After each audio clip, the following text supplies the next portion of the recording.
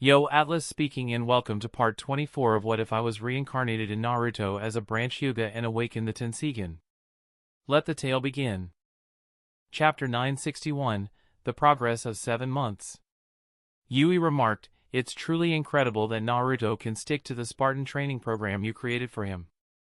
As they left Naruto's room, Kuroto nodded in agreement and added, "Indeed, but we must recognize that this is his current limit. Pushing him further would be detrimental."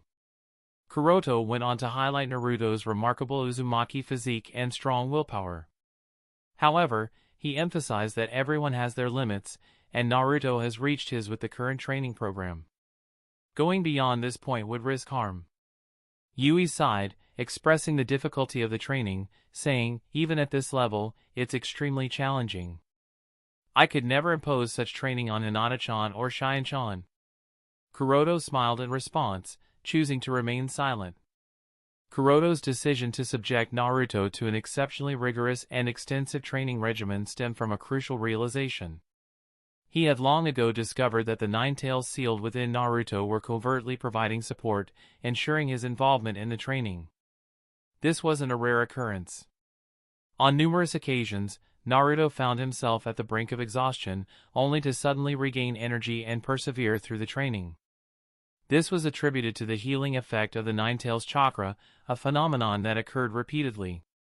Kuroto took advantage of this unique assistance to push Naruto beyond ordinary limits in his training. While Naruto remained oblivious to the subtle interventions of the Nine Tails, Kuroto, being astute, couldn't help but notice.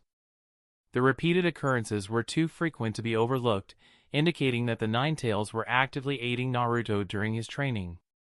It's reasonable to assume that the Nine Tails harbored deep resentment toward Naruto.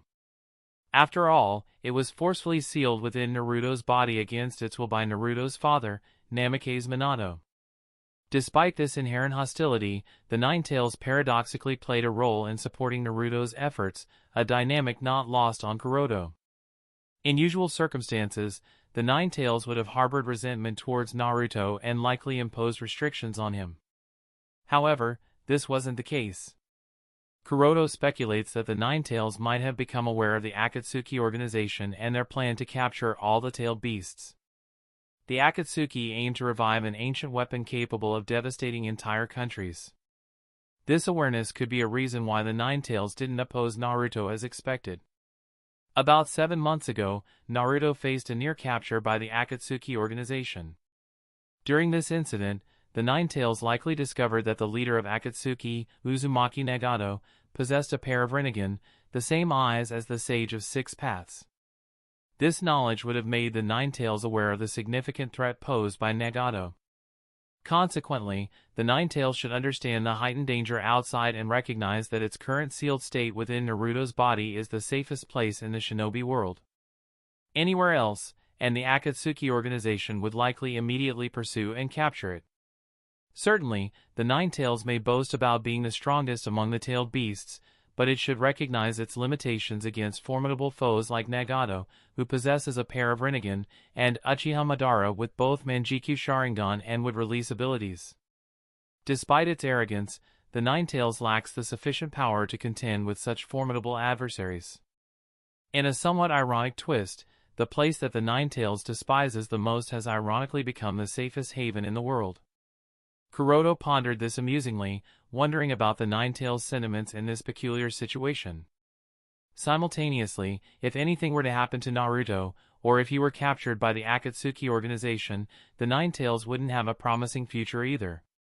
Thus, driven by its instinct to survive, it seems to be opting for the lesser of two evils by covertly supporting Naruto's training. Presumably, it hopes that the stronger Naruto becomes, the more challenging it will be for the Akatsuki organization to capture him, ensuring Naruto's safety. Kuroto sighed, expressing regret that the Nine Tails doesn't openly acknowledge its actions. However, he noted that this is in line with the Nine Tails' Sundara nature, outwardly dismissive but inwardly caring. Despite the snorts of disdain, the Nine Tails do seem to harbor concern for others. Following some conversation, Yui headed to her parents' home for the night. It was set to be a girls-only evening with Hinata and Chien, a special occasion as they were all on the brink of graduating. With Yui away, Kuroto returned to his bedroom and retrieved his lightning chakra clone from a concealed cabinet. Throughout the 7 months spent training Naruto and managing the responsibilities of the Hokage, Kuroto remained dedicated to advancing his project godhood. Following the renovation, upgrade, and transformation of the Anchor Vantion, Kuroto initiated the restoration process for the giant Tenseigan of the Hyuga clan. Having been sealed for nearly 300 years, its condition was far from ideal, requiring significant attention before Kuroto could effectively utilize it. However, the restoration proved to be time-consuming, and despite 7 months of effort, the giant Tenseigan had only progressed from a weakened state to a more normal condition. Given the limited options available, Kuroto viewed this slow recovery as a positive development. While the process was gradual, the fact that the giant Tenseigan was showing signs of improvement was considered a boon in his eyes. As the recovery of the giant Tenseigan commenced, Kuroto conducted a series of experiments. These experiments were deliberately designed with limited chakra consumption to avoid imposing excessive strain on the giant Tenseigan. In these experiments, Kuroto attempted to absorb the Byakugan chakra from all members of the branch family of the Hyuga clan using the caged bird curse seal. He refrained from such attempts when the giant Tenseigan was in a weakened state due to concerns about potential loss of control, which could have resulted in harm to the entire branch family. Now that the giant Tenseigan had returned to a normal state, Kuroto felt it was safer to attempt such experiments. The objective was to assess whether the giant Tenseigan could function as a hub, connecting to the consciousness of all members of the branch family. After a few attempts, he confirmed that indeed it could.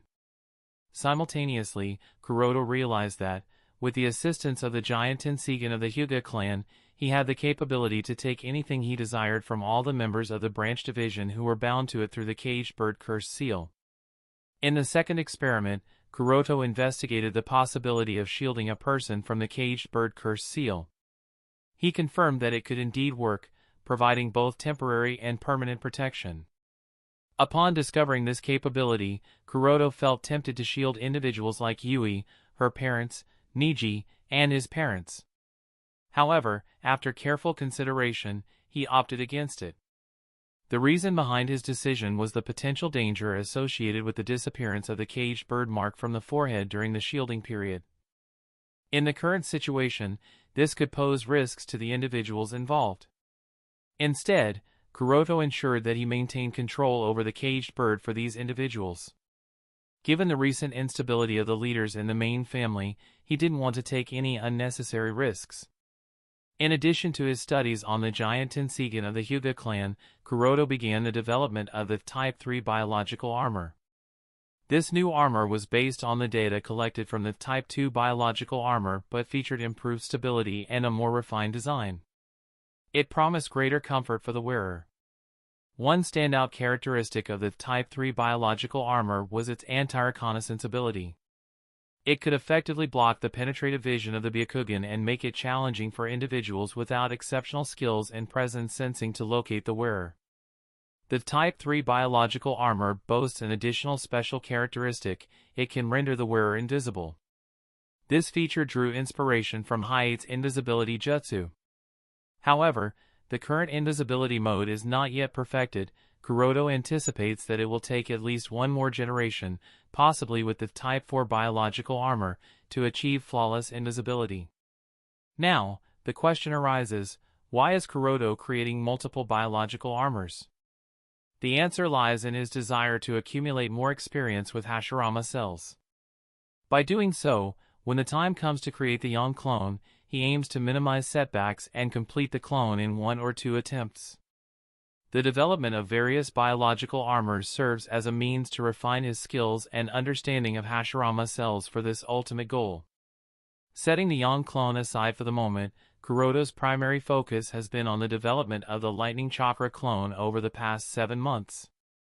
Through the Tenseigan soul descent technique, Kuroto transferred his soul into the clone lying on the bed.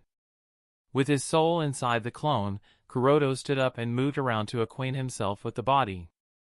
This allowed him to engage in the clone's cultivation training. For the past 7 months, this has been Kuroto's routine. Nights are when he generally has free time. With Naruto sound asleep, Kuroto doesn't have to worry about disturbances. Naruto is a deep sleeper, unlikely to wake up before morning due to the fatigue from training. During these nights, Kuroto dedicates his time to training his lightning chakra clone in his room, acquainting himself with the lightning chakra nature. When he needs to undertake activities that might produce excessive noise, he opts to stealthily leave the village and find an isolated area for training. At times, he utilizes reverse summoning to reach the Forgotten Island, a secluded spot perfect for training without the risk of being discovered. Up to this point, the development of the lightning chakra clone has been proceeding smoothly, and Kuroto is on the verge of reaching a point where he can shift his attention to creating a lightning chakra nature-based Kekkai Genkai for the clone. He contemplates developing the Storm Release, a Kekkai Genkai formed by the fusion of the lightning chakra nature and the water chakra nature. Given that many shinobi from Kumogakure use this Kekkai Genkai, acquiring the necessary scrolls detailing its techniques is not a particularly challenging task. With determination, Kuroto declares, "Well, let's get to work," as he begins to focus on the development of the Storm Release for his lightning chakra clone. Chapter 962, The Ones at the Bottom of the Barrel. Early the next morning, as the first rays of light pierced through the night, Sasuke dressed meticulously and arrived at the predetermined training ground where he and Kakashi had agreed to meet. However, Sasuke found himself waiting for quite a while before Kakashi finally appeared, yawning casually. Observing Kakashi's nonchalant demeanor, Sasuke remarked coldly, "Kakashi-sensei, you're late again." Apologizing, Kakashi sighed, Sorry. I just got lost on the road of life." Perplexed, Sasuke inquired, "The road of life?" Kakashi grinned, "Nothing you have to worry about." Sasuke eyed Kakashi with suspicion and couldn't resist asking, "Kakashi-sensei, do you engage in extra training after our sessions? I've noticed signs of fatigue in you lately."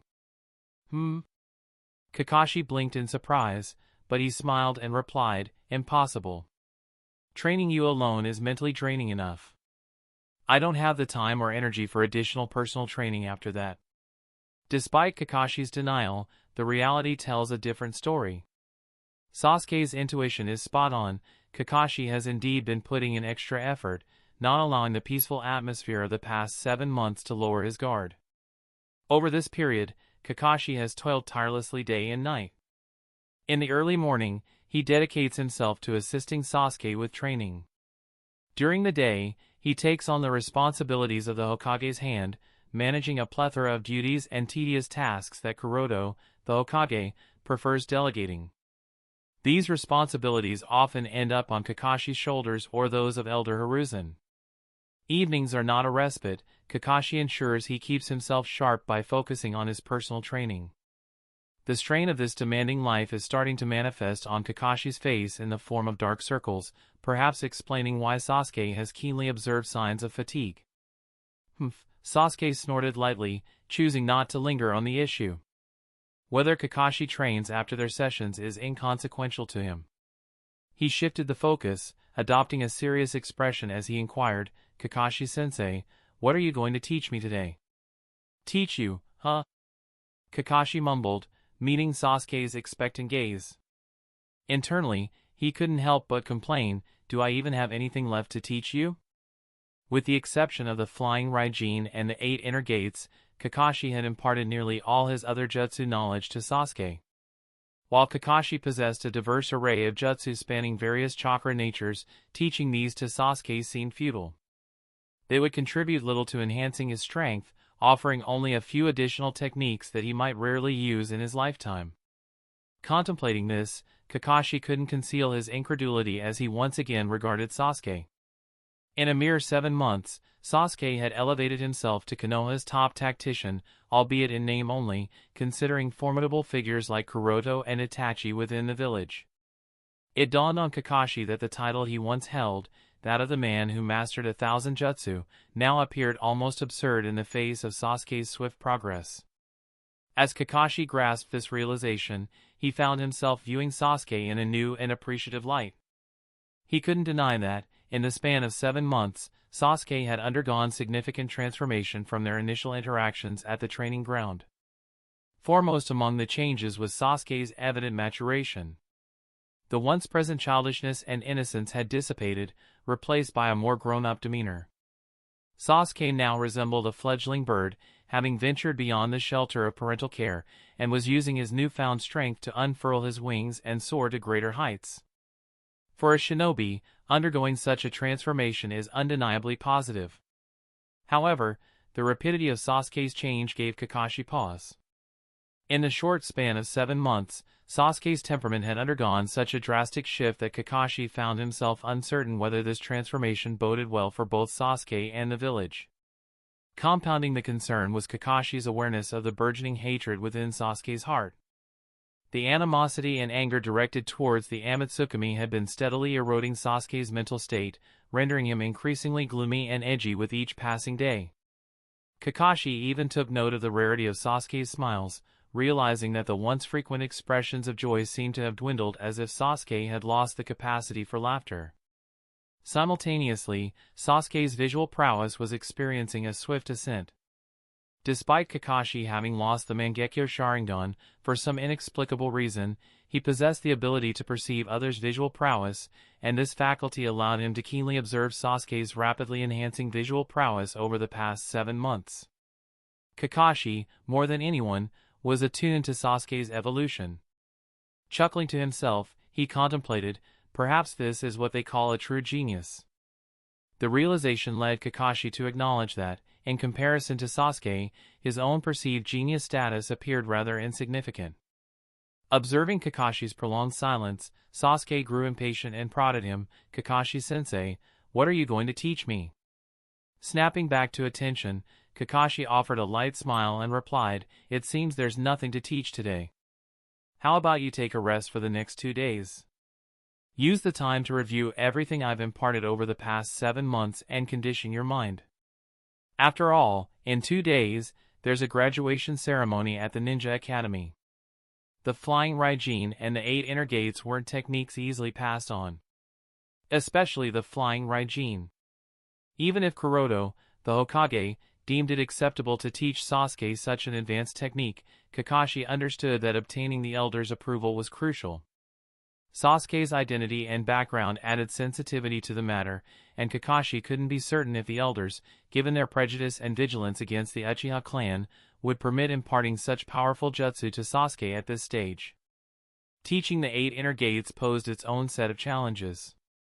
Firstly, Kakashi needed Might Guy's permission, as the technique had been passed down from Guy to Kakashi. Moreover, it was a forbidden jutsu with potential harm to the body if not used cautiously.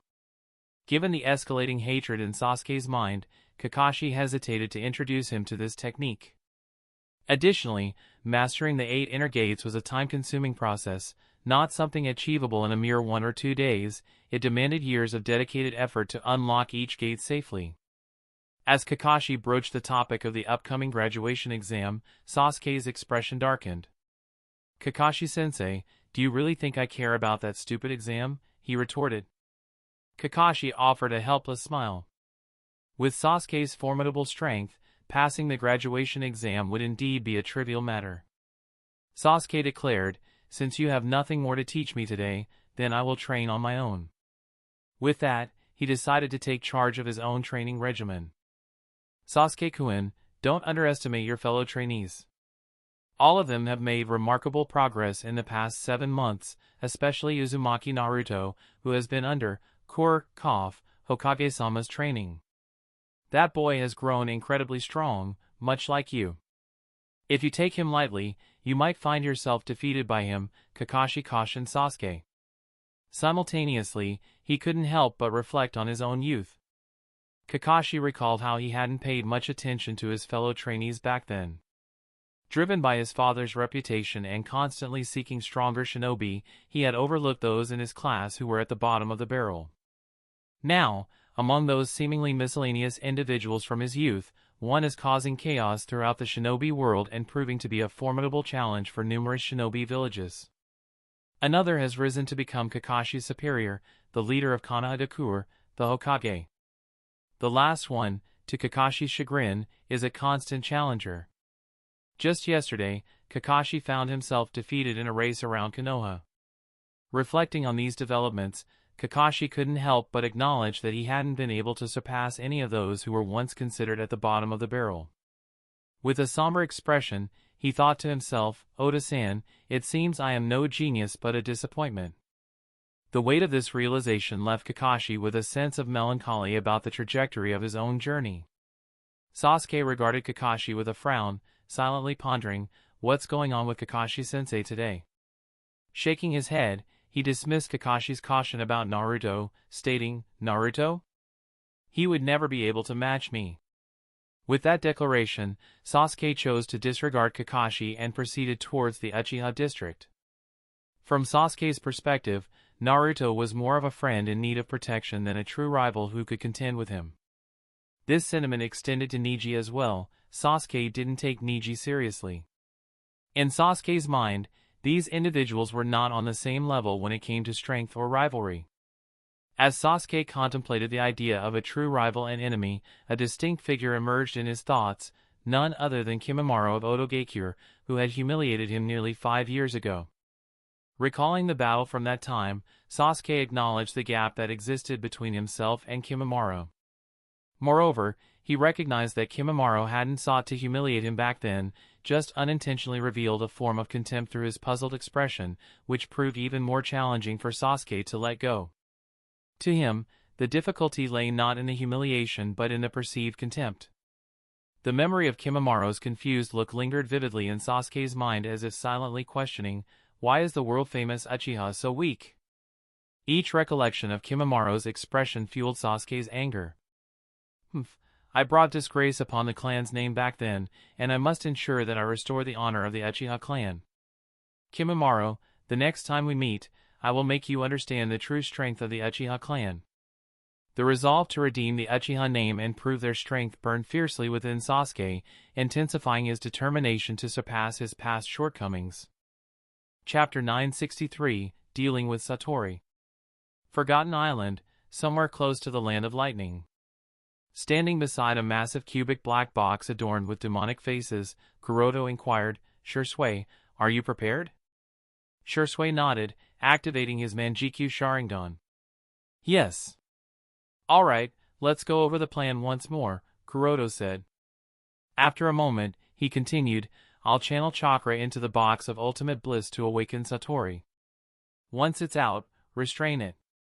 Shursui, your task is to use your Kodo Amatsukami on Satori, ensuring its loyalty to the Amatsukami. Everyone clear on the plan?"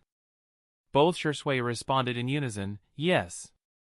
Kuroto and Shursui found themselves on the Forgotten Island near the Land of Lightning, actively making arrangements to confront the box of ultimate bliss and its ancient inhabitant, Satori. Over the past decade, Satori had been summoned twice, once by the Akatsuki organization during the Konoha collapse plan, and the second time about 7 to 8 months ago by Aoki to unleash chaos in Konoha. On both occasions when Satori was summoned, it wrought havoc upon Konoha, and each time, it fell to Kuroto to confront the malevolent entity. Dealing with this creature proved an arduous task for most shinobi. Satori, a tangible embodiment of evil, possessed no inclination other than to sow chaos. While not exceptionally strong, its formidable traits included a massive body capable of launching feathers and firing explosive chakra spheres. However, what rendered Satori exceptionally troublesome for the majority of adversaries was its ability to detect fear and bloodlust. This creature could evade nearly all attacks unless they surpassed its remarkable agility or lacked any malicious intent. The combination of these abilities made Satori a formidable and challenging opponent for anyone attempting to confront it. Certainly, individuals like Kuroto and Shursui possess strength in a completely different realm, making it easy for them to handle this creature. However, for people like Jiraiya and Tsunadeheim, dealing with it would be an incredibly challenging task, and they don't stand a chance. On 2 occasions, the Akatsuki organization used the power of the Box of Ultimate Bliss to wreak havoc in Konoha. Kuroto is determined to prevent a third occurrence of such incidents, and he has decided to address and resolve this issue here and now.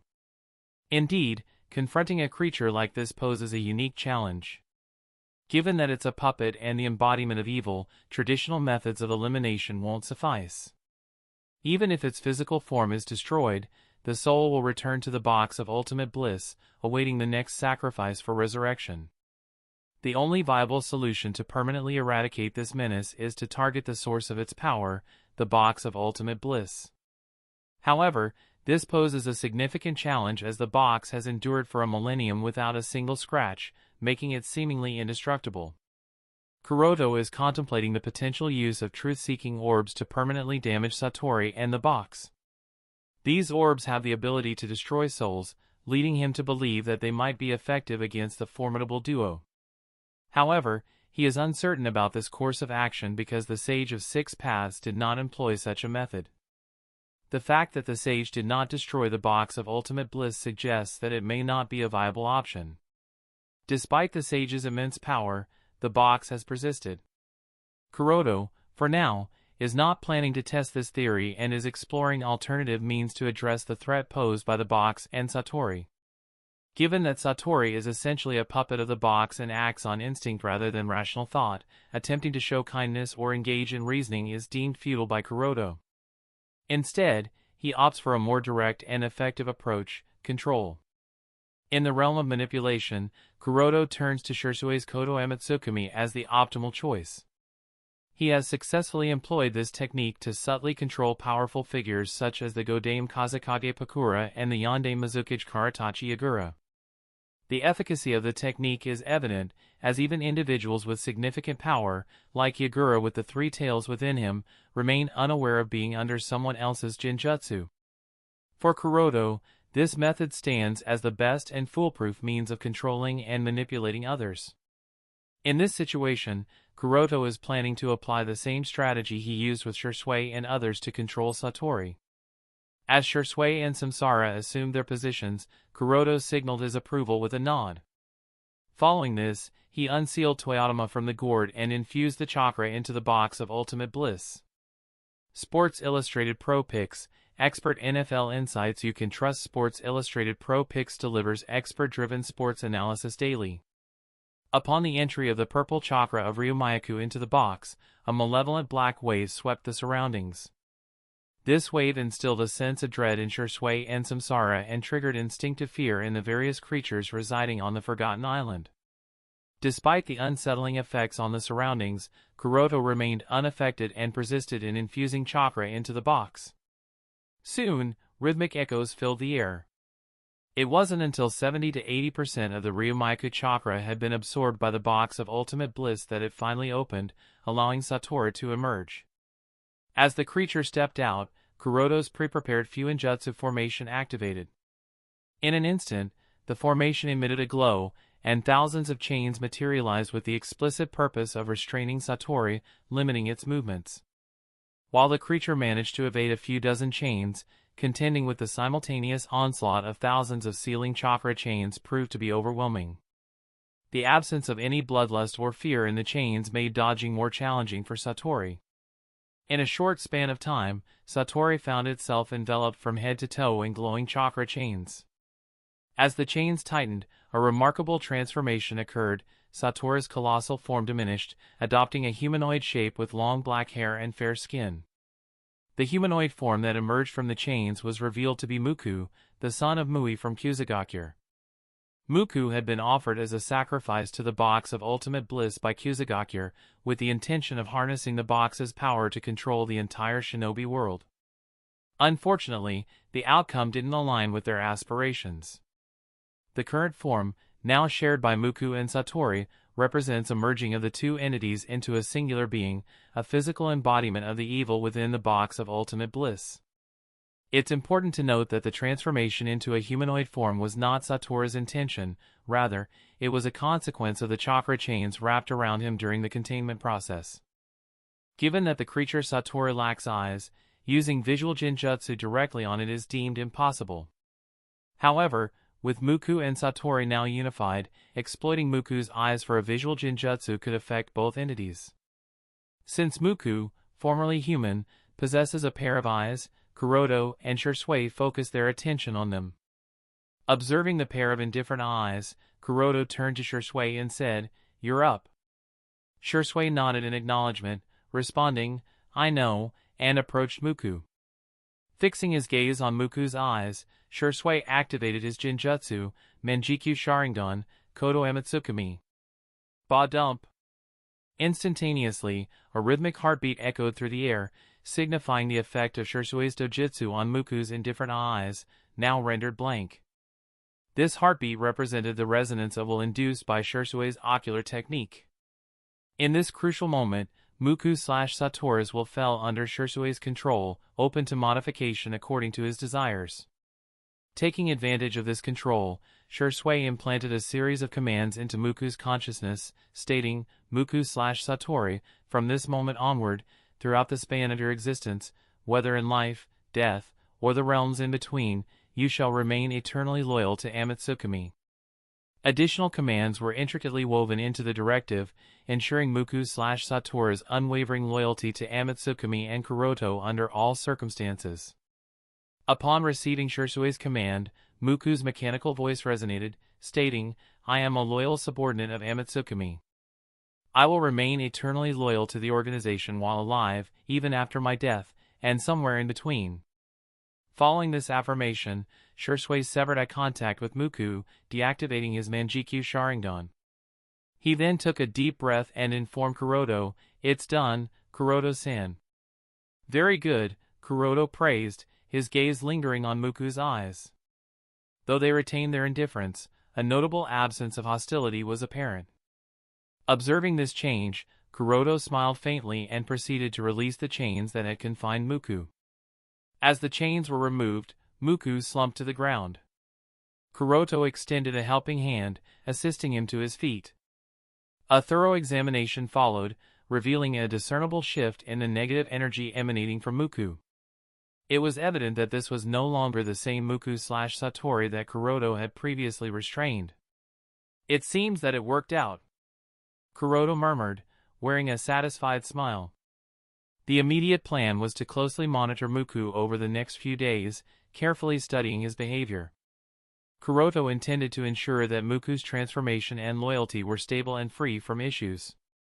Once he was confident that there were no problems with Muku, Kuroto planned to bring the newly acquired subordinate to the recently renovated Anchor Vantion. Chapter 964, The Anticipation. In an instant, the day of the graduation ceremony at the Konoha Ninja Academy had arrived. Hyuga District, Konohagakure. Niji meticulously inspected the various ninja tools in his shinobi bag one last time. Taking a deep breath, he exited his room. Today's graduation exam held immense significance for Niji. As a disciple of the Hokage, he aimed to excel and secure a place among the graduating students who would receive their Konoha forehead protectors directly from the Hokage. The pressure was on, and Niji was determined to pass the exam with flying colors. In order to truly fulfill his role as the Hokage's disciple, he must adhere to this path. As Niji entered the courtyard, he immediately spotted his father, who was patiently waiting for him. Niji swiftly approached and offered a respectful bow, Ota-sama. Hisashi scrutinized Niji, ensuring that he exuded confidence and readiness. Satisfied with what he saw, Hisashi nodded and inquired, How are your preparations? Niji reassured, Don't worry, Ota-sama. I won't bring any embarrassment to you or sensei during today's exam.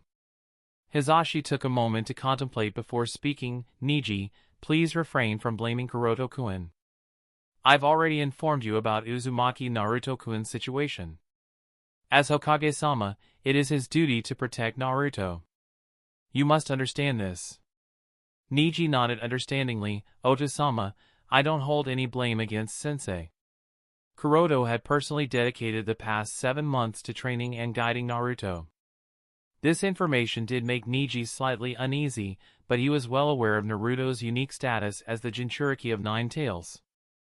Understanding the gravity of the situation, Niji recognized that Naruto was a prime target for the Akatsuki organization. Therefore, it was imperative for Naruto to be under constant supervision, a responsibility that Kuroto, as the Hokage, diligently fulfilled.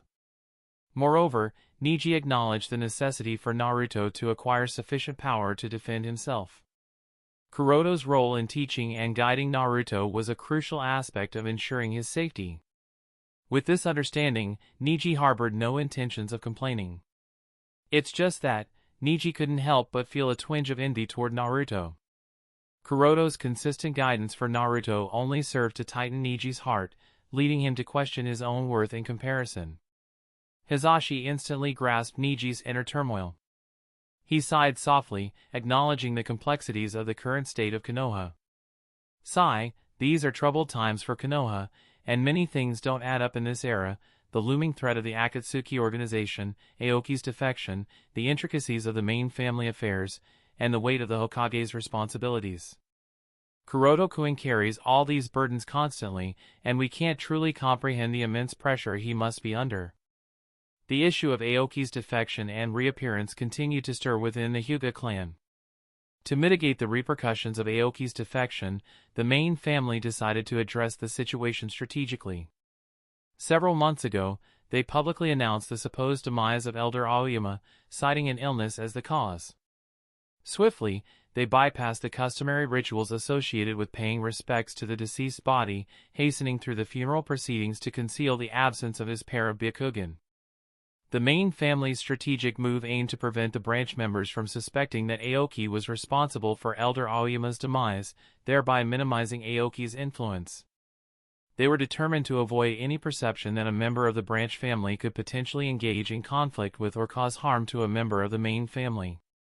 While the main family's efforts might have succeeded in deceiving others, Hisashi, who had a direct encounter with Aoki on that fateful night, proved to be more perceptive.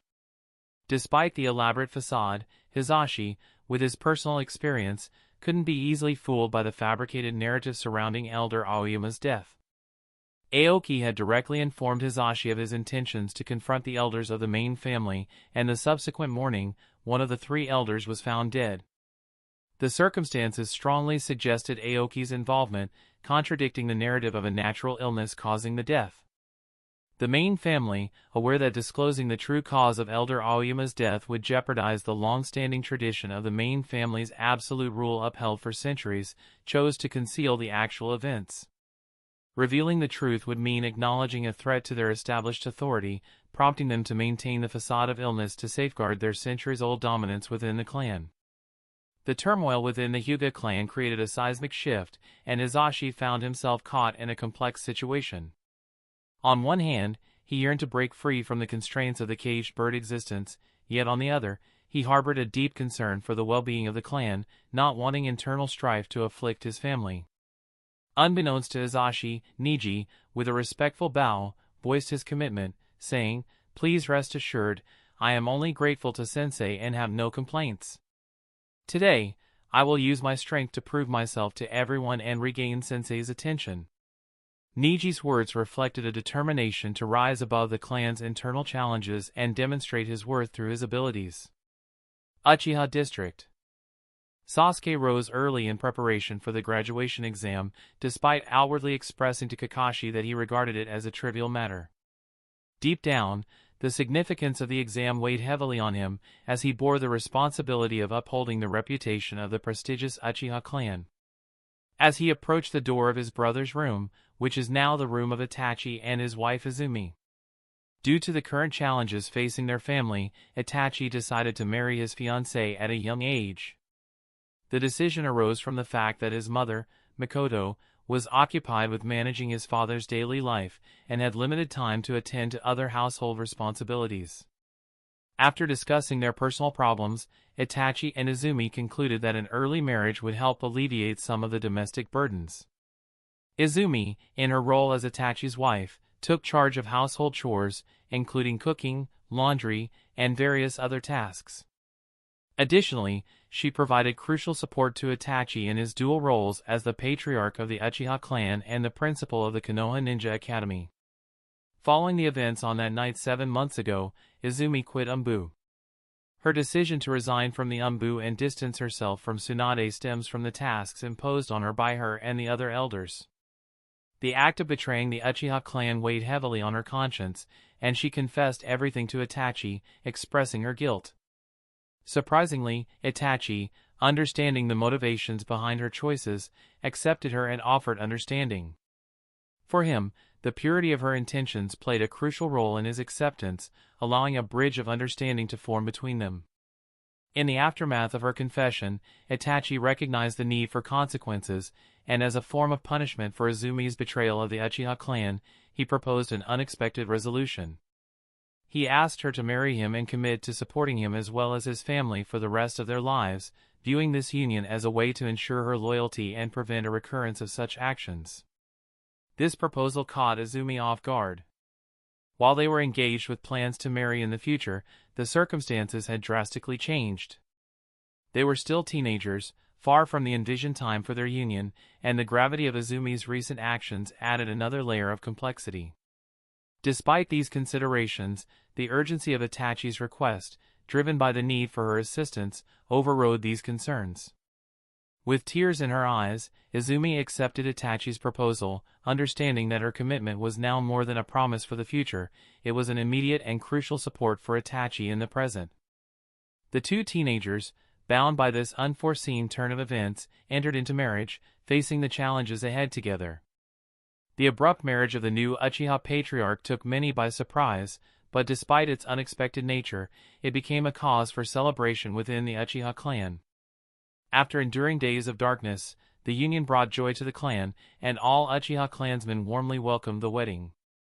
Not only did the Uchiha clan embrace the occasion, but other clans in the village also extended their heartfelt wishes. To the surprise of many, with the blessings of Kuroto and Yui, the couple embarked on their journey as newlyweds, marking a fresh chapter in their lives. The request for Kuroto and Yui's blessing by Itachi and Izumi caught many villagers off guard, as the depth of significance these two Hyuga clansmen held in the hearts of the newlyweds was not widely known. Following their wedding, Itachi directed the majority of his attention to crucial clan matters and other significant responsibilities.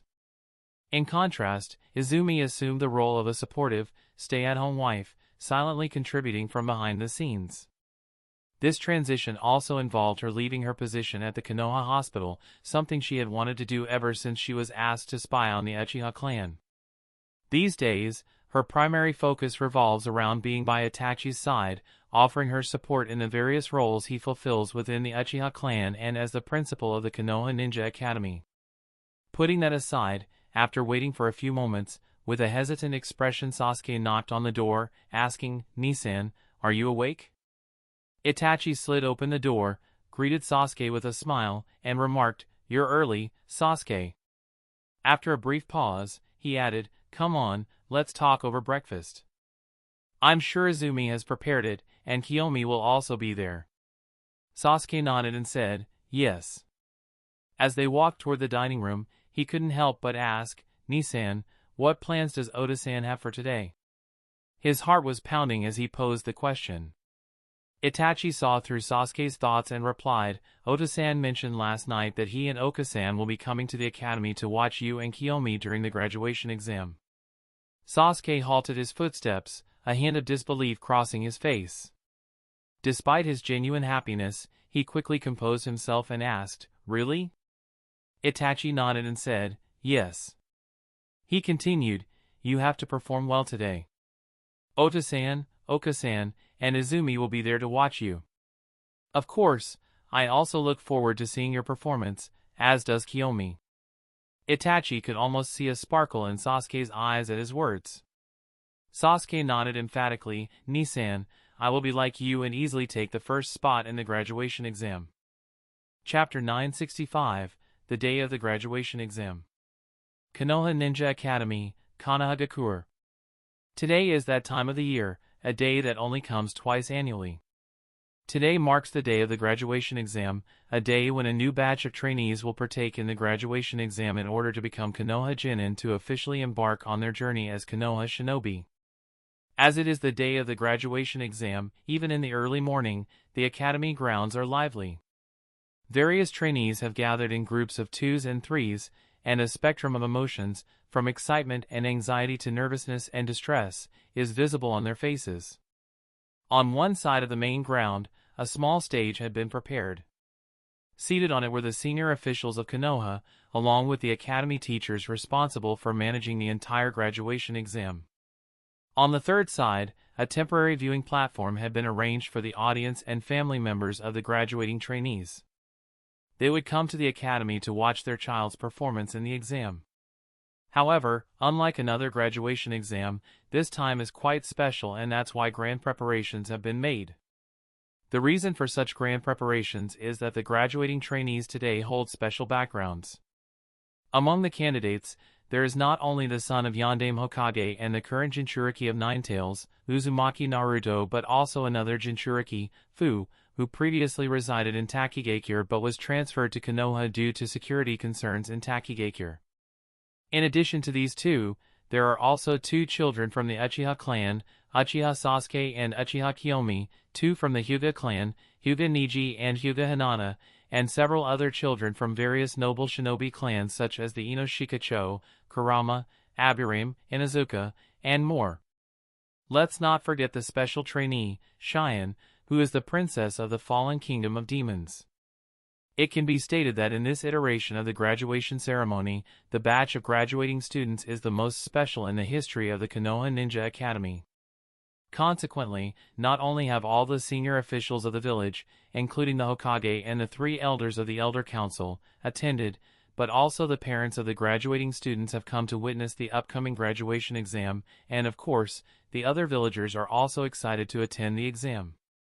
What no one expected was that even Uchiha Fugaku, the former patriarch of the Uchiha clan, and his wife, Uchiha Mikoto, both of whom hadn't been seen in public for the past 7 months, had also graced the Ninja Academy with their presence to attend the graduation ceremony. Sitting among the elders, Tsunade Hime observed Uchiha Fugaku from the corner of her eyes and couldn't help but mutter with a frown of surprise, "What is he doing here?" Typically, if someone loses their eyes, they will attempt to implant another pair to resume their daily life. Considering Fugaku is a Uchiha, acquiring a pair of Sharingan would be easier for him, given the availability of multiple pairs that he could use for the implantation process. However, Fugaku chose not to do so, opting to live as a blind man for the past 7 months. The reason behind Fugaku's decision to live without vision remained a mystery that nobody could comprehend. And now, this blind man and his wife, both of whom haven't been seen in public for the past 7 months, suddenly appeared at the Ninja Academy to attend the graduation exam. There's definitely something odd. Elder Hiruzen also gazed at Uchiha Fugaku and his wife from the corner of his eyes, wearing a thoughtful expression. Is it for Uchiha Sasuke and Uchiha Kiyomi? This could be the only reason, Hiruzen thought, however, he wasn't certain. Considering Fugaku's arrogant character and the shame of having lost his Mangekyo Sharingan, he must not want others to see him. So, it stands to reason that he should not attend public events like today, yet here he is much to everyone's surprise. Sasuke and Kiyomi quickly noticed that the atmosphere on the ground had suddenly changed. Almost everyone, children and adults alike, was whispering to each other and pointing toward the audience's seat. In particular, they were pointing at his father, Fugaku. Seeing this, Sasuke and Kiyomi both felt really annoyed and deeply moved at the same time. Both understood that their parents must have anticipated this situation when they decided to attend their graduation exam. Despite this, they still chose to come, so both children made up their minds to ensure that they didn't disappoint their parents. In particular, Sasuke was determined to come out on top so that everyone could shut their mouths and not point their fingers at his father for losing his eyes. Although he had lost his eyes, formerly being a Kage-level shinobi expert who had awakened the Mangekyo Sharingan, Fugaku was far more perceptive compared to any other blind person. Therefore, he was well aware of the people pointing at him and whispering around him, but he didn't care. The only thing he cared about now was to stimulate Sasuke so that his younger son could awaken the Mangekyo Sharingan. Of course, it's not that Fugaku is completely helpless, he is still quite adept at sensing chakra. So, after taking a brief look at all the children, Fugaku muttered to himself in a voice that was only audible to his wife, as expected from the Jinchuriki of Nine Tails. Even without the Jinchuriki, his chakra is very strong. Whether Godame-sama's plan will work this time or not will also depend on him. Sitting beside Fugaku, Mikoto also looked at the blonde sunny boy and nodded with a smile. Uzumaki Naruto, he really is a shadow of both Minato and Kushina-chan. More than anything, I want them to have fun, something like awakening the Manjikyu Sharingan. There might be more opportunities in the future. By the way, how much time is left for the exam? Asked Fugaku. The one to answer the question was Izumi. Shishiyu-sama, Hao-sama, I have confirmed from Itachi-kun that the exam will commence within half an hour. I see, nodded Fugaku as he folded his hands over his chest and sat silently. Izumi turned to Makoto and said, Well then, Hao-sama, I will be going. Before Makoto could nod, suddenly a person scolded her from the side. Izumi, shouldn't you watch this thing with your family? Where are you going? The one who scolded Izumi was Uchiha Hazuki, Izumi's mother. Ah. Ka-san, that. Izumi hesitated to answer her mother. Makoto reassured Izumi's mother, saying, It's all right, Hazuki-san. Then turned to Izumi, Izumi-chan, go and have fun. Thank you, Hao-sama, nodded Izumi with a bright smile, then quickly left before her mother could say anything. With Izumi gone, Hazuki sighed. Honestly, that girl, she can be quite frivolous sometimes. Makoto shook her head. Not at all, Hazuki-san. Izumi-chan has been very good, and despite being so young, she has perfectly taken charge of the house. What more can we ask from her? In fact, I told her to spend the day with her friends. Staying distant from them all the time is not good. Well, if Makoto-san said so, then there is nothing I can do about it, muttered Hazuki.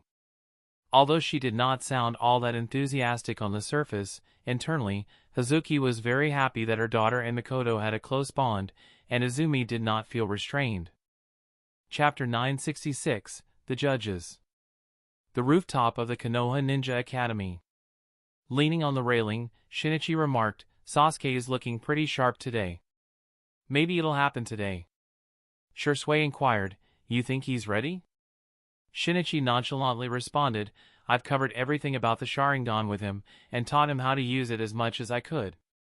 But, you know, now it's all up to him and his fellow trainees. Whether they can really push him to that level will determine everything. After a moment of contemplation, Shursui stated, Given that Kuroda-san was personally instructing Uzumaki Naruto-kun, there shouldn't be any issues. Shinichi replied, Like I said, who knows? It might turn out perfectly, or it might not. You can never be too certain about these things. Even Boss isn't completely sure if it'll work this time. He's hopeful, but there's no certainty. Shursui let out a sigh. I really hope so. Itachi, Fugaku-sama, Makoto-sama, they're going through a tough time. And Sasuke, it's not easy for him either. He then looked at Fugaku in the crowd. Fugaku-sama even came here following Kuroda-san's instructions. It must have been incredibly challenging for him. I just hope it's all worth it. It's clear that Fugaku and Makoto are present at the graduation exam due to Kuroda's instructions. Kuroda had crafted a detailed, step-by-step stimulation plan for Sasuke, aiming to awaken his Manjikyu Sharingan during a significant event, the graduation exam happening today. While the outcome is uncertain, there's anticipation and expectation on many faces. Just picture this, Fugaku, who has already faced the loss of his eyes and harbors high hopes for Sasuke, attends his graduation exam to personally support him. Despite enduring the scorn of others, Sasuke ends up losing, bringing shame not only to himself but also to the Uchiha clan and his father. Can you imagine the despair Fugaku might feel? This scenario has already played out once when Sasuke faced Kimimaro a few years ago. Now, Kuroda is planning to replicate that same scenario, hoping that, just like that day, Sasuke will awaken his eyes. The only difference this time is that instead of awakening the Sharingan, Sasuke is expected to unlock the Manjikyu Sharingan after experiencing humiliation and shame. Shinichi remarked, whether it works out or not is beyond our control. If it's meant to happen, it will, if not, it won't. There's no use worrying about it. Shursui nodded in agreement, saying, I know. Good then, Shinichi added, and, after surveying the crowd and the surroundings once more, he playfully told Shursui, well, isn't it almost time for you to go? It's starting, right? As one of the judges, you can't be late. The last part was delivered with a teasing tone. Not caring about Shinichi's teasing, Shursui simply nodded. I know, he replied, and added, the security and other matters, I'll leave to you, Shinichi. Please make sure that nothing out of order happens. Don't worry about it, Shinichi reassured. With that, Shursui wasted no more time and swiftly made his way to the special seat that had been prepared for him and the other two judges. Kakashi wore a frowning expression as he observed the abrupt shift in Sasuke's demeanor. Just moments ago, everything seemed normal, but now there was a noticeable change. Sasuke's face turned colder, his determination more evident. Kakashi couldn't help but wonder, what happened to him all of a sudden? Why this sudden surge of determination? Following Sasuke's gaze, Kakashi also spotted Uchiha Fugaku, Uchiha Mikoto, and Uchiha Hazuki among the crowd. He pondered, is it because of his family? During the 7 months Kakashi spent training Sasuke, he gained a deeper understanding of Sasuke's character. Despite Sasuke's outward appearance of arrogance and coldness, Kakashi recognized a warm-hearted and caring child beneath the surface, one laden with insecurities. Above all, Kakashi realized that Sasuke aspires to emulate his elder brother and father. Living in their shadows hasn't been about escaping, instead, Sasuke harbors a profound admiration for them and yearns to be like them. His constant eagerness is driven by a strong desire to gain approval from both his brother and father. A single compliment or praise from Itachi or Fugaku has the power to brighten Sasuke's entire day, keeping a smile on his face for several days. Conversely, their disappointment can plunge him into a state of depression and despondency that lingers for an extended period. Kakashi finds himself in a dilemma, uncertain about how to handle such a situation. While he acknowledges that Sasuke's emotional responsiveness is not inherently negative and understands him well, Kakashi also senses an underlying issue. Drawing from his own experiences as a child, Kakashi recognizes similarities between his past self and Sasuke. Yet, he can't shake the instinctive feeling that something might be amiss in this dynamic. He couldn't help but silently question, are they putting pressure on Sasuke? No, that shouldn't be the case, right? Why would they do such a thing? Just as Kakashi was contemplating Sasuke's family situation, a voice from behind interrupted his thoughts. Do what? Turning around, Kakashi saw that the speaker was none other than Kuroto, who gazed at him with a curious expression. What were you mumbling about? Kuroto inquired. Kakashi sighed and shook his head.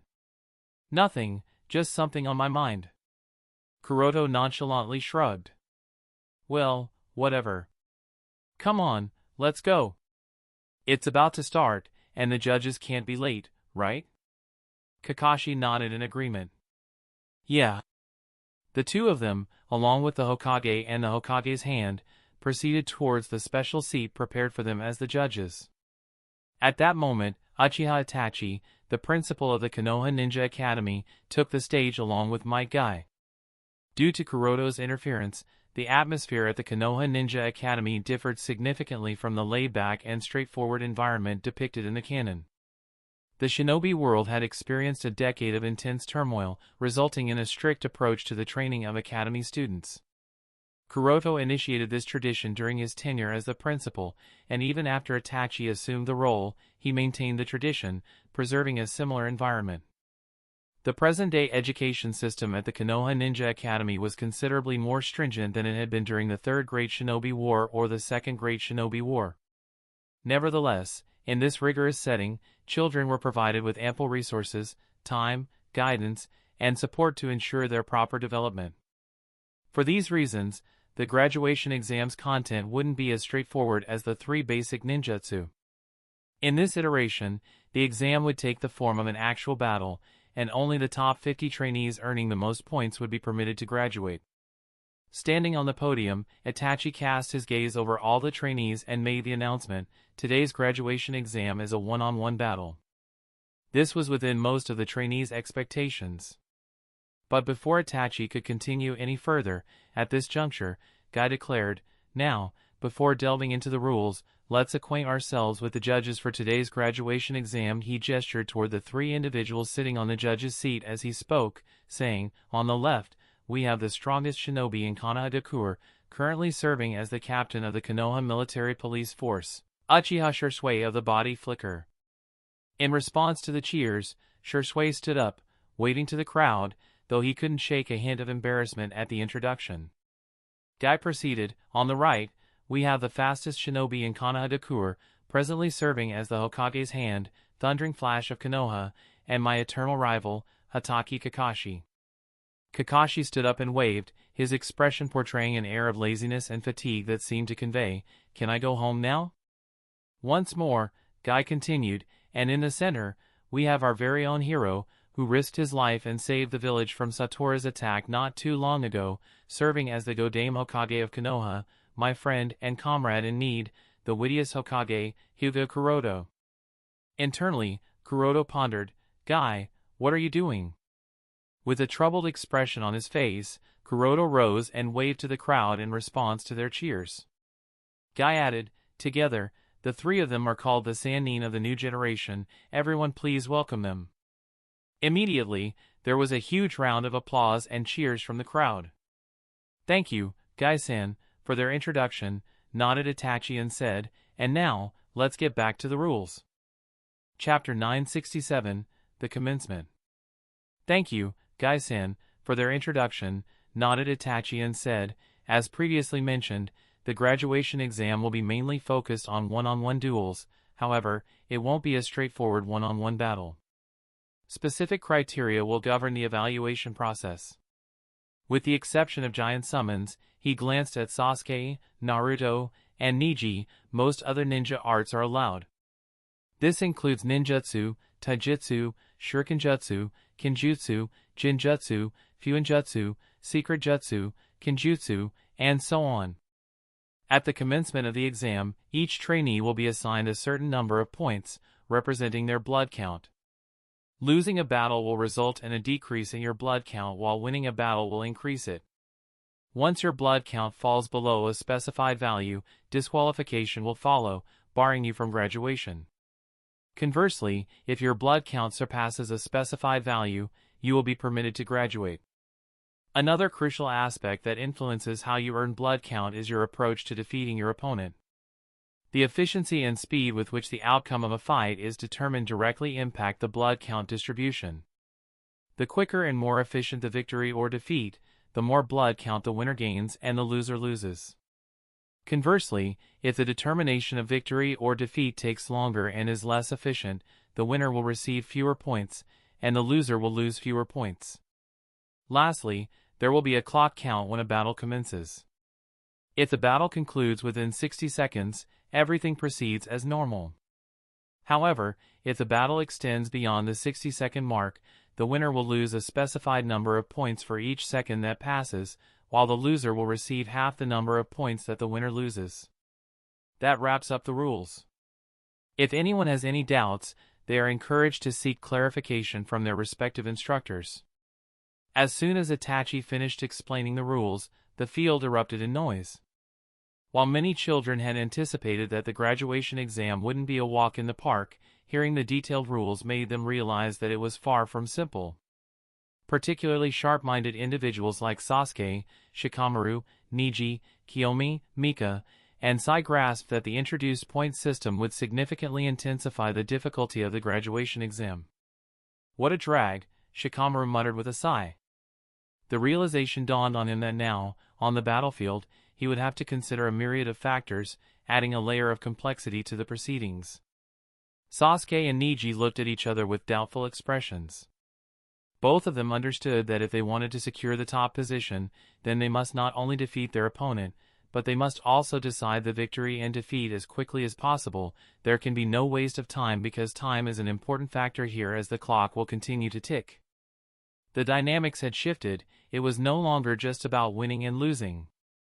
Now, success hinged on how swiftly, efficiently, and cleanly one could secure victory. On the flip side, if defeat seemed inevitable, the strategy shifted to prolonging and complicating the battle to minimize point loss. Yet, there was more to consider. With multiple battles in the offing, the trainees needed to be mindful of not expending all their energy and chakra in a single skirmish, lest they be left drained for subsequent engagements. Every aspect had to be taken into account, transforming what was once a simple graduation exam into something resembling a war.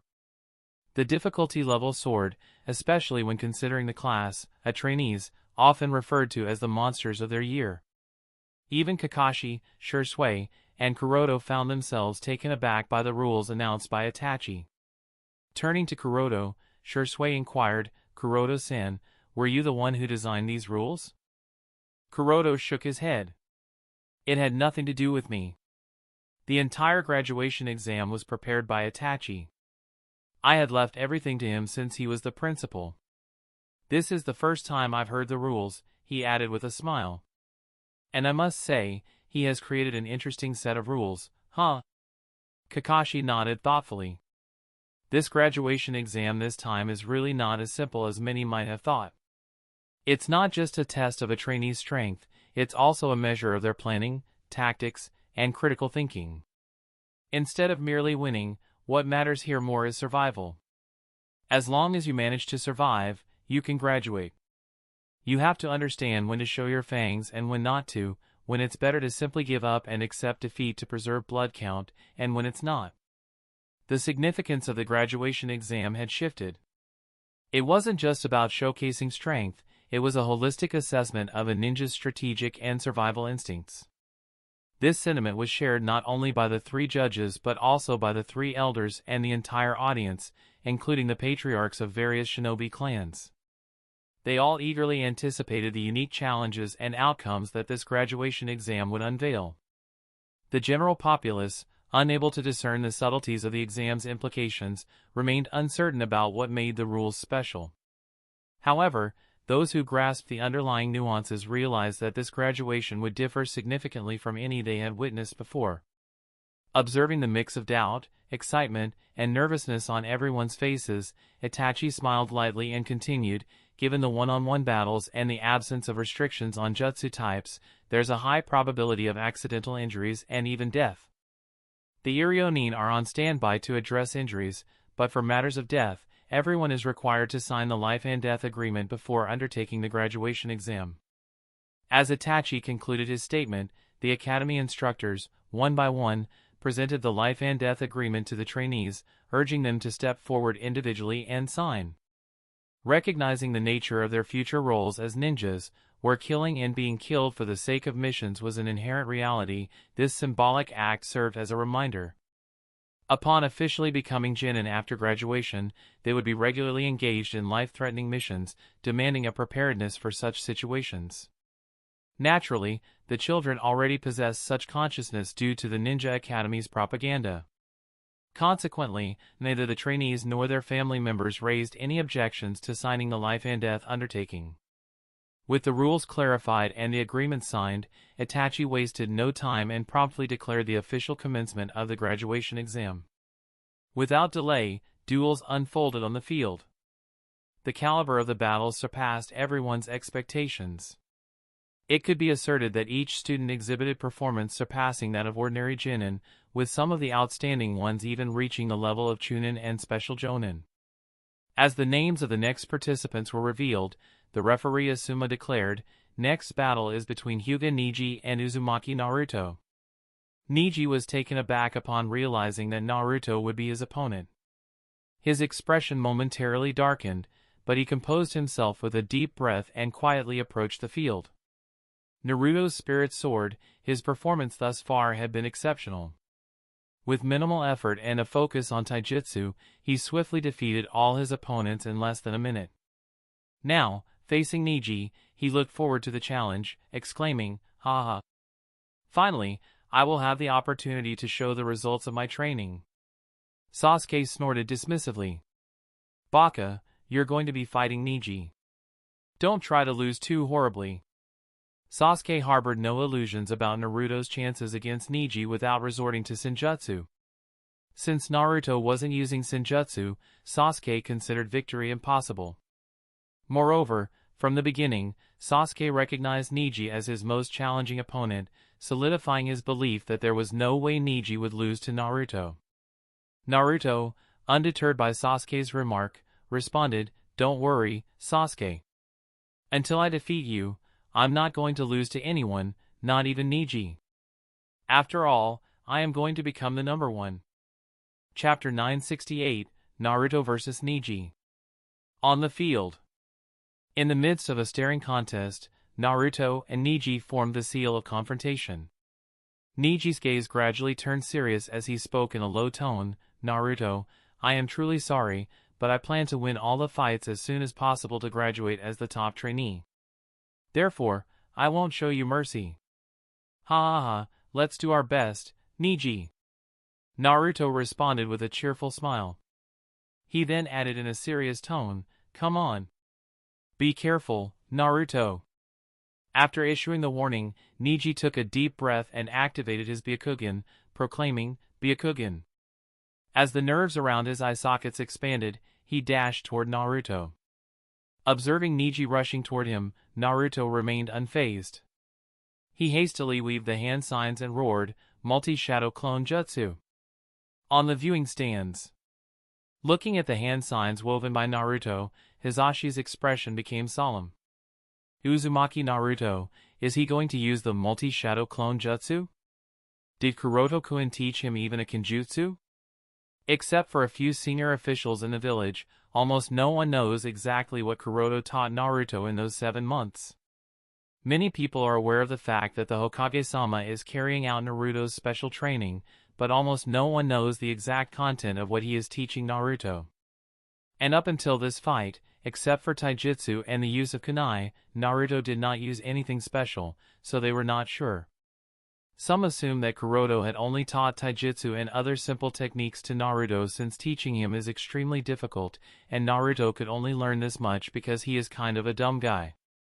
But now that he suddenly used the multi-shadow clone jutsu, a forbidden jutsu that not even jonins and elite jonins dare to use recklessly, they suddenly realized that Kuroto seemed to have taught Naruto more than they had expected. These aren't just Hisashi's thoughts but everyone's thoughts. The appearance of multiple shadow clones took everyone by surprise. The reason why the multi-shadow clone jutsu is listed as a kenjutsu is obviously not because it is difficult to master. It is, to a certain extent, but as long as someone can master the shadow clone jutsu, they can also master the multi-shadow clone jutsu. The problem lies in the chakra consumption, which makes it life-threatening and difficult for many to use unless they have extremely vast chakra reserves. Poof! Poof! Poof! Poof! Poof! Poof! Poof! Poof! As the poof sound of white smoke erupting continued to resound, with bursts of smoke, figures with the same appearance as Naruto continued to appear on the battlefield. "Shadow clones," muttered Neji as he made his way toward Naruto. He didn't care about a shadow clone or two, it didn't matter to him if Naruto could create a shadow clone. It made no difference to him because Neji had confidence that even if he was surrounded by Naruto and his shadow clone, he would be able to defeat the two with ease. Even if it's 5 or 10 Narutos working together against him, he would still win without a doubt. It's a pity that things are far more complicated than Neji assumed. Poof! Poof! Poof! Poof! Poof! Poof! Poof! Even after a dozen figures of Naruto had appeared on the battlefield, the sound of poof did not stop but continued. In the blink of an eye, the number of Naruto on the field increased from 1 to 2 to dozen to more than 50, crossing the 100 benchmarks, and even then, they showed no signs of stopping. Pretty soon, there were several hundred Narutos standing on the field, filling more than 90% of the area. What? Looking at more Narutos than he could count, even Neji was taken aback. So many Narutos? Are all of them shadow clones? How is this possible? Even with his Byakugan's insight, he couldn't distinguish the real Naruto from the shadow clones because all of them had the same chakra signature. It was as if all of them were the real Uzumaki Naruto. "Oh! Let's do it! Let's show Neji the fruits of our training," shouted all the Narutos in unison and rushed toward Neji from all directions. Seeing this scene in the field, everyone was left gobsmacked. Whether the instructors of the Konoha Ninja Academy watching the battle from the sidelines or the family members of the trainees in the viewing stand, they were all left stunned.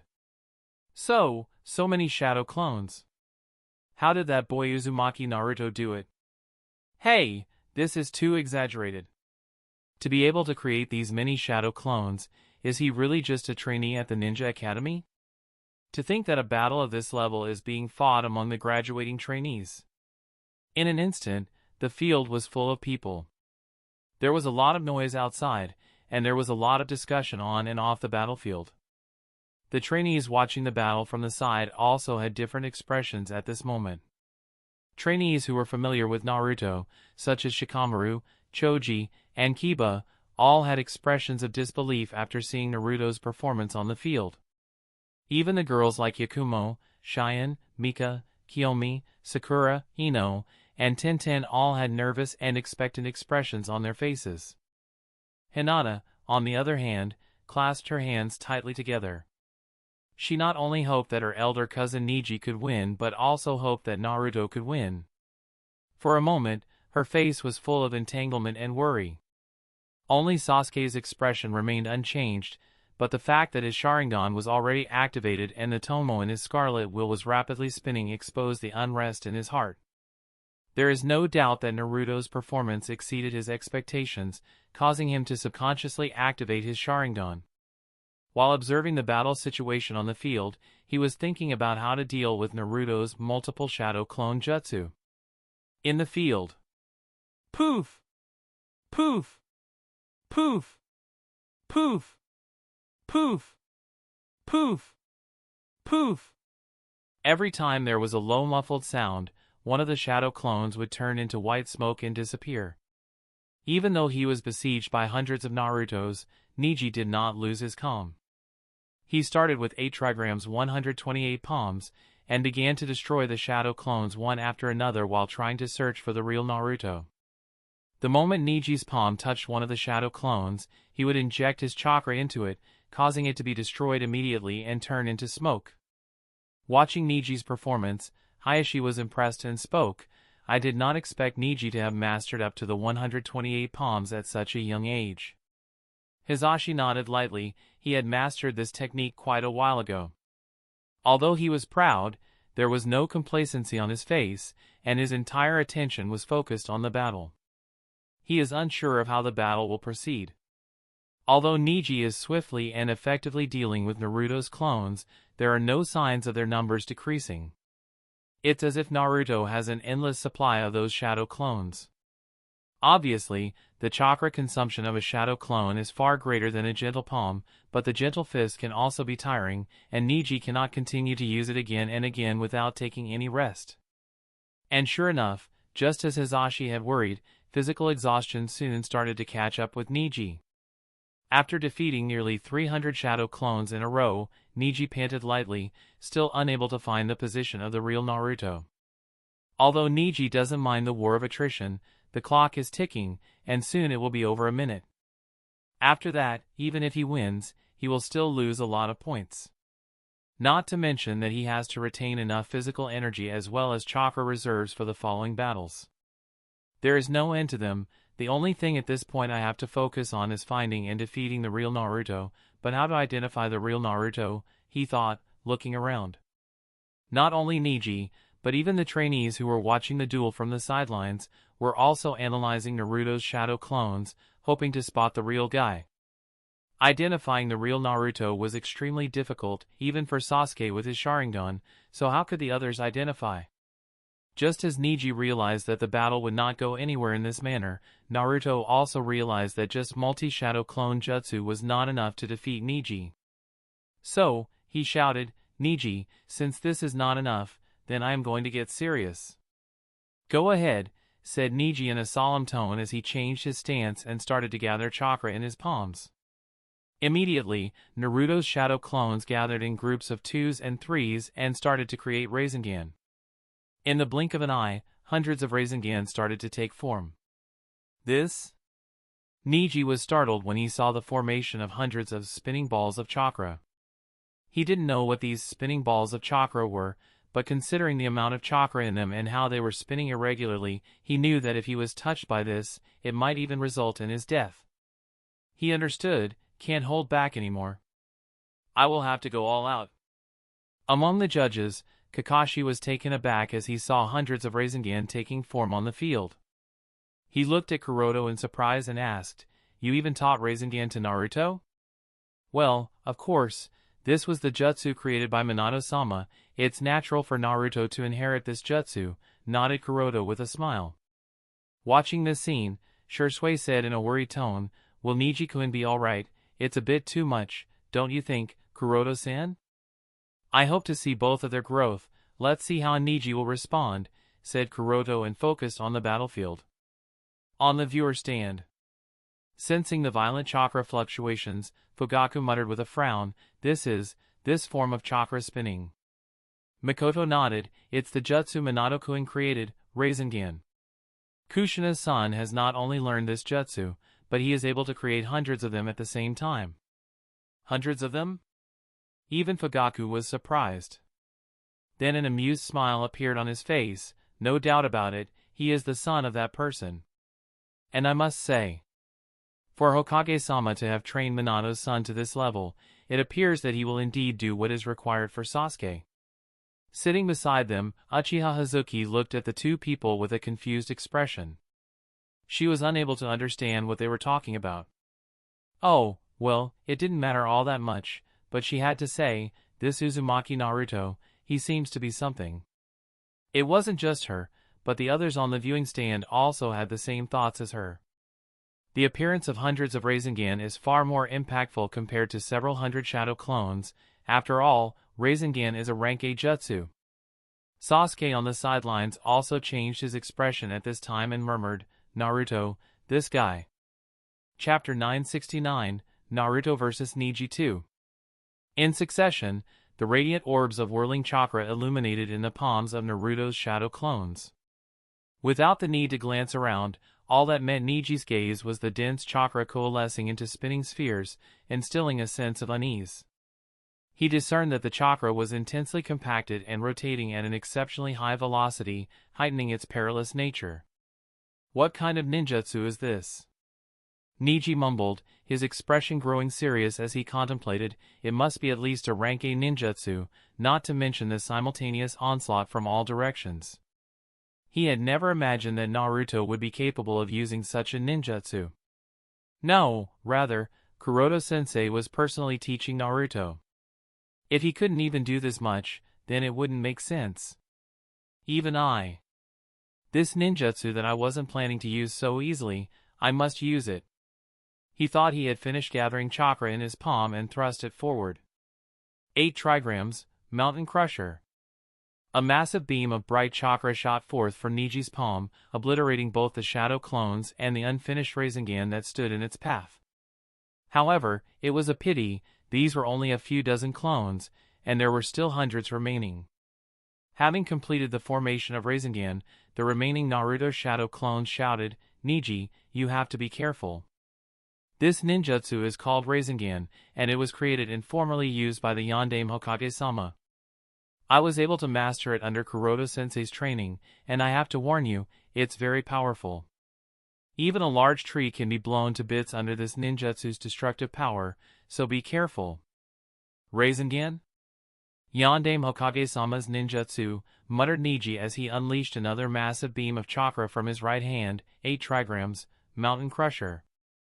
8 trigrams, Mountain Crusher. 8 trigrams, Mountain Crusher. 8 trigrams, Mountain Crusher. One after another, Niji continued to unleash destructive attacks, but it became evident that they were not sufficient to handle all the shadow clones simultaneously. Gradually, Niji's breathing became rough and haggard, and even his chakra reserves were diminishing. Unlike Naruto, Niji did not possess an unrestrained supply of chakra. This weakness of his began to manifest as he fired more and more destructive attacks. 8 trigrams, Mountain Crusher. On the viewer's stand, Hisashi looked at the field with an expression of disbelief. Naruto not only mastered the Rasengan, a rank A ninjutsu developed by the Yondaime Hokage, but also learned to create them with the help of his shadow clones. It was truly an incredible feat. Not to mention, even Jinin, Chunin, and most of the Jonin couldn't create hundreds of rank A ninjutsu. Hisashi couldn't help but mutter, to think Niji would be forced to use even that ninjutsu. Uzumaki Naruto, everyone was really underestimating him the entire time. Sitting beside Hisashi, Hayashi also looked at the battlefield with a solemn expression on his face. Although Niji is only a member of the branch division of the Hyuga clan, he is a Hyuga nonetheless and is said to be the most genius Hyuga clansman in history, even surpassing the level of Hyuga Kuroto to some extent. Everyone has great expectations for Niji, hoping that he will emerge as the top student with the best performance in this graduation exam. However, it seems that it won't be that easy for Niji. On the judge's side, Kakashi stood up and stared at the field attentively. He was prepared to go down and save Niji if the situation reached that stage, as he anticipated it would. Although Naruto has only recently mastered Rasengan, it is a rank A ninjutsu after all, inspired by the tail beast's bomb. Rasengan can be considered the ultimate form of shape transformation, and both its upper and lower limits surpass those of any other rank A ninjutsu.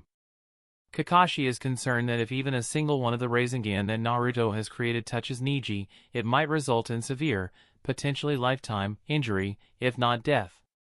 Worried, Kakashi looked at Kuroto sitting beside him. Unlike Kakashi, Kuroto was neither nervous nor worried. On the contrary, he was unusually calm and had an expectant expression on his face. As the sensei of both Niji and Naruto, Kuroto is genuinely looking forward to seeing the results of their training and hard work. Back on the field, as Niji destroyed more and more shadow clones using his 8 trigrams, Mountain Crusher, the Narutos realized that they could not wait any longer. All the remaining Narutos charged at Niji, shouting, Rasengan Barrage. Seeing attacks coming from all directions, Niji's heart accelerated. He immediately changed his stance and started to spin in his position while releasing chakra from all his tenketsu, 8 trigrams palms, revolving heaven. Whoosh! Boom! Boom! Boom! Boom! One after another, Rasengan hit the supposed absolute defense of Niji's revolving heaven, causing deafening explosions to occur. The ground trembled, and the platform shook, cracks spread in all directions, and dust and smoke surged, causing chipped rocks to fly in multiple directions. What the hell is this? My graduation exam was not so scary back then. Are these 2 children really not even genin? How strong would they be by the time they reach adulthood? Monsters, these 2, they are simply monsters. Whether they were senior village officials, Konoha Ninja Academy instructors, family members of the graduating trainees, or anyone else, they were all left stunned at this moment. Even a Jonin would have a hard time dealing with such large-scale destructive attacks, and these 2 are only graduating students, not even full-fledged genin yet. Niji and Ai-san. Naruto-kun, muttered Hinata in a low voice. She has been closely observing their battle so far, and she is really worried that they might end up hurting themselves badly. Of course, Cheyenne, standing beside Hinata, noticed her worries and said, Don't worry, Hinata, they are going to be fine. Besides, don't we have Kuroto and Uine, and other strong people here? I don't think any harm will come to either of them. Hinata nodded lightly, I hope so. Cheyenne said, Yup, then came closer to her best friend's ear and whispered lightly, Besides, don't you think that Naruto-kun is extremely cool right now? Hinata's entire face turned red, and steam started to come out of her ears. Noting Hinata's state, Cheyenne grinned slyly, Oh, I will never get tired of teasing Hinata, then looked back at the battle, but boy, the 2 of them are really duking it out, huh? Especially Naruto, this guy is actually pushing Niji-kun to this extent. Well, that's to be expected, they are Kuroto and Ai's disciples after all. The other trainees were also having similar thoughts as Hinata and Cheyenne. No one expected that Naruto would push Niji, one of the twin stars of Konoha Ninja Academy, into such a desperate situation without even entering the Sennin mode. Sasuke, another one of the twin stars, thought to himself, I can't resist such an attack. Considering the attack power of Naruto's ninjutsu and the extent of damage Naruto's Rasengan barrage has caused, and unlike Neji, Sasuke doesn't have such a powerful defensive ninjutsu in his arsenal. Therefore, he knew in his heart that if he were in Neji's position, his situation would have been far worse than Neji's. Can't continue like this. At this rate, I will be completely drained of my chakra while Naruto and his shadow clones won't show any signs of stopping, thought Neji while spinning. He racked his mind about what he could do in this situation and suddenly recalled the words Itachi had said to him during one of their training sessions. Neji-kun, since the Hyuga clan's Kekkei Jinkai allows you to release chakra from all the Tenketsu, what do you think would happen if that is done after collecting a lot of chakras? Neji's reply to Itachi's question was, "You mean something like the revolving heaven, Itachi-sensei?" Itachi shook his head, "Not quite. While revolving heaven has the same principle, it is defensive ninjutsu, right? And as far as I know, while using revolving heaven, you must maintain a constant supply of chakra, right? What I am suggesting is to gather a lot of chakra at the Tenketsu, then release all of it at once." "That would be something explosive, I think," muttered Neji. The idea was indeed good, but it would be difficult to implement. Itachi smiled and said, "Or maybe something like an eruption of chakra, don't you think?" Itachi-sensei's suggestion. "It might work, but the chakra consumption would be massive. I would barely have anything left for a major attack." "Well, at this stage, chakra consumption is no longer a concern. What's important is to defeat Naruto. As long as I can defeat Naruto." With this decision in his heart, Neji focused his attention on his chakra and regulated its flow to all his Tenketsu. The speed at which chakra gathered at the release points of Neji's Tenketsu increased compared to the consumption rate of the revolving heaven. Chakra continued to gather, and finally, when it was more than enough, Neji stopped spinning and released all the gathered chakra in a 360 directional attack, 8 trigrams, Great Eruption. Like a volcanic eruption, bright chakra erupted from Neji's body and spread out in a 360 directional attack, akin to magma. It destroyed all the shadow clones of Naruto as well as the ground in its path. On the judge's side, seeing that Neji not only blocked the barrage of Rasengan but also surprised everyone, Hisashi breathed a sigh of relief and thought to himself, will this be enough? He wasn't sure if the volcanic eruption was sufficient to defeat Naruto. In contrast to Hisashi, Hayashi was taken aback and said with a shocked face, "Such ninjutsu? What ninjutsu did Neji-kun use?" "The Hyuga clan has no such ninjutsu like the one Neji used, and its power is off the charts. It's clearly an AoE kind of ninjutsu never before seen in the history of the Hyuga clan." Hisashi shook his head, saying, "I have no idea. Perhaps Neji developed this ninjutsu under the teaching of Uchiha Itachi." Kakashi glanced at Kuroto and remarked, "No wonder you were not worried at all." Kuroto remained silent. The ninjutsu that Neji used indeed impressed him, but the fact of the matter is that he was forced to use an incomplete ninjutsu in a desperate situation, almost draining his chakra reserves. Meanwhile, Naruto, despite having all his shadow clones destroyed and the barrage of Rasengan failing, still had more than enough chakra left. The injuries on his body were also rapidly healing due to the nine-tailed chakra. Yes, the nine tails sealed inside Naruto was secretly helping him, enabling Naruto to create more and more shadow clones and continue the same attacks, which were not possible for Neji. Shursui also understood this situation and remarked, if Neji-kun wants to defeat Naruto-kun, he would have to end this quickly. A battle of attrition won't be very helpful for him. Chapter 970, Naruto vs. Neji, Conclusion. Neji gasped for breath, his chest rising and falling with each labored inhalation. As Kuroto had predicted, Neji had depleted most of his chakra while attempting that incomplete ninjutsu. At this point, he was left with little chakra, and facing numerous shadow clones of Naruto would be a daunting task. Despite his exhaustion, Neji shifted his gaze to the judge's panel.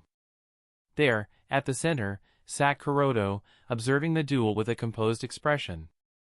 However, Neji detected a hint of anticipation in Kuroto's eyes, as if he were eagerly awaiting something.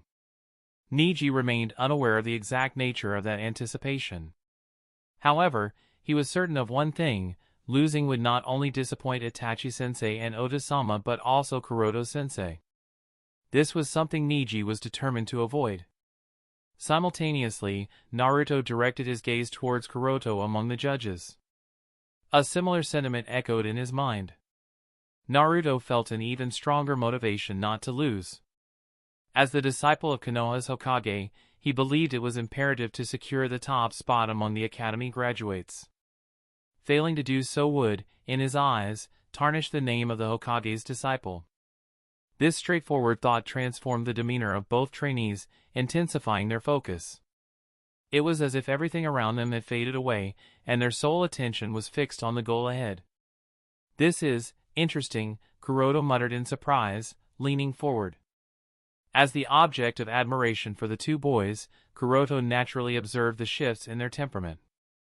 Both Neji and Naruto had grasped that they were no longer mere academy trainees vying for good scores. At this juncture, they were rivals striving to surpass each other in performance. This change in mindset acted as the catalyst, transforming them from trainees into genuine shinobi. Kuroto wasn't the sole observer of this transformation. Other seasoned and formidable shinobi also took note of the change in Neji and Naruto's demeanor. Whether it was Elder Hiruzen, Elder Koharu, Tsunade Haim, or Jiraiya, all of them expressed surprise, leaning forward to closely scrutinize every detail. Jiraiya went so far as to comment, "Suddenly, I see the shadow of Minato in Naruto." Elder Hiruzen, chuckling while dangling his pipe, added, "Strange, isn't it? I suddenly saw the shadow of Shodame-sama in Naruto." Tsunade nodded in agreement, stating, "Yes," and revealing that she, too, saw a shadow of her late lover Dan in Naruto. She further remarked, "It appears that Naruto's potential is far greater than we assumed." The others concurred, acknowledging the unexpected depth of Naruto's abilities. Elder Koharu pointed out, "But don't overlook that boy of the Hyuga clan. The techniques he used earlier, and that last ninjutsu he employed to destroy all those shadow clones created by Uzumaki Naruto. Although that ninjutsu was clearly incomplete, if it could be completed and perfected, it would be an extremely powerful ninjutsu." "Hyuga Neji, huh," muttered Elder Hiruzen. He continued, saying, "It seems we have another talented Hyuga." Following in the footsteps of Kuroto-kun, he too has started to deviate from the traditional Hyuga techniques. This Hyuga boy, regardless of the outcome of this battle, I have a feeling that he will become an amazing shinobi, just like his sensei. No one disagreed with Elder Hiruzen's words. In the heat of battle, Neji, realizing his dwindling chakra reserves, abandoned his defensive stance and opted for an aggressive approach against Naruto. Multi-shadow clone jutsu. Confronting Neji's relentless assault, Naruto didn't remain passive. He swiftly generated several dozen shadow clones and actively joined the close-quarters combat, utilizing his duplicates. Poof! Poof! Bang! Bang! Bang! Poof! Bang! The two clashed, with Neji's strikes often landing on Naruto's shadow clones, resulting in their dispersal. However, there were moments when Neji found himself overwhelmed by the sheer number of duplicates, sustaining injuries as Naruto's attacks successfully landed. Compared to the previous flashy fight that involved a lot of ninjutsu and large-scale attacks, this current battle may not be as visually impressive, but it's more intense because the direction of the fight is hard to discern. At times, Neji gains the upper hand, while at other times, the advantage shifts to Naruto's side. Overall, it's a challenging and prolonged battle, well beyond the 1 minute and even the 2-minute mark, with no clear indication of a victor or loser. Frankly, nobody wants this intense battle to end prematurely. Neji, with his evident skill and experience, holds an edge, but he's rapidly depleting his chakra reserves. The longer the fight persists, the more disadvantageous it becomes for him due to this depletion. On the other hand, Naruto, though less skilled and experienced, possesses raw power and tactics to keep Neji engaged, effectively buying time until Neji exhausts his chakra reserves. If Neji manages to identify the real Naruto amid the sea of shadow clones, the match could conclude in a single move. However, it's not as easy as others might think, as Naruto is playing smart. He consistently ensures that he doesn't expose himself, understanding that revealing his true self would result in a loss. Even the typically bratty and obnoxious Naruto remains silent, avoiding any unnecessary exposure. As time ticks away, Niji's movements gradually slow down as he continues to eliminate more shadow clones. Simultaneously, the number of shadow clones Naruto can create diminishes with each iteration, indicating that Naruto is also running low on chakra. Poof, not much is left. Niji mutters as he destroys another shadow clone. Niji! Naruto shouted as another Rasengan took form in his hands. Unlike previous attempts, this time he didn't need the help of shadow clones to create the Rasengan. This is my final attack. I'm going to use everything in this attack to defeat you. Final attack, huh? Niji muttered, a fierce smile appearing on his face. Looks like both of us are at the final stage, huh? I don't have much chakra left either. He began gathering all the chakra he could in the palm of his dominant hand. It's going to be my final attack as well. Not one for flashy moves, Niji usually preferred careful planning and waiting. However, in this moment, his blood was boiling, and he wanted to unleash a powerful attack. Bring it on then! I too will use everything in this attack and defeat you. Niji drew every ounce of chakra from his body, concentrating it in the tenketsu of his palms, forming a chakra blade around his hand. 8 trigrams, Ocean Splitter. Both Niji and Naruto locked eyes and dashed towards each other for the final blow. Approaching each other with determined shouts of their names, Niji, Naruto, they leaped higher. Naruto, with his Rasengan, and Niji, with his Ocean Splitter, clashed in midair. Boom! A massive explosion erupted at the collision point between Rasengan and Ocean Splitter. The ground crumbled, and dust and smoke engulfed the battlefield, obscuring everyone's vision. Hisashi stared intently at the battlefield, his sweaty hands clenched tightly. The clash between Niji and Naruto had nearly reached its climax.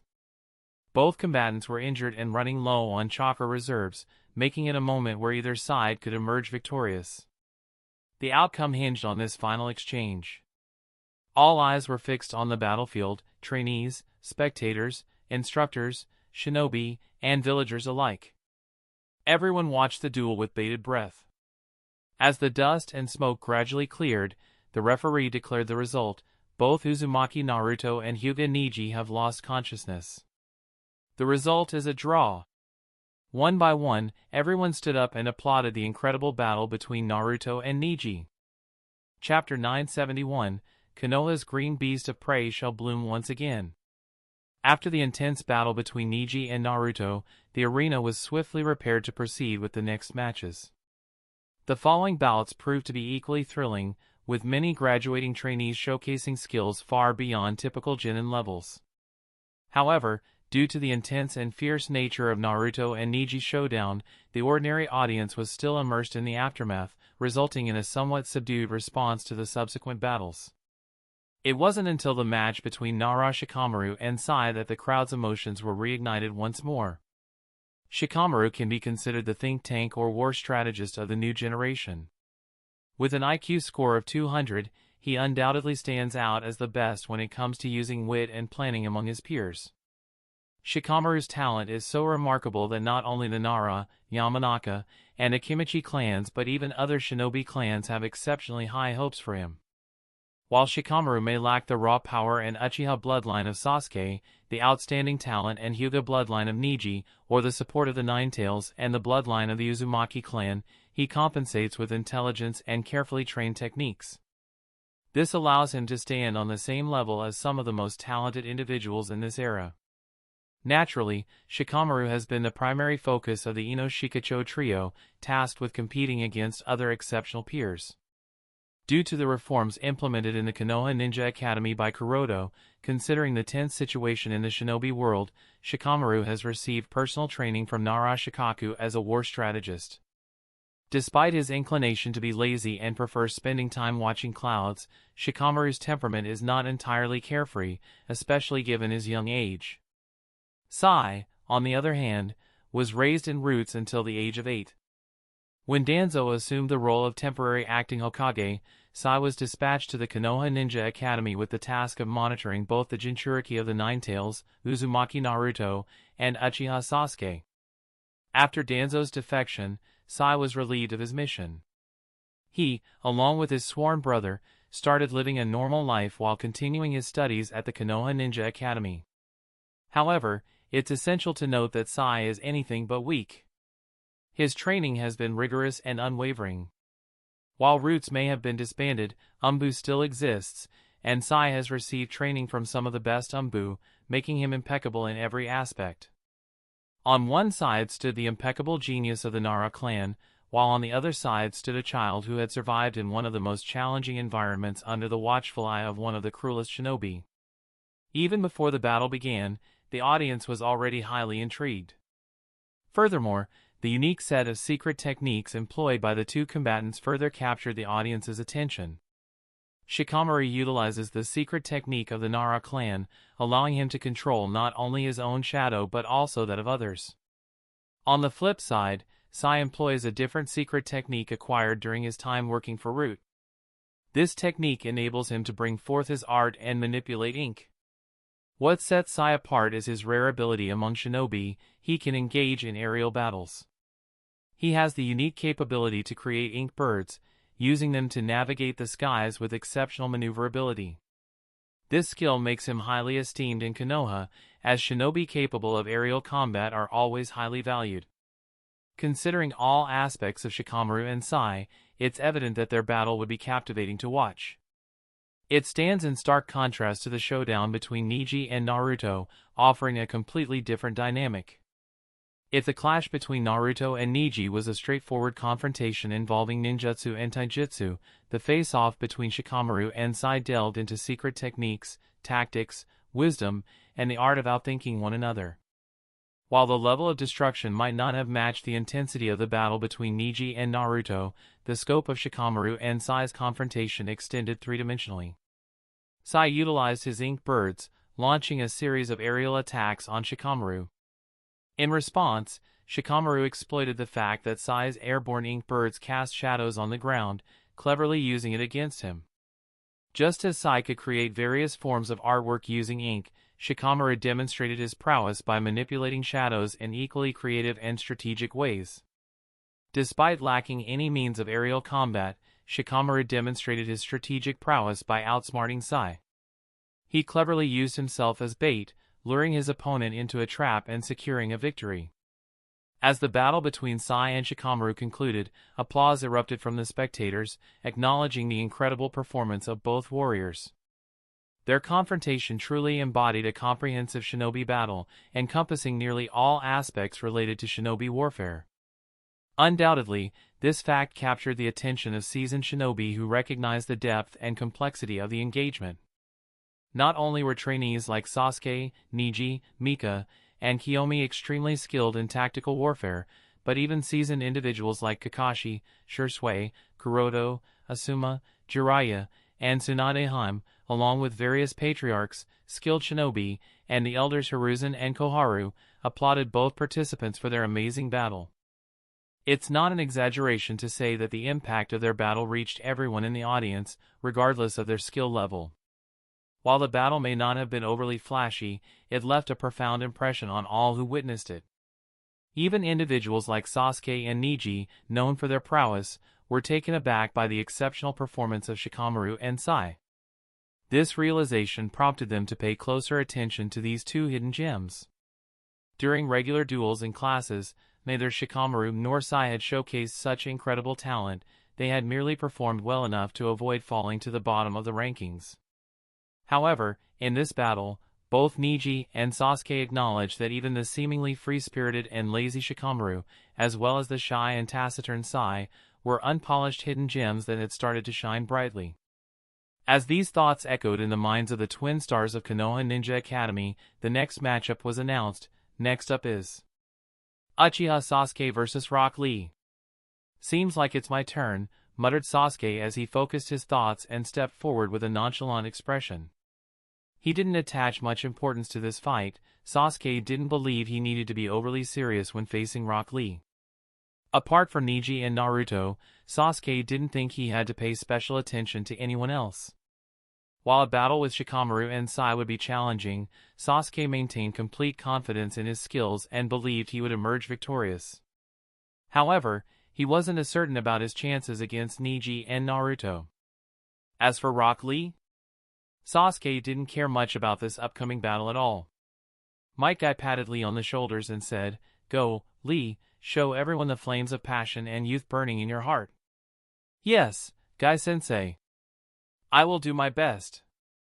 Lee nodded as tears of passion streamed down his eyes. Guy smacked Lee on the shoulder and exclaimed, "Lee, you fool. This is no time to be crying." "Guy-sensei. Lee. Guy-sensei. Lee. Guy-sensei." Standing beside the duo of master and disciple, Shizen could no longer bear to watch them and urged, "Hurry up. Everyone is waiting." Rock Lee glanced at Sasuke for a moment, then turned back to Guy and asked, "Guy-sensei, can I win against Sasuke?"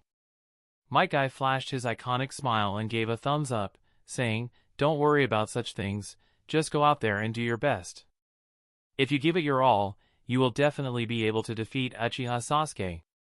"Yes, I understand." Lee nodded. Though still nervous, as he had never managed to win against Sasuke, seeing Guy's smile made him confident, and he walked toward the arena.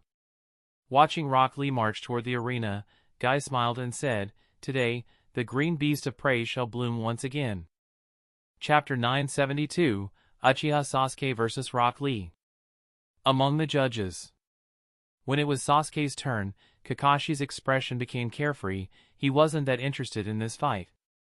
No one knows Sasuke's progress and current strength better than him.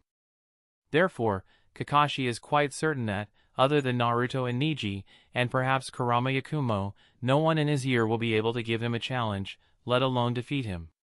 However, as Rock Lee stepped into the arena, suddenly a doubt appeared in Kakashi's heart as he noted the aura around the little watermelon head. "This boy, he seems rather peculiar today. Is something up with him?" It was his instinctive feeling. Rock Lee's aura strongly reminded Kakashi of Might Guy. "Don't tell me."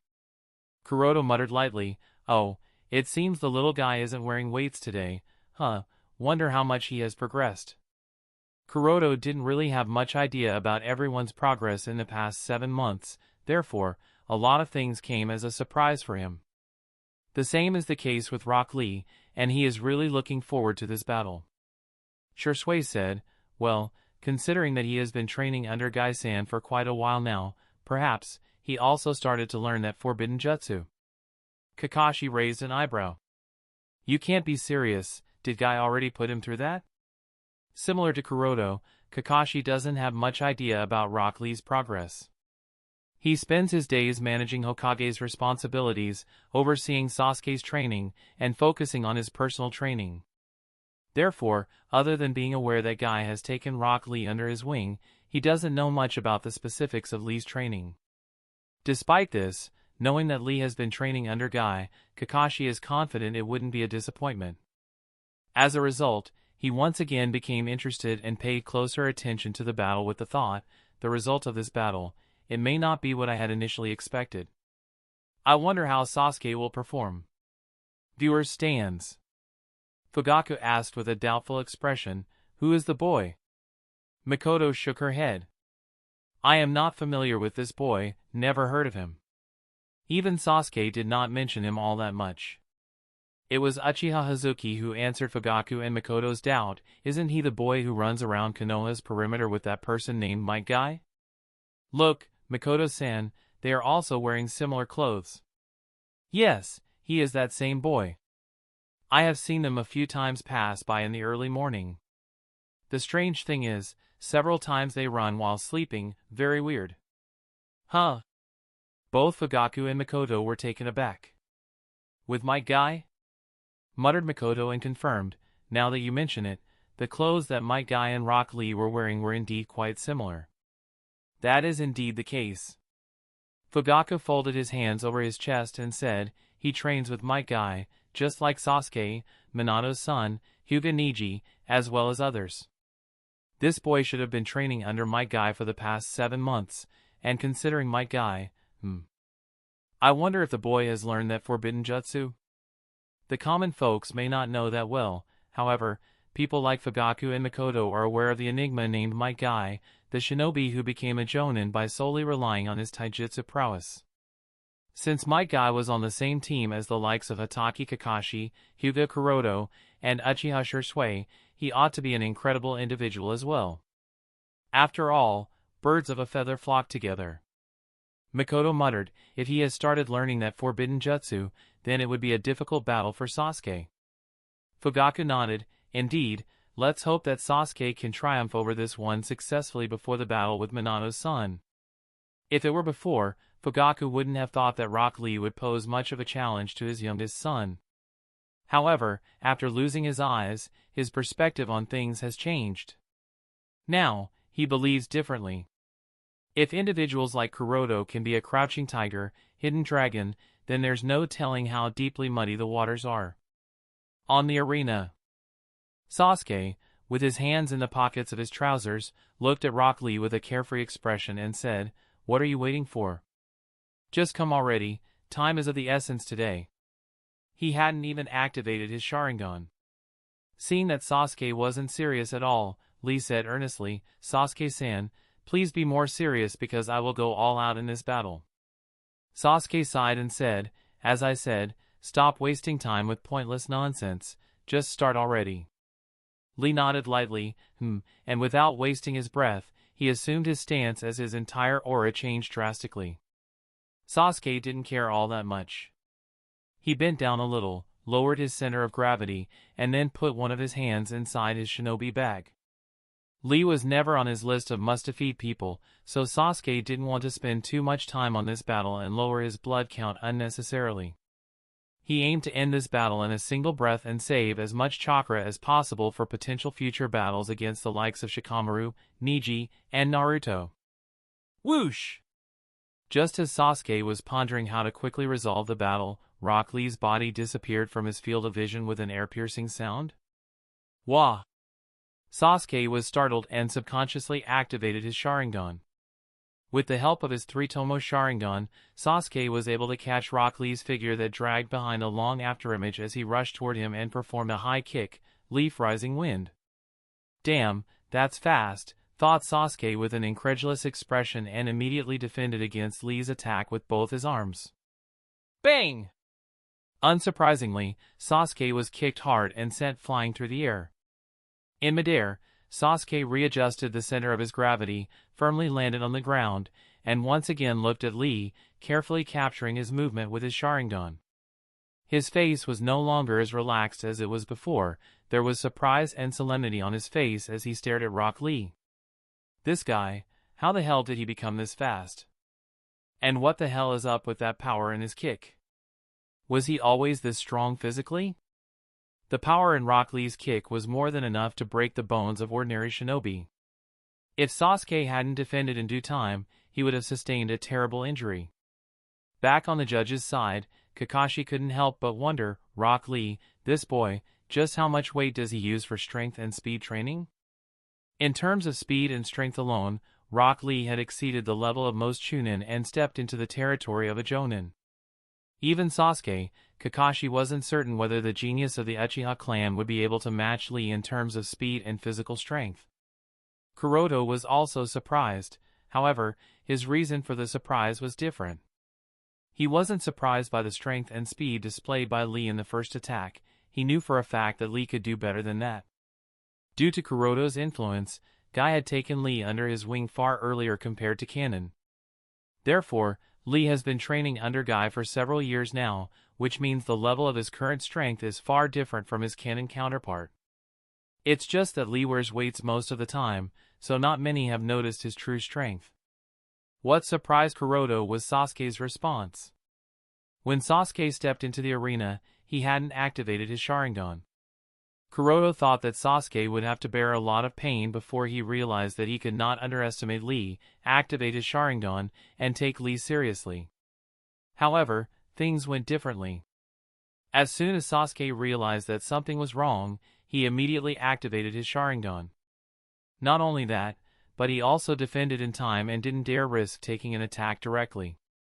It seems Sasuke has indeed suffered a lot under Kakashi, thought Kuroto with an amused smile. Only suffering can bring forth such changes. Not far away from the judges, Guy looked at the arena with a frown in surprise. Such an attack didn't work at all, and nodded to himself. Well, that is to be expected. You are the genius of the Uchiha clan after all. Perhaps Lee might really need to use the 8 inner gates, then looked in the direction of Itachi. Might Guy isn't sure why Itachi insisted on Rock Lee using all his strength in this battle. After all, this was just an academy graduation exam, but since it was an instruction from the principal of the Konoha Ninja Academy, he had no other choice but to follow through. Chapter 973, The Shattered Sense of Superiority. At the arena, Sasuke shook his arms, which he had just used to block Rock Lee's Leaf Rising Wind, and looked at Lee in surprise. His arms felt a bit numb, something he hadn't expected. Aside from speed, the strength in Rock Lee's kick also shocked him. Sasuke said with a solemn tone, "Rock Lee, you used to be at the bottom of the barrel just like Naruto, but it seems that you are no longer as incompetent as before." And added with a smirk, "Regardless, this was the only opportunity you had to take me by surprise. It won't work anymore." Unfazed by Sasuke's words, Lee once again dashed towards Sasuke, saying with a bright smile, "Sasuke-san, so you are finally taking me seriously." "Humph," snorted Sasuke as lightning crackled around his body. He then took out a pair of kunai from his shinobi bag, and with traces of lightning around him, he leaped forward to meet Rock Lee's attack.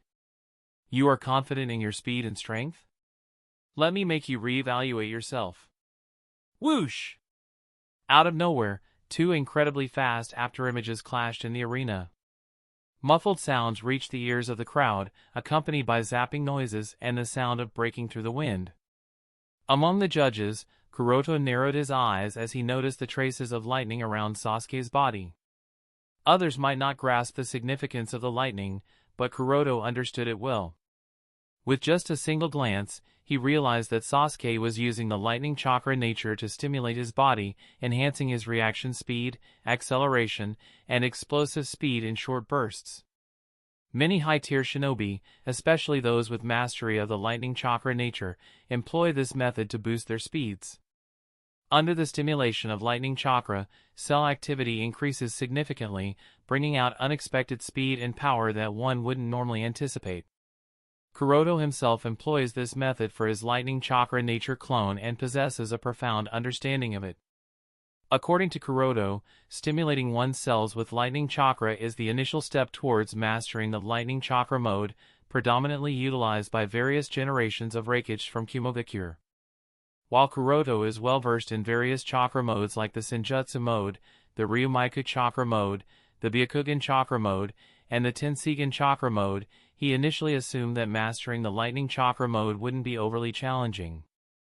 However, he soon realized that, considering the violent nature of lightning chakra and its potential harm to the body until adaptation occurs, the process wouldn't be as easy or quick. He understood that he would need to invest time, allowing the clone to gradually adapt, with cell stimulation using lightning chakra nature serving as the crucial first step. The lightning chakra mode shares some similarities with the Senjutsu mode. Both require time for a person's body to adapt. The key difference lies in their focus. One is more connected to the control of chakra, while the other emphasizes the adaptability of the body. In essence, to develop and master the lightning chakra mode used by the various generations of Reikage, individuals must initially master the method of cell stimulation using lightning chakra nature. This involves allowing their body to fully adapt to the coursing lightning, gradually increasing the intensity. Over time, the adaptability to lightning improves, and the body becomes capable of withstanding the violent nature of lightning chakra. Kakashi has been learning this method for quite a few years now, and it seems that he has passed this technique to Sasuke as well. Contemplating this, Kuroto couldn't help but wonder, lightning chakra stimulation along with Sharingan, or the 8 inner gates. I wonder who the winner will be, Uchiha Sasuke or Rock Lee. Among the other trainees. It's too fast. I can hardly keep up with the two of them, exclaimed one of the trainees. While you can hardly keep up, I can't even see what's happening. They are too fast, replied another trainee. When did Rock Lee become so fast and strong? Questioned someone among the trainees. Could it be that Sasuke-san is going to lose to Rock Lee? Pondered one of the girls, who happens to be Sasuke's die-hard fan. Probably not, answered another girl, and added, earlier, Neji-san was also pushed to the corner by Naruto. However, he wasn't defeated, and it resulted in a draw between them. Sasuke-san is equally as strong as Neji-san, if not more. As one of the twin stars of the academy, there is no way he would lose to Rock Lee, no matter how strong Rock Lee has become. The trainees were all discussing and giving their opinions. Some wanted Sasuke to lose, some wanted Sasuke to quickly defeat Rock Lee, and some were simply complaining about their inability to keep up with their speed. Among them, Naruto, who had just had a draw with Neji, also shook his head with an astonished look. How did they suddenly become so fast? Let alone Sasuke, how did Bushiroad become so fast and strong? Sitting beside Naruto, Neji was equally shocked, if not more.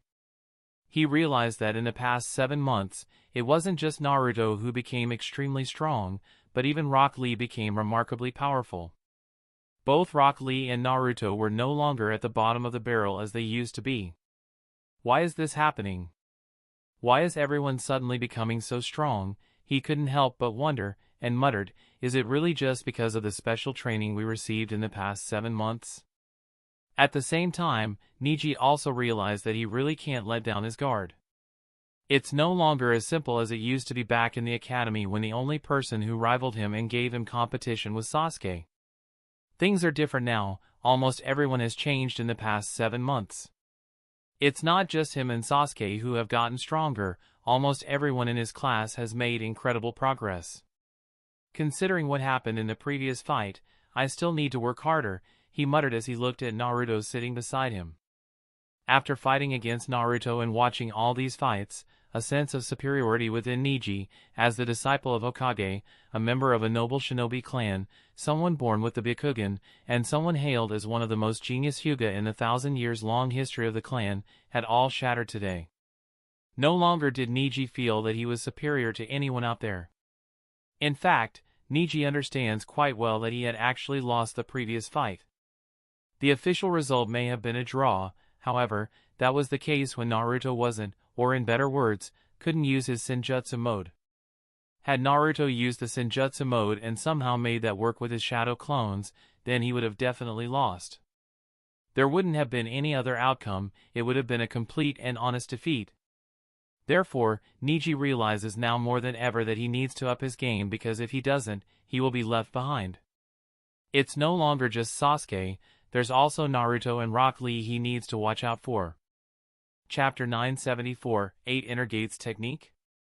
At the arena. Normally, it is challenging for anyone to process information at high speed. However, Sasuke, having significantly increased his movement speed using the lightning chakra stimulation technique, should have found it difficult to keep up with all the information. Surprisingly, the dynamic vision provided by his 3-Tomo Sharingan allowed him to continue without any problem, even managing to overwhelm Rock Lee to a certain extent. On the other hand, despite lacking the Sharingan, Rock Lee, accustomed to high-speed combat due to years of training under Might Guy, faced almost no difficulty keeping up with Sasuke. While his eyes might not capture all of Sasuke's movements, he relied on his combat intuition and instincts to accurately respond to Sasuke's straightforward attacks. As a result, the two opponents remained evenly matched for a while. However, a challenge persists. While the lightning chakra stimulation technique yields remarkable results, there exists a limit to the amount of stimulation a person's body can endure. After a certain duration, the body begins to numb, making it challenging to sustain this technique for an extended period. Sasuke experienced this limitation, with signs of numbness becoming evident, particularly in the muscles of his legs. The same dilemma applies to Rock Lee. Initially, keeping up with Sasuke's tactics posed no issue, as they were only single-layered. However, as Sasuke transitioned to multi-layered tactics, Rock Lee began to feel overwhelmed and found it difficult to keep up, resulting in a few minor injuries. While Might Guy's combat style is simple and straightforward, Sasuke, trained by Kakashi and influenced by the likes of Itachi and Shisui, has mastered the use of multi-layered tactics in battle. Nevertheless, Rock Lee was far from defeated and harbored no desire to give up.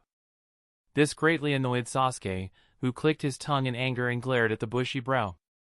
Although Sasuke had initially intended to resolve the battle within 30 seconds, a minute had passed with no signs of Rock Lee's defeat. This filled Sasuke with shame, leading him to believe that his parents and brother must be disappointed in him for being unable to defeat someone who was often considered at the bottom of the barrel. While Rock Lee took deep breaths, he sighed and looked at Sasuke with a bright smile. "As expected from you, Sasuke-san.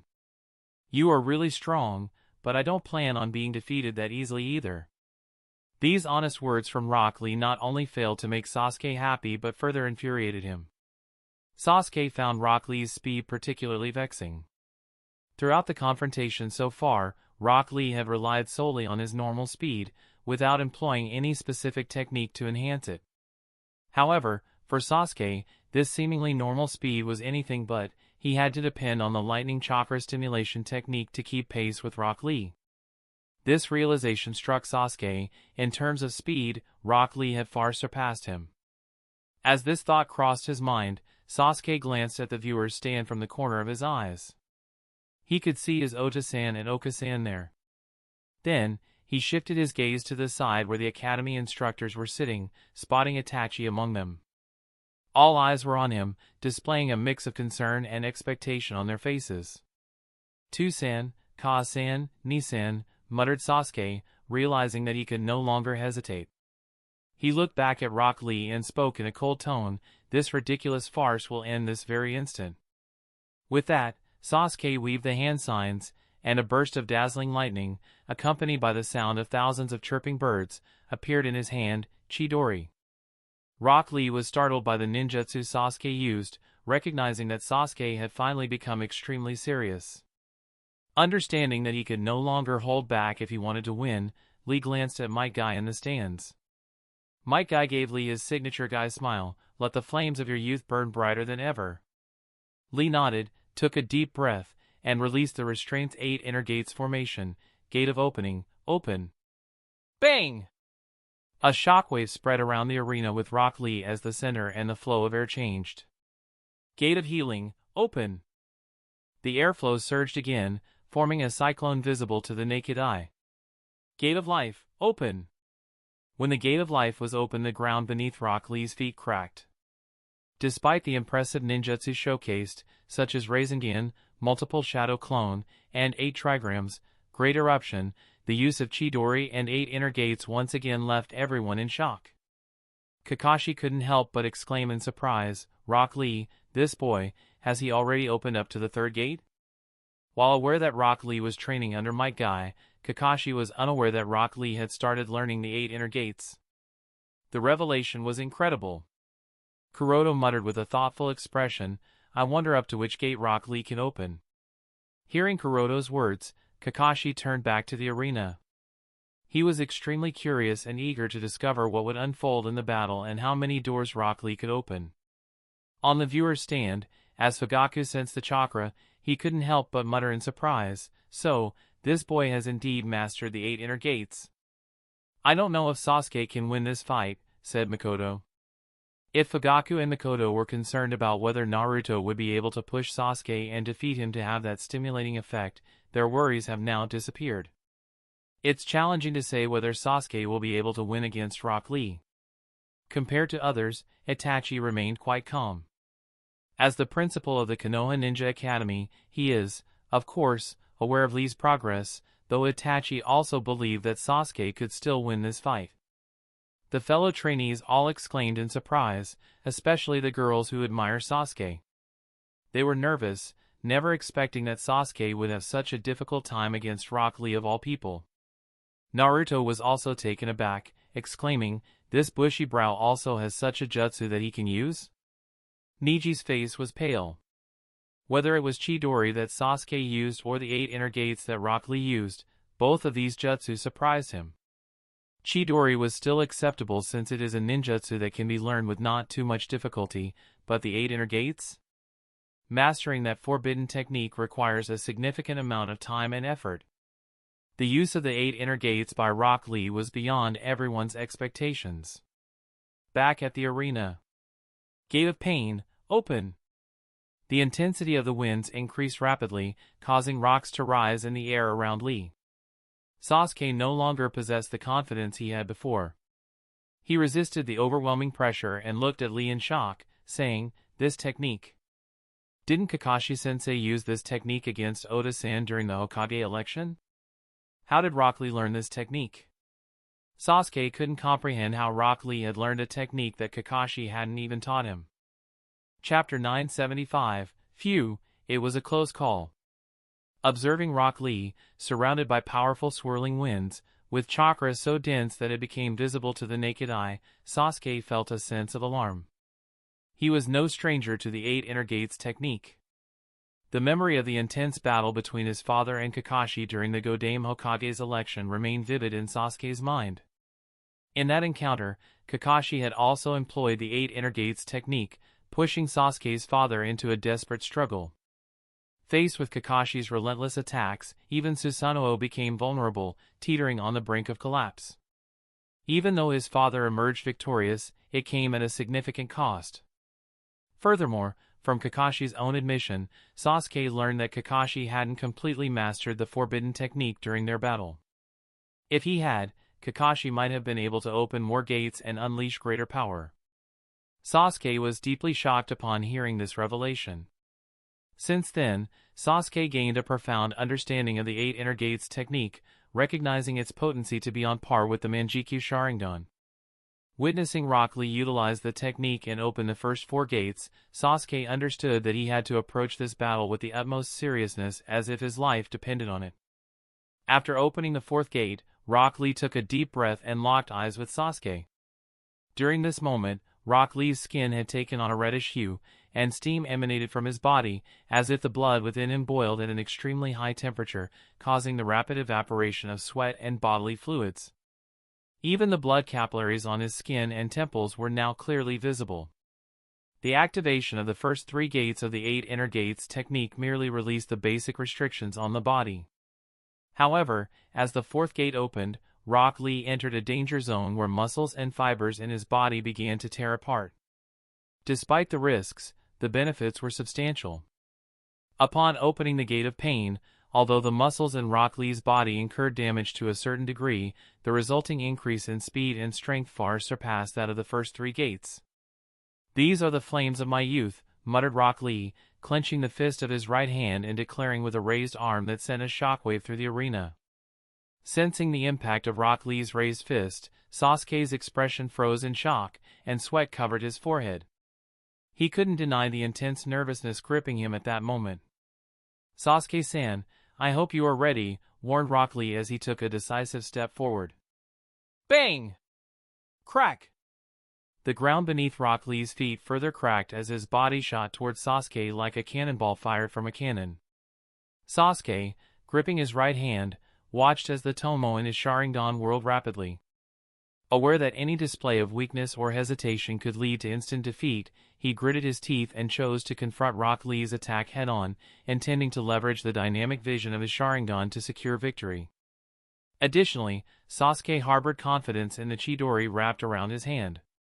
As a rank A ninjutsu, it wasn't just for show. When using Chidori, the user moved at an incredibly high speed, making it challenging for someone without dynamic vision to process the onslaught of information.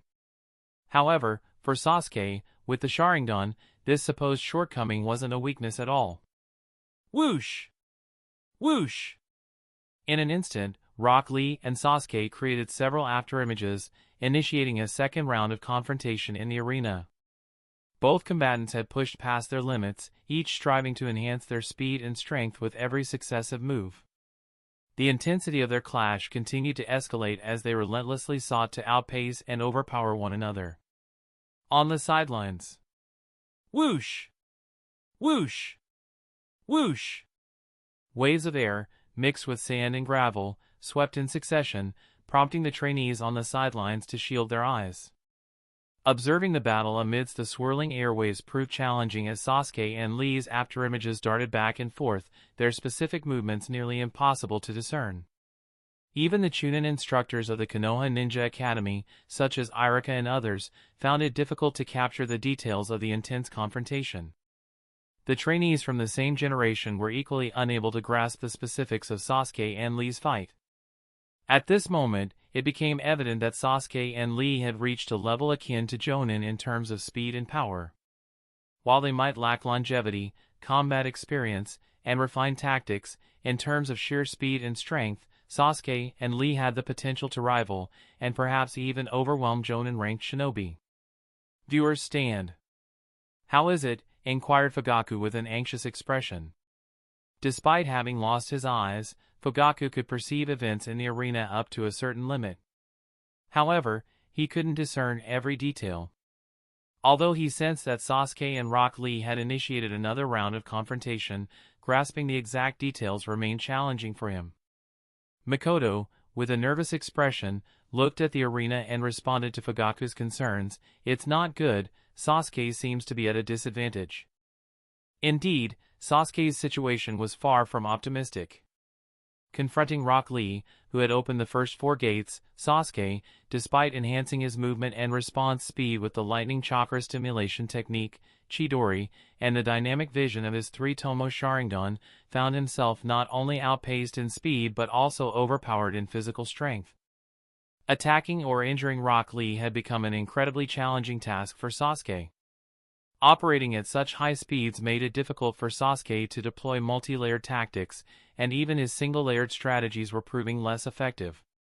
As if that weren't enough, Rock Lee was rapidly adapting to Sasuke's combat style, changing attack patterns that started to overwhelm Sasuke. This battle, it's really..." muttered Fugaku, struggling to find the right words. Despite the difficulty in articulating it, Fugaku empathized with Sasuke's current mindset. About 8 months prior, he had faced a similar situation, emerging victorious with the help of his Manjikyu Sharingan.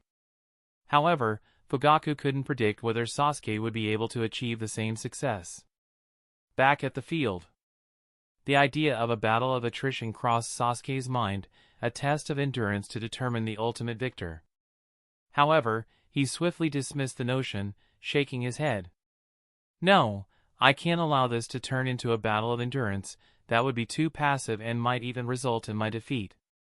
As Sasuke solidified his resolve, a momentary distraction caused him to lose focus. In that instant, Rock Lee's fist nearly connected with his face. Ugh! Though Sasuke managed to evade the punch, the air pressure generated by the swipe across his cheek left a stinging sensation. It felt as if he had been slapped, making his cheek sore for a moment. Damn! This guy can no longer be treated as someone who was always at the bottom of the barrel. The burning pain in his cheek drove home the realization that underestimating Lee would lead to a humiliating defeat. Sasuke understood that, similar to Neji and Naruto, he must regard Lee as an equal and strategize accordingly to find a way to emerge victorious. Bang bang bang. At that moment, Lee appeared to be defying gravity, moving swiftly through the air as he circled around Sasuke, searching for an opening to launch an attack. Meanwhile, Sasuke stood seemingly motionless, not a muscle twitching. There was no coursing lightning through his muscles, and the audible chirping of birds had ceased as Chidori disappeared, along with the lightning that had enshrouded his arm. To an ordinary observer, it might appear as though Sasuke had exhausted his chakra and given up on the battle. However, those with keen perception knew better. Sasuke's guard remained intact, and his breathing remained remarkably calm. It was as if he projected an air of vulnerability, patiently waiting for the opportune moment. Whether Lee failed to grasp Sasuke's intention or chose to take the risk despite knowing, he lunged at Sasuke from behind, preparing to execute the hidden lotus as the finishing blow. Sensing Lee's approach, Sasuke's lips curled into a smile. Heh. Among the judges, even Kakashi grew nervous as Sasuke stood still, awaiting Lee's incoming attack. "Uh-oh," Kakashi muttered. Having taught Sasuke the lightning stimulation technique, Chidori, and other combat skills, Kakashi was well aware of his student's limits. The exhaustion Sasuke displayed seemed genuine, reaching his apparent threshold. Yet, from Sasuke's calm breath, Kakashi sensed a plan forming. Will it work? Observing the arena with a curious gaze, Kuroto pondered, Uchiha Sasuke, what are you going to do? He had already guessed the direction of the chakra flow in Sasuke's body but wondered if Sasuke could successfully execute his plan. Shursui, too, shared in the curiosity, thinking, is he planning to use a Jinjutsu? Given that Likuin is using the 8 inner gates technique, affecting his chakra flow and putting him in a Jinjutsu would be extremely difficult. Sasuke, you should be aware of this, so will you succeed? Shursui felt he had a good grasp of Sasuke's thoughts. Just as Kakashi, Kuroto, and Shursui looked on with curiosity, the battle in the arena reached its conclusion with a resounding bang. In an instant, Rock Lee closed the distance, unfurled the bandages around his wrist, and was poised to ensnare Sasuke. However, Sasuke, displaying lightning-fast reflexes, turned around and locked eyes with Rock Lee just as the bandages encircled him. Bang! With a resounding bang, Rock Lee secured the wrapped Sasuke and propelled them both into the sky. Observers unable to see the full situation exclaimed, "Oh my god, is Uchiha Sasuke going to be defeated?" However, Rock Lee, without hesitation, began spinning as their altitude decreased. Just when it seemed Sasuke was on the verge of defeat, Rock Lee's figure abruptly froze halfway through the hidden lotus, and both combatants plummeted to the ground, with Sasuke landing on top of Rock Lee. Phew, it was a close call, muttered Sasuke as he observed the pained expression on Rock Lee's face. Chapter 976, Conclusion of Uchiha Sasuke vs. Rock Lee. Rock Lee has lost the battle, the winner is Uchiha Sasuke. As the referee declared Sasuke the victor, he released Rock Lee from the Jinjutsu. Slowly getting up with a heavy breath, Sasuke uttered, "Ha! Ha!" At this moment, a layer of sweat covered his forehead. He wiped it away and breathed a sigh of relief. Originally, Sasuke had planned to end the battle using taijutsu and ninjutsu. However, he found himself forced to rely on the Jinjutsu of his Sharingan to barely secure the victory. Yes, Uchiha Sasuke used himself as bait to lure Rock Lee into a trap, ultimately defeating him with the power of Jinjutsu. Realizing that his speed and strength were far inferior to Lee's after the latter opened the 4th gate, Sasuke concluded that this was the only viable method, narrowly securing the win in the fight. Jinjutsu isn't Sasuke's primary expertise, especially when compared to renowned users like Shursui and Itachi, who are considered among the best in the shinobi world. Sasuke isn't particularly adept in Jinjutsu, relying more on his proficiency in other areas. However, being an Uchiha with a 3-tomo Sharingan, he possesses the capability to use Jinjutsu when necessary.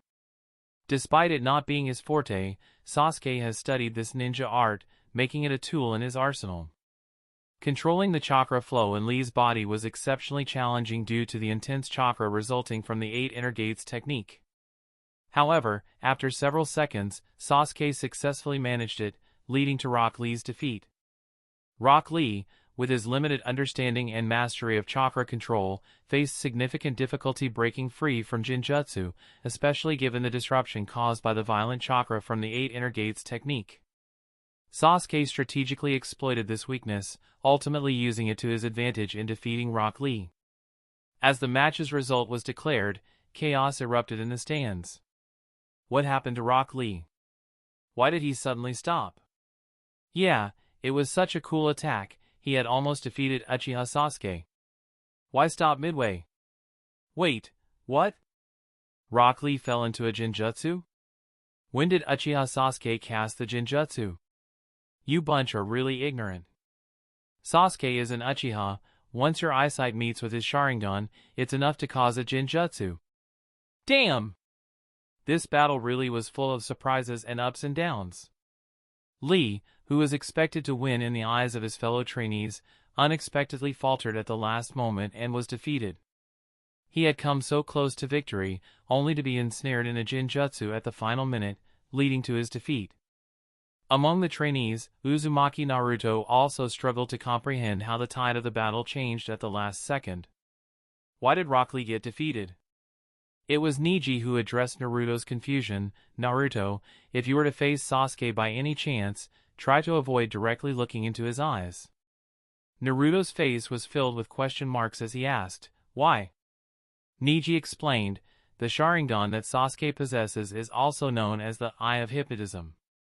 In short, with the Sharingan's assistance, it's possible to cast Jinjutsu with just a gaze.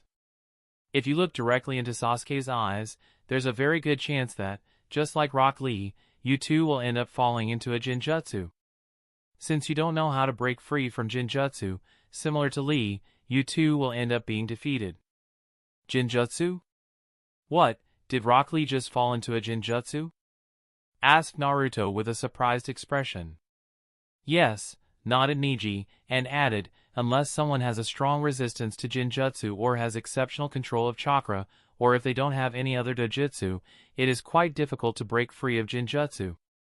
And since you don't have either, it's better to stay alert and avoid looking into his eyes. Injuring oneself is also an option to break free of Jinjutsu, but Neji knows that this method only works against weak Jinjutsu that don't have a physical restraining effect. Therefore, he did not specifically mention this method to Naruto. As the result was declared, Kakashi breathed a sigh of relief and smiled. Sasuke, this kid, he really worried me there for a moment. Damn it, Guy didn't teach Lee to fight Uchiha without looking in their eyes. Kuroto clicked his tongue in disappointment. Although he is happy to see Sasuke's growth, ultimately, the result of the battle is different from the script he had planned for the graduation exam. According to his script, Sasuke was supposed to lose to Rock Lee, and not only Rock Lee but also Naruto, to experience despair. However, in the end, he won, which is a bit troublesome. Had Guy taught Lee his method of fighting Uchiha without looking in their eyes, perhaps the result would have been a little different. But this is also not their fault, and Guy couldn't be blamed for this either. After all, that is quite an advanced combat method that requires a lot of experience and training. It's impossible for a kid as young as Lee to be able to master that method while simultaneously training the 8 inner gates technique. Kuroto couldn't help but sigh. I don't know how the plan is going to proceed from here on out. Sasuke has grown up, muttered Shisui with a smile. He then turned to Kakashi and said, Kakashi-san, thank you for all the effort you have put into training Sasuke. If not for that, perhaps he might have lost this battle. Answered Kakashi as he looked at the young Uchiha boy. He wouldn't lie, at this moment, Kakashi was really feeling proud of being Sasuke's instructor. In the viewer's stand, Makoto chuckled and said, Sasuke won. Fugaku breathed a nervous sigh and said with a smile, a pity, this was a good opportunity for him to experience the taste of defeat. Although Fugaku spoke regretful words, his expression and demeanor clearly expressed his joy and excitement. The fact that his son defeated a user of the 8 inner gates obviously made Fugaku proud and happy with Sasuke's growth. Aware of Fugaku's thoughts, Makoto smiled lightly and looked back at the arena. Truth be told, she is both happy and worried at the same time. While she is content upon witnessing Sasuke's growth, she is also vaguely concerned that the script did not go as per Godame Hokage's plan. She is skeptical whether Kushina's son would be able to defeat Sasuke as intended to stimulate Sasuke to awaken the Mangekyo Sharingan. Considering that her husband is willing to sacrifice even his own life so that Sasuke can awaken his Mangekyo Sharingan, she genuinely hopes for Godame Hokage's plan to work out. This would ensure that no one in their family would have to sacrifice their lives. At the arena. After the result was declared, Sasuke released the Jinjutsu on Lee and helped him get back on his feet. He also apologized to Lee, saying, I am sorry, but I had to win. Sasuke is aware that Rock Lee is not very proficient in ninjutsu and jinjutsu, so he feels a little awkward relying on such a method to defeat him. While it's acceptable to exploit an opponent's weakness, Sasuke views this as a matter of his own pride and arrogance. He believes he should have defeated Lee in his own game but couldn't. Lee shook his head. Rather than that, I should be thanking you, Sasuke-san. The fact that you used Jinjutsu means you were not looking down on me and respecting me as an equal. This made me happy. Moreover, with this, I was able to witness the power of Sharingan, and now I know not to be careless when facing someone with those eyes. Oh well, shrugged Sasuke and said, Your taijutsu also made me feel threatened. Now I know that I really can't look down on you." With such an exchange, Lee left the arena, and the fights between the other trainees continued. Chapter 977, In for a Surprise. The following battles featured female trainees from the Konoha Ninja Academy. While all these trainees belonged to Class A of the graduating year, the overall intensity of the confrontations among the graduating kunoichi wasn't particularly high. An exception to this was the match between Uchiha Kiyomi and Shimizu Mika, which left many spectators astonished. Prior to the Uchiha Kiyomi and Shimizu Mika bout, 3 other fights garnered considerable attention due to the noteworthy skills of the participating trainees. The first match showcased a duel between Cheyenne and Haruno Sakura. The second one unfolded between Kurama Yakumo and Yamanaka Ino, and the last of the 3 featured a battle between Hyuga Hinata and Tenten. Haruno Sakura hails from a commoner background, in contrast to Cheyenne, whose true identity as the heir of the Shrine of the Land of Demons remains unknown to most villagers. Cheyenne's potential future role as the ruler of that country is also concealed. However, the public is aware of Cheyenne's status as the adopted little sister of Godame Hokage. Many eagerly anticipated witnessing her true strength. Unfortunately, to the disappointment of the onlookers, the battle between Cheyenne and Sakura concluded almost as soon as it began. While Sakura had received personal instructions from a jonin over the past 7 years, her proficiency in Jinjutsu and Taijutsu paled in comparison to Cheyenne's, who had been trained in the art of Fuinjutsu by Kuroto even before enrolling in the Konoha Ninja Academy. The battle had just commenced when Cheyenne swiftly implemented a sophisticated Fuinjutsu array around Sakura. This intricate array constrained Sakura's movements within a 3-dimensional cubical barrier, steadily constricting and posing a genuine threat to crush her into a bloody pulp if she didn't acknowledge defeat and concede the fight. The outcome was decisively one-sided, with Sakura having little chance from the outset. The result of their confrontation didn't come as a surprise to anyone. The second highly anticipated battle unfolded similarly to the first. Yakumo Kurama, endowed with the unique Kekkei Jinkai of the declining Kurama clan, stood on one side. Despite the clan's waning influence over the past 2 decades, their Kekkei Jinkai remained exceptionally potent, even surpassing that of the Uchiha clan in the realm of Jinjutsu. Yakumo's personal prowess was formidable, capable of inflicting tangible physical harm through Jinjutsu as the conduit. Additionally, she had the privilege of training under Uchiha Shursui, one of the foremost Jinjutsu masters in the entire shinobi world, since her enrollment in the Konoha Ninja Academy. The Yamanaka clan. These techniques granted her the ability to infiltrate others' minds, manipulate their consciousness, and extract valuable intelligence. This formidable skill set might have been advantageous for Ino, if not for her opponent being Yakumo. In attempting to invade Yakumo's mind, Ino fell victim to a powerful Jinjutsu. She found herself ensnared in an illusion featuring thousands of centipedes, cockroaches, and other unsettling bugs crawling all over her body. Overwhelmed by disgust and discomfort, Ino lost concentration and eventually succumbed, foaming at the mouth and losing consciousness. In contrast to the battle between Cheyenne and Haruno Sakura, the intricacies of the fight between Yakumo and Ino eluded most spectators.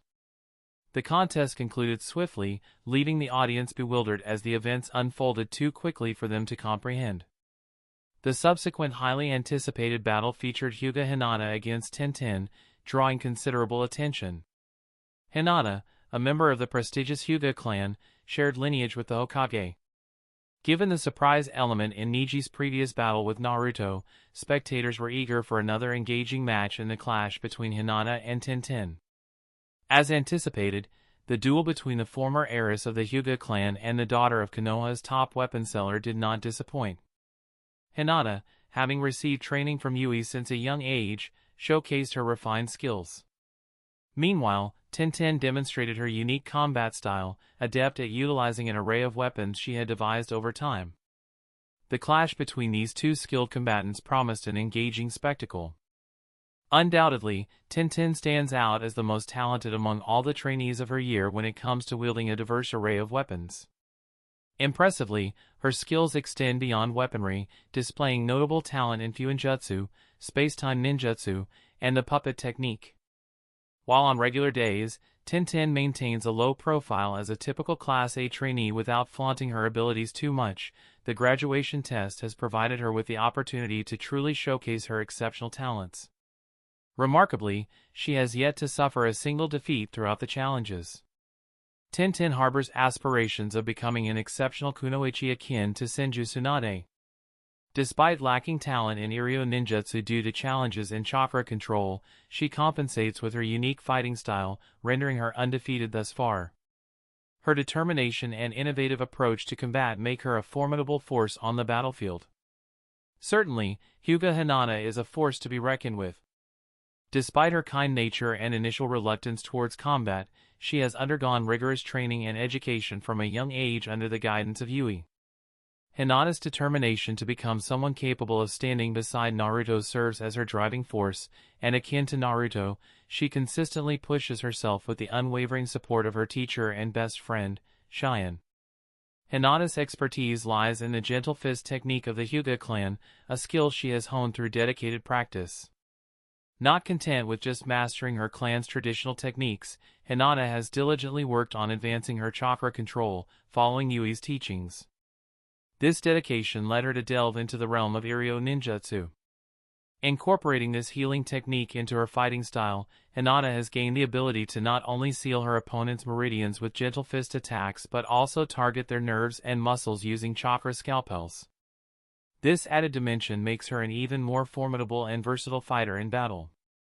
With their impressive skills and determination, both Tenten and Hinata have emerged victorious in their respective battles thus far.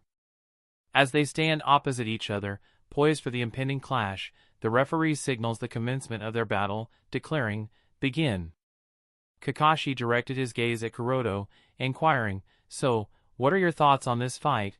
You were extremely certain about the fight between Haruno Sakura and Cheyenne, as well as Yakumo Kurama and Yamanaka Ino. What do you think of this one?" Kuroto responded with a shrug, "It's hard to say for this one."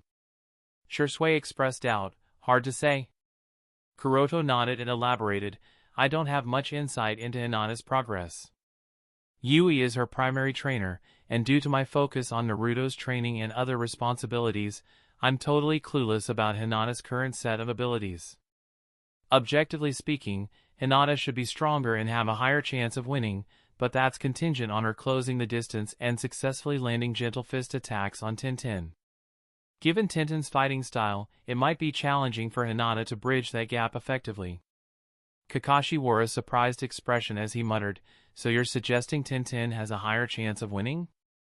He then shook his head, "No, that shouldn't be the case. If Hyuga Hinata has mastered the revolving heaven, it would be very difficult for Tenten to break through her defense." Kuroto concurred with Kakashi, saying, "Indeed, with the revolving heaven, Hinata could repel all the weapons thrown at her by Tenten. Even explosive tags wouldn't be very effective.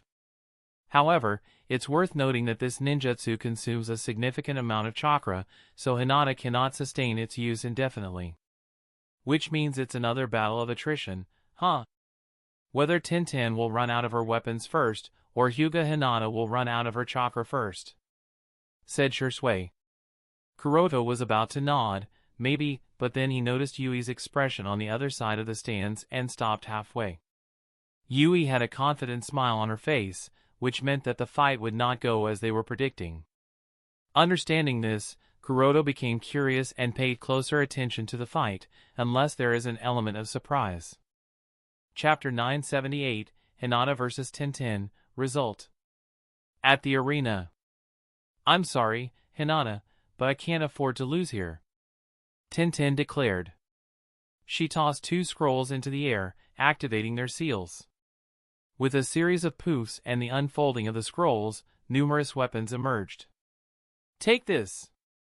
Tenten leaped high into the sky, hurling a barrage of weapons at Hinata, who had activated her Byakugan. Sha! Sha! Sha! Sha! Sha! Sha! Sha! Sha! Sha! Hundreds of weapons, including shuriken and kunai, rained down on Hinata. In the face of the onslaught, she took a deep breath, her expression determined. Adjusting her stance, she swiftly moved her hands to intercept the incoming shuriken and kunai with precise motions. Protective 8 trigrams, 128 palms. With each thrust of Hinata's hand, a continuous stream of chakra extended from her arm, forming an incredibly thin, long, sharp blade. This blade effortlessly sliced through anything it encountered, whether it be shuriken, kunai, or the very ground itself. In a matter of moments, all the weapons thrown at her by Tenten were reduced to fragments by Hinata's jutsu, cascading to the ground. This? Tenten was taken aback as she landed. What kind of jutsu was that? Hinata wasn't the only one with this question. The trainees, the audience, the instructors, and especially the Hyugas, all shared the same surprise, their eyes fixed on Hinata. Everyone was curious about the ninjutsu she had just unleashed. As Hinata showcased her ninjutsu, effortlessly dispelling all of Tenten's throwing weapons, Naruto couldn't hide his surprise. Amazing! What kind of ninjutsu did Hinata use? Cheyenne, folding her hands over her chest, grinned smugly. Surprised, aren't you, Naruto-kun? It's not just you who underwent special training. Hinata also trained with Uine, utilizing her superior flexibility and chakra control to create an entirely new ninjutsu with both formidable attack and defense. Absolute? Niji questioned with a skeptical gaze. The revolving heaven technique was renowned for its absolute defense, making it hard to believe that Hinata had developed a technique surpassing it. Well, I don't know the details, but Uine mentioned that Hinata's ninjutsu might be superior to the revolving heaven of the Hyuga clan because it combines both attack and defense, not just defense, Cheyenne explained. Is that so? Niji muttered with a thoughtful expression, redirecting his gaze back to the arena. He was intrigued to witness the true extent of the ninjutsu that Hinata had crafted. Back at the arena. I see, so you release chakra blades from your palms, huh? Tenten muttered as she leaped back, thrusting the pole in her hand at Hinata. Since her initial attack failed, Tenten and Hinata had been locked in close-quarters combat. Tenten was well aware that this situation was highly disadvantageous for her.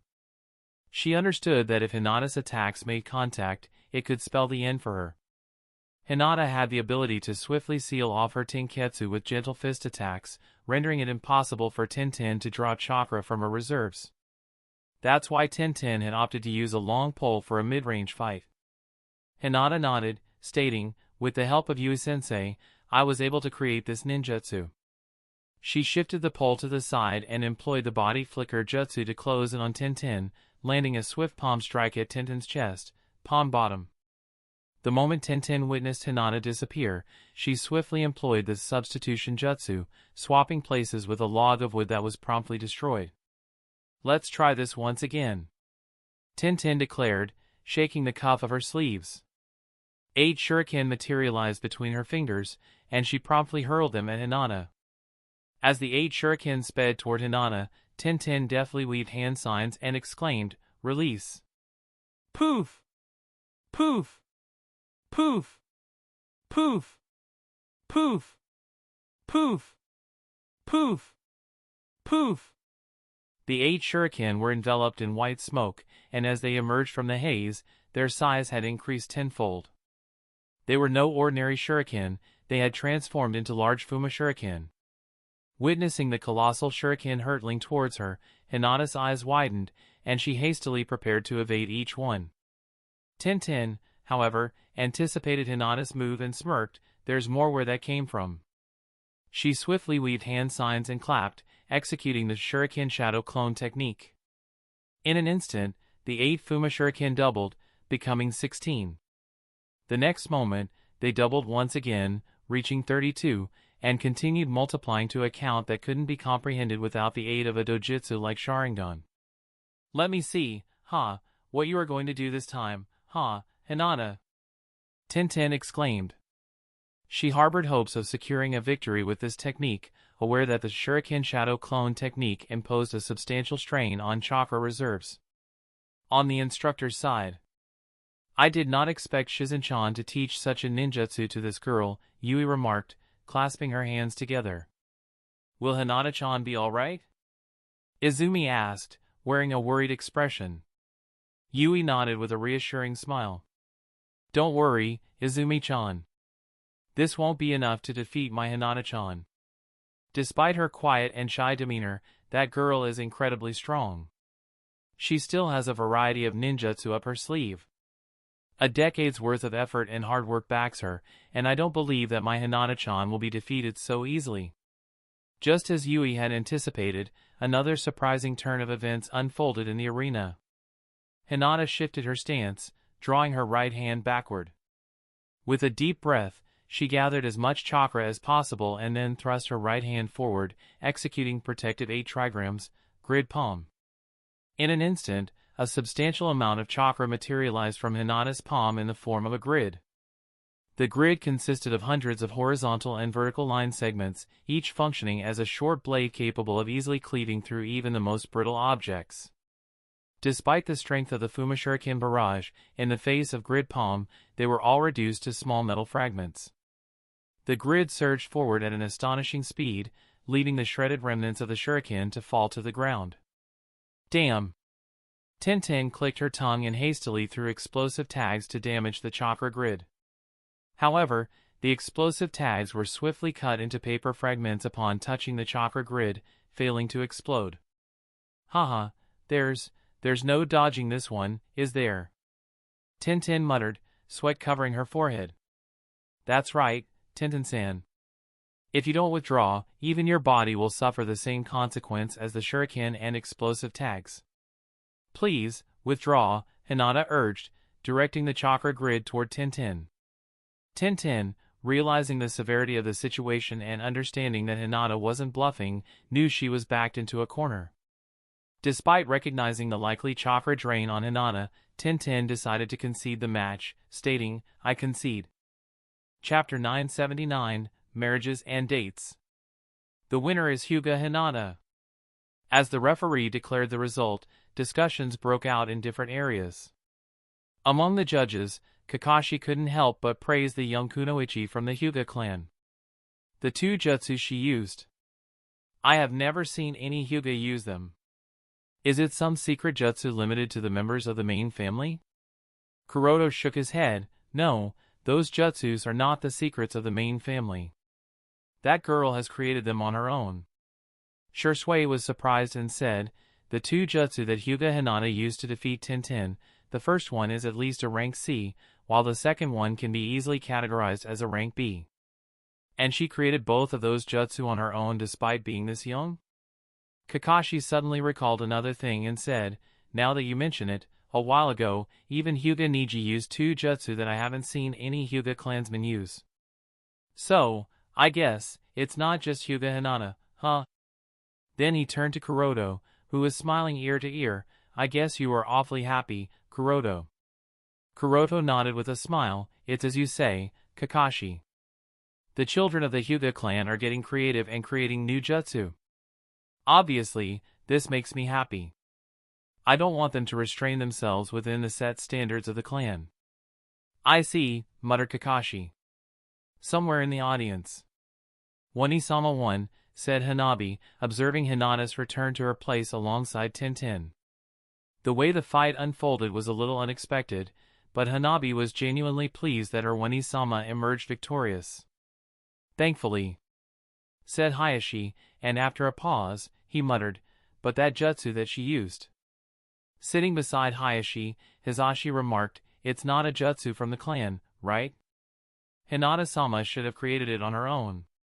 Hayashi nodded, yes, and continued, even the jutsu that Niji-kun used against Uzumaki Naruto, those 2 jutsu as well, from the way I see it, they aren't much different from one another.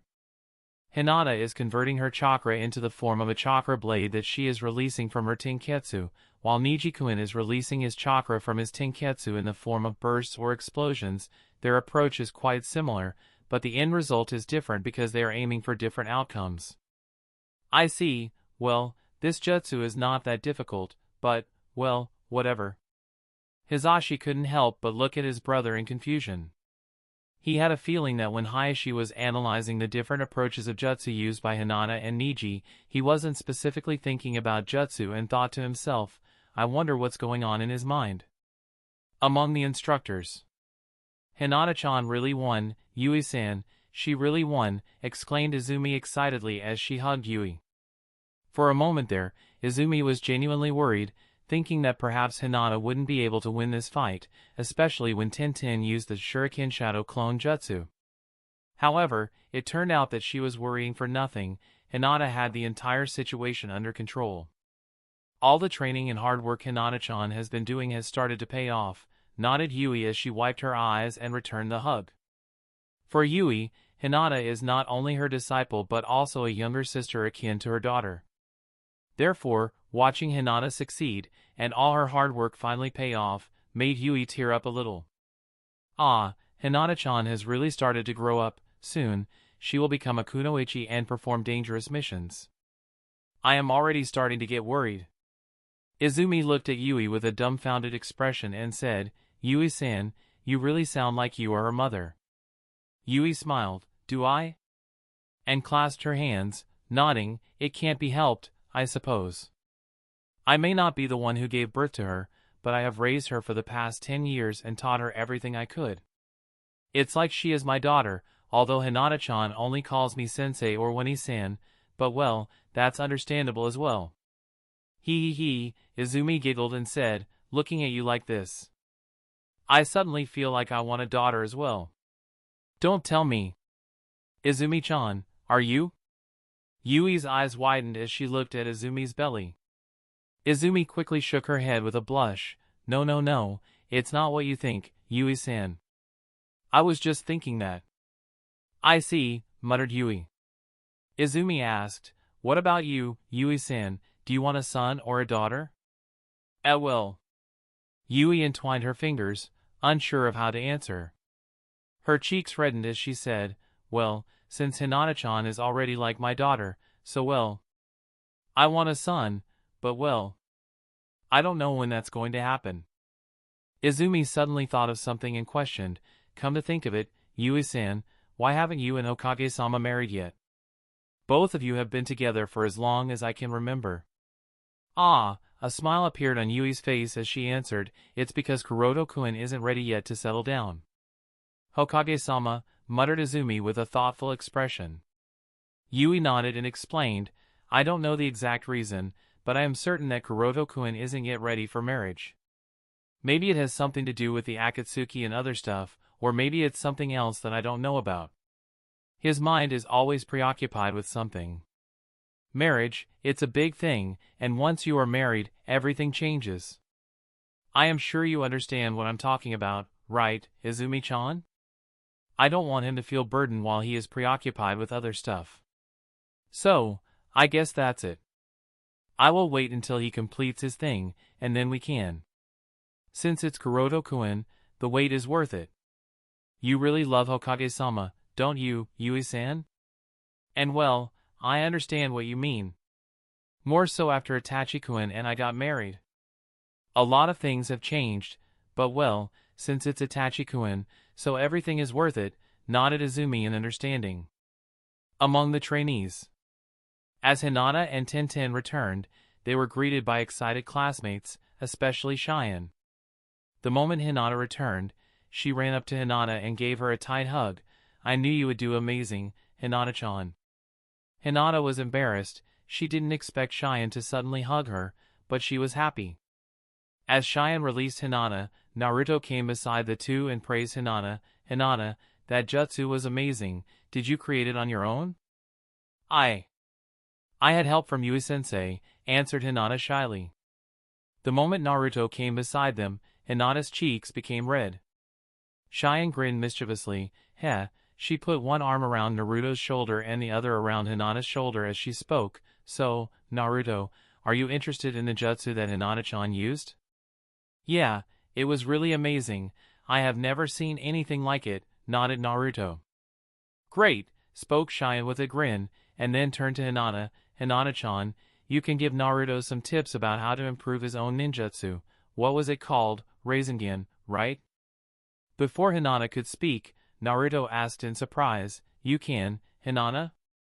Hinata tried to speak once again, but Cheyenne beat her to it. Of course, she can, don't you see?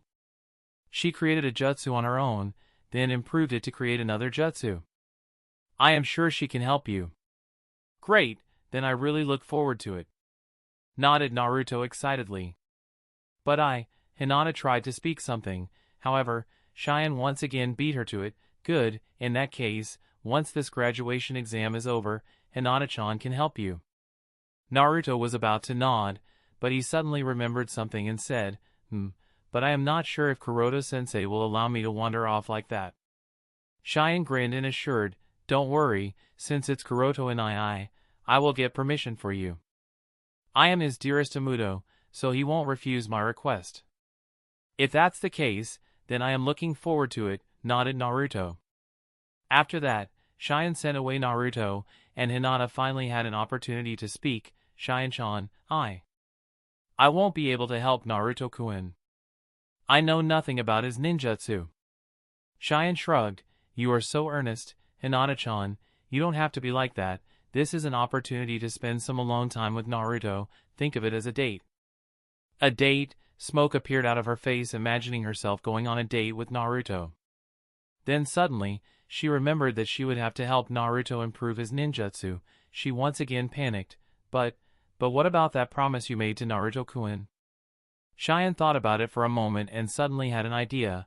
I know, since it was Kuroto and I who taught Naruto that ninjutsu, then he should be able to help. Suppose I use my super-secret lethal weapon, the puppy dog eyes. In that case, he will definitely help me. That way we can get some simple tips on how to improve Naruto's ninjutsu, then we can devise a proper step-by-step plan to help Naruto, which you will be able to use to help him. But, making such a selfish request from Hokage-sama, I don't think it's right. Hinata was still a little worried. Cheyenne replied nonchalantly, it's not right for others, but it's okay for me. Kuroto and I is Hokage-sama later, but my Oni-chan first, so don't worry. I see, nodded Hinata with a blush. In this way, she suddenly earned herself a date with Naruto. At this time, the referee announced the participants of the next match, Uchiha Kiyomi vs Shimizu Mika. Chapter 980, Uchiha Kiyomi vs Shimizu Mika. Uchiha Kiyomi and Shimizu Mika, please come to the arena, announced the referee. As the participants were revealed, all eyes turned toward two young girls making their way to the arena side by side. Kiyomi hails from the esteemed Uchiha clan and is the foster daughter of the former Uchiha clan patriarch. On the other hand, Mika is a commoner under the guardianship of an Ichiraku ramen employee. Both kunoichi have maintained undefeated records thus far, with Kiyomi relying on her formidable Sharingan and Mika showcasing a unique Kekkei Genkai. This Genkai allows her to transform her body into various types of inanimate weapons at will. As the two kunoichi stood opposite each other in the arena, preparing to make the sign of confrontation, Kakashi recollected some information about Shimizu Mika. Turning to Kuroto, he inquired, if I recall correctly, Shimizu Mika joined the academy late, didn't she? Despite that, her strength is truly impressive, surpassing that of most of the other contemporaries of her year. Kakashi found himself intrigued by the strength of the kunoichi named Shimizu Mika, especially considering her late entry into the ninja academy. While her impressive Kekkei Genkai played a role, Kakashi couldn't help but wonder about the source of her training and abilities. Recalling a past practical exam in the Forest of Death, Kakashi reminisced about Mika's exceptional performance. Even then, as a newcomer, she stood shoulder to shoulder with the likes of Uchiha Sasuke and Hyuga Neji, the cream of the crop from the Ninja Academy. Asuma and Kurenai, who had faced Mika during that exam, praised her considerably, offering high evaluations comparable to the best academy graduates. Perplexed by these observations, Kakashi shared his doubts with Kuroto. In response, Kuroto, after careful consideration, decided to disclose a secretive aspect of Mika's background to Kakashi. Actually, this is still a secret known to few, not even Sandaime-sama and the other elders are aware. However, I believe it's safe to share with you at this point. Mika was trained by Root. Kakashi's eyes widened in surprise. Are you serious, Kuroto? Kuroto nodded solemnly. Yes, It can even be said that she was the favorite of Shimura Danzo because of her unique Kekkei Jinkai, and he had planned to use her as his ultimate weapon. He continued to explain, while training her, Shimura Danzo and his researchers were also studying her Kekkei Jinkai since it's rather unique and quite powerful. The girl was experimented upon for as long as she can remember. I see. If it's from that root, then that explains everything, mumbled Kakashi, falling into a contemplative silence. He really had no idea what else to say. Observing Mika, Shursui added with a smile, her mental state seems to be a lot better now. Kuroto nodded in agreement.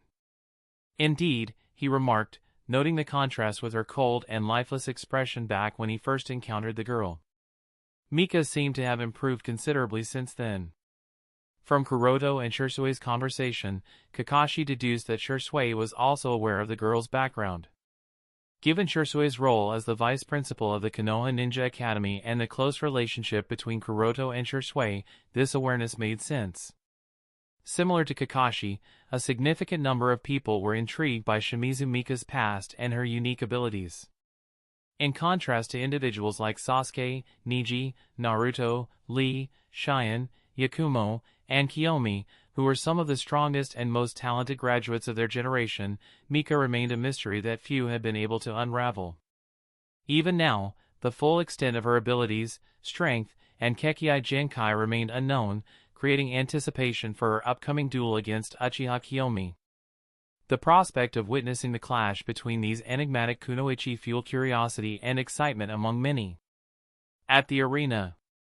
"Let's do our best, Mika-san," said Kiyomi while forming the seal of confrontation. "I will do whatever is required to win," nodded Mika in a stoic tone, also forming the seal of confrontation.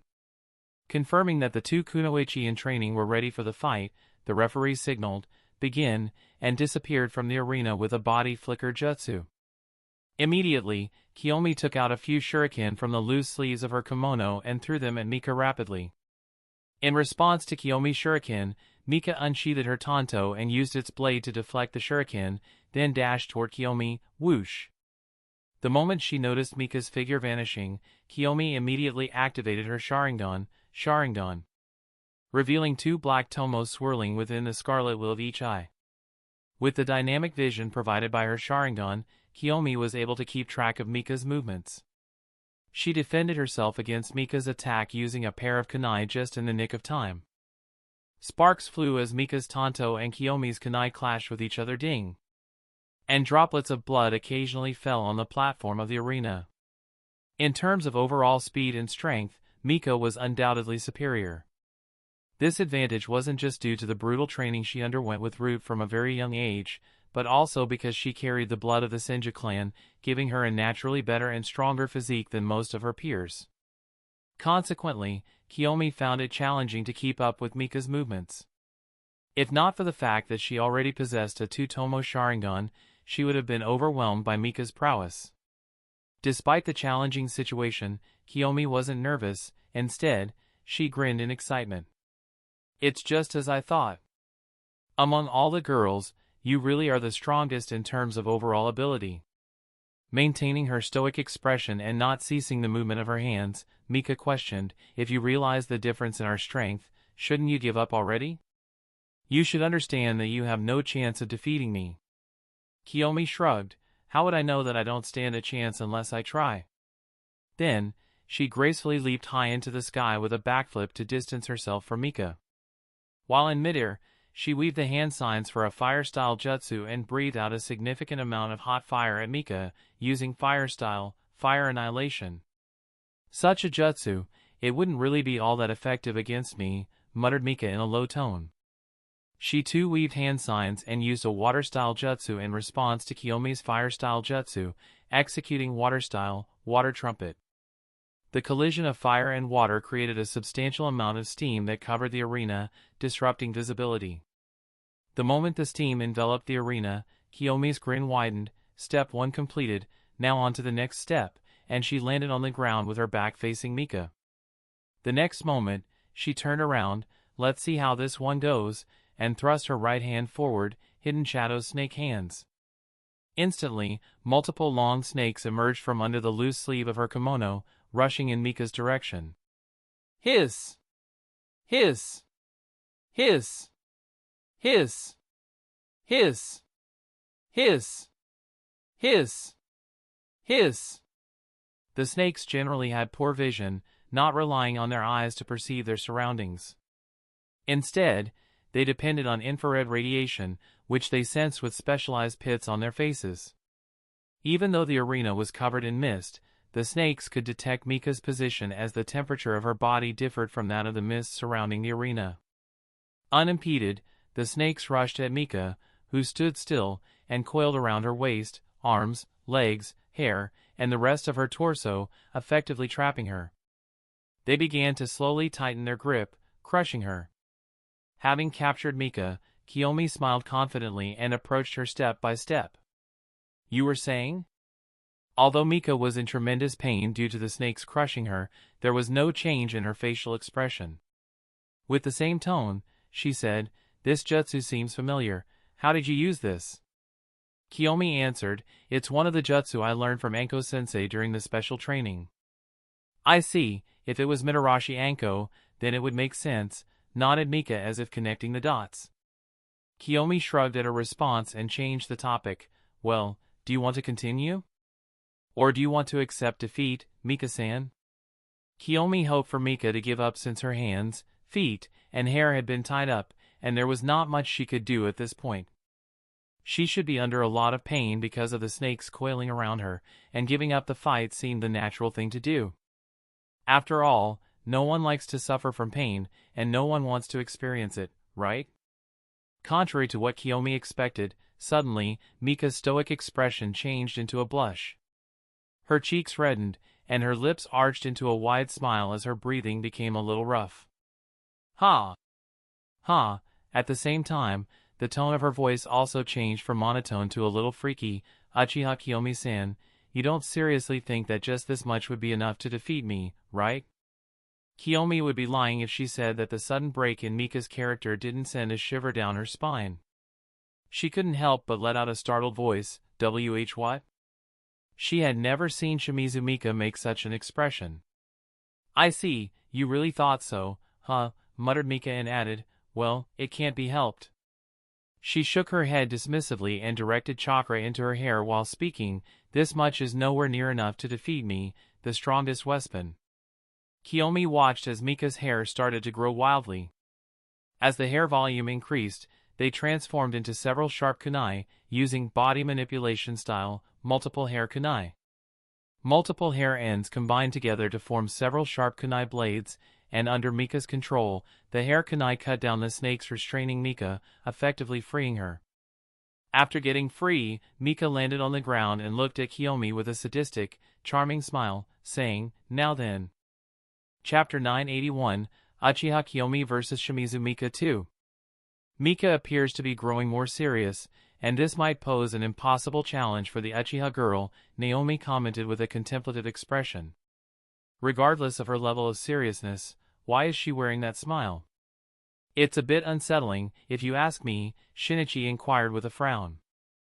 The two of them stood atop the rooftop of the Konoha Ninja Academy, observing the unfolding battle. Despite the considerable distance, ordinary individuals wouldn't be able to discern the details of the fight. However, for Naomi and Shinichi, it presented no difficulty. Upon hearing Shinichi's question, Naomi's expression turned somber as she responded, "This is likely a coping mechanism she developed during her time at Root. She has endured so much pain that she started deriving emotions like elation, thrill, and arousal from pain. Perhaps her brain felt the need to experience these emotions as a way to maintain its sanity. Consequently, under normal circumstances, she would remain poised, decorous, kind, gentle, graceful, humble, patient, virtuous, respectful, benevolent, honest, charitable, and faithful, a true embodiment of Yamato Nadeshiko. However, when stimulated by pain, whether experiencing it or having the opportunity to inflict the pain she feels onto others, she reveals her masochistic and sadistic side." Shinichi was left speechless as he gazed once again at the young kunoichi in the arena. "That's twisted, and kind of scary. That Danzo really did a number on the girl. After a moment of pondering, he asked, but still, how did she, who shouldn't have any understanding of what Yamato Nadeshiko means, suddenly adopt those traits?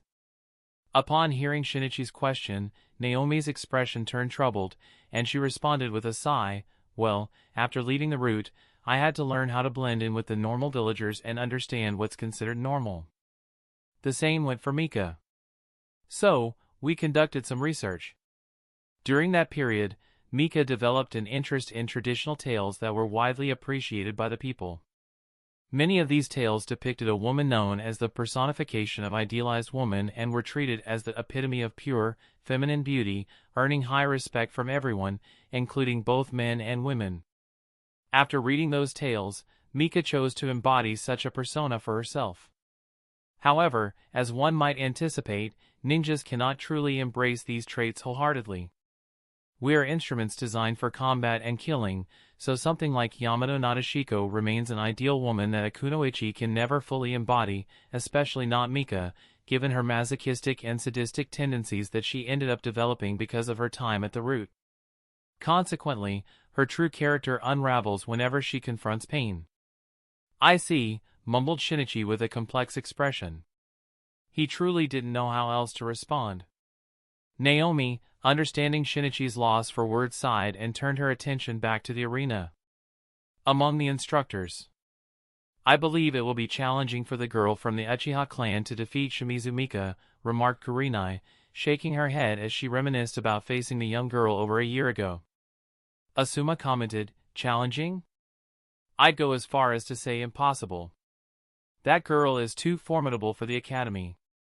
I dare say she's even stronger than Uchiha Sasuke and Hyuga Neji, but she doesn't always showcase her strength like those two.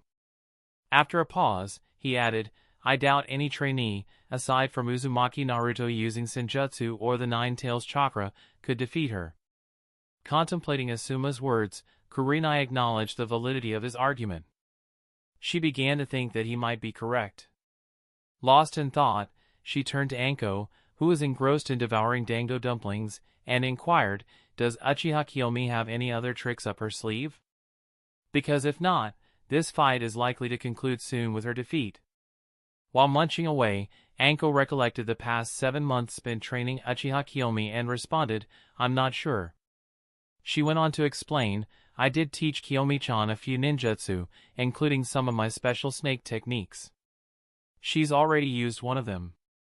Additionally, I assisted her in adapting to her Sharingan's dynamic vision for high-speed combat, but that's the extent of it. With just this much, it might not be possible for Uchiha Kiyomi to win, which means this battle is in the hands of Shimi. Just as Kurenai was on the verge of finalizing her assessment, Anko suddenly recalled a discussion she had with Uchiha Kiyomi during one of their training sessions and grinned, saying, perhaps, it's not hopeless for Kiyomi-chan after all.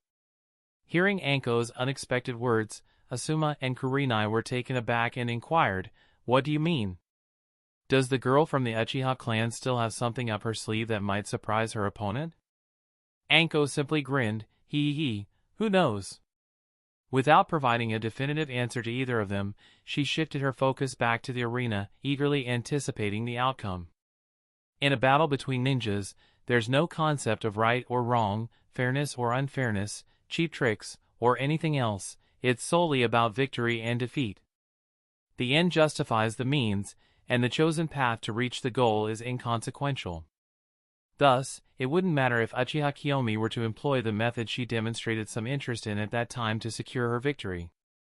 Kurenai and Asuma regarded Anko with a skeptical gaze before returning their attention to the arena, curious to see if the outcome would diverge from their initial predictions.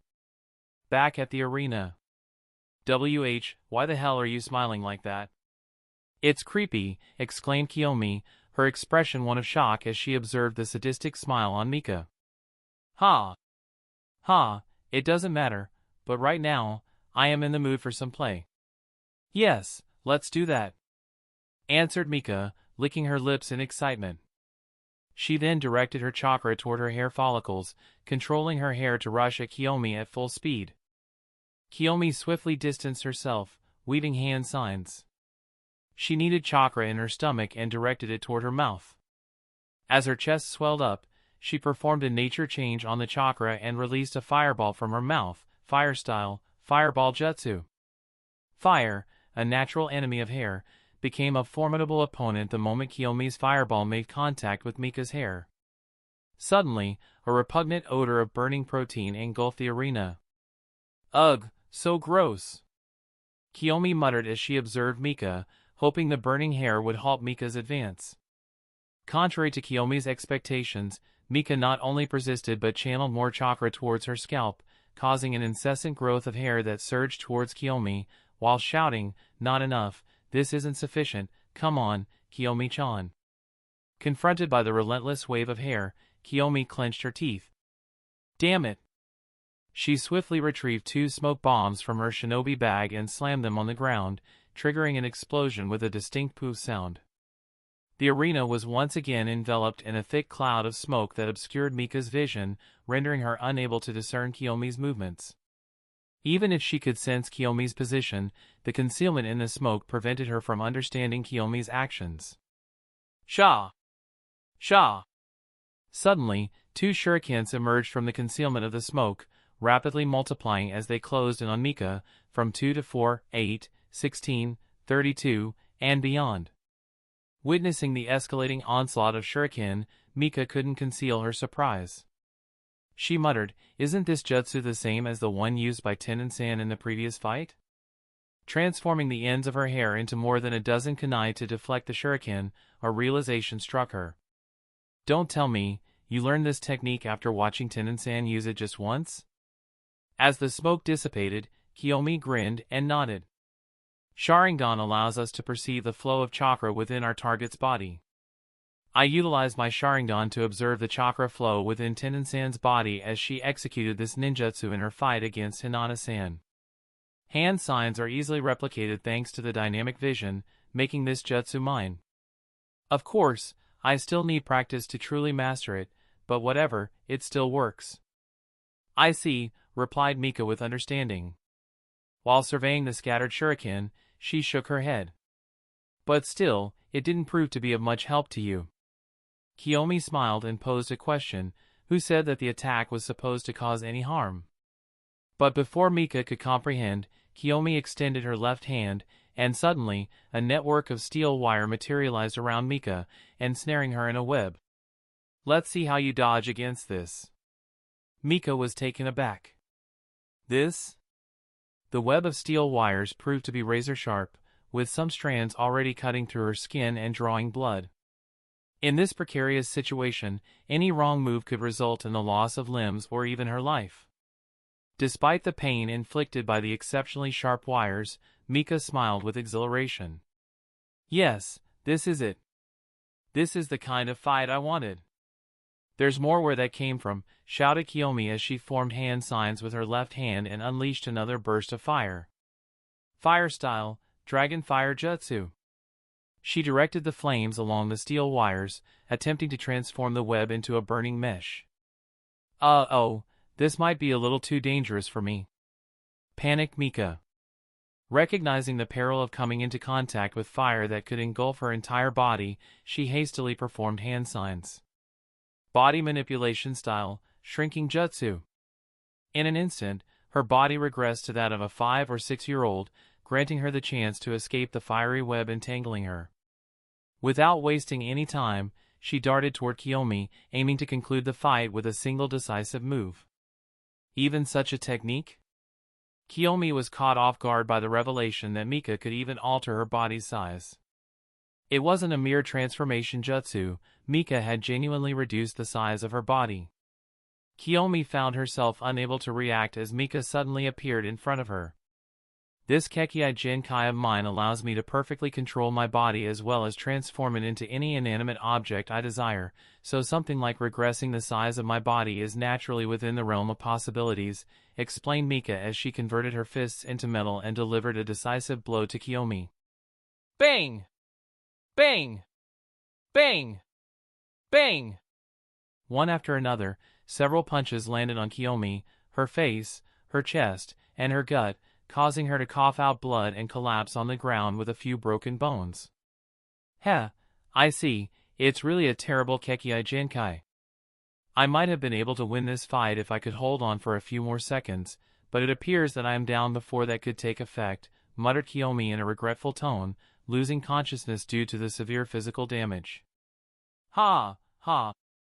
Mika took heavy breaths as she observed Kiyomi with a tired expression. Strangely, she felt an overwhelming fatigue, much heavier than it should have been. She couldn't help but wonder, why am I suddenly feeling so tired? I didn't even exert this much effort. Seeing that Kiyomi had lost consciousness, the referee appeared in the arena and announced the result. The winner is Shimai's. However, before he could finish, Mika suddenly felt all her energy getting drained, causing her to lose consciousness and fall to the ground next to Kiyomi, much to the surprise of everyone. This, muttered the referee, stopping halfway. He looked at the judges with a troubled expression. Chapter 982, The Unexpected Result. Why did Shimizu Mika suddenly lose consciousness? Could it be due to Jinjutsu? Kakashi pondered with a frown. It was understandable for Kakashi to harbor such suspicions. Despite the battle unfolding with a bit more unpredictability than anticipated, Mika emerged victorious after rendering Uchiha Kiyomi unconscious. One would assume this secured her triumph, but right after incapacitating Uchiha Kiyomi, Mika herself inexplicably lost consciousness. Considering the Uchiha clan's proficiency in Jinjutsu, the first doubt that crossed Kakashi's mind was, is it because of Jinjutsu? Kuroto activated his Byakugan and, after scrutinizing Shimizu Mika's unconscious body, chuckled and remarked, well, this is a bit unexpected. It's not Jinjutsu, it's poison. Shimizu Mika lost consciousness due to a poison coursing through her bloodstream. A poison? Kakashi asked in surprise. He posed another question, this time in a thoughtful manner. Was it the snake venom? Did the snakes used by Uchiha Kiyomi bite her and inject venom into her bloodstream? Or was it the smoke bomb? Then, considering something, he shook his head. No, it couldn't have been the smoke bomb because if it was, then the audience would have been knocked out as well. After a pause, he added, or is it that she smeared poison on kunais and shurikens she used? Kuroto shook his head and explained, neither of those. It was through the steel wires she used to create that web around Shimizu Mika and trap her. Those steel wires were incredibly sharp, and as they cut through Shimizu Mika's skin, they also contaminated her body with the poison Uchiha Kiyomi had smeared on them. Shursui was surprised, so that means the fire-style ninjutsu she used earlier was just a distraction to buy her some time for the poison to work, and she anticipated Shimizu Mika to be able to escape that attack? He once again looked at the two unconscious kunoichi in the arena in surprise. Kakashi sighed, I see, it makes sense. It's a pity that Shimizu Mika didn't act in the manner Uchiha Kiyomi expected her to and ended the fight before the poison had the opportunity to take complete effect.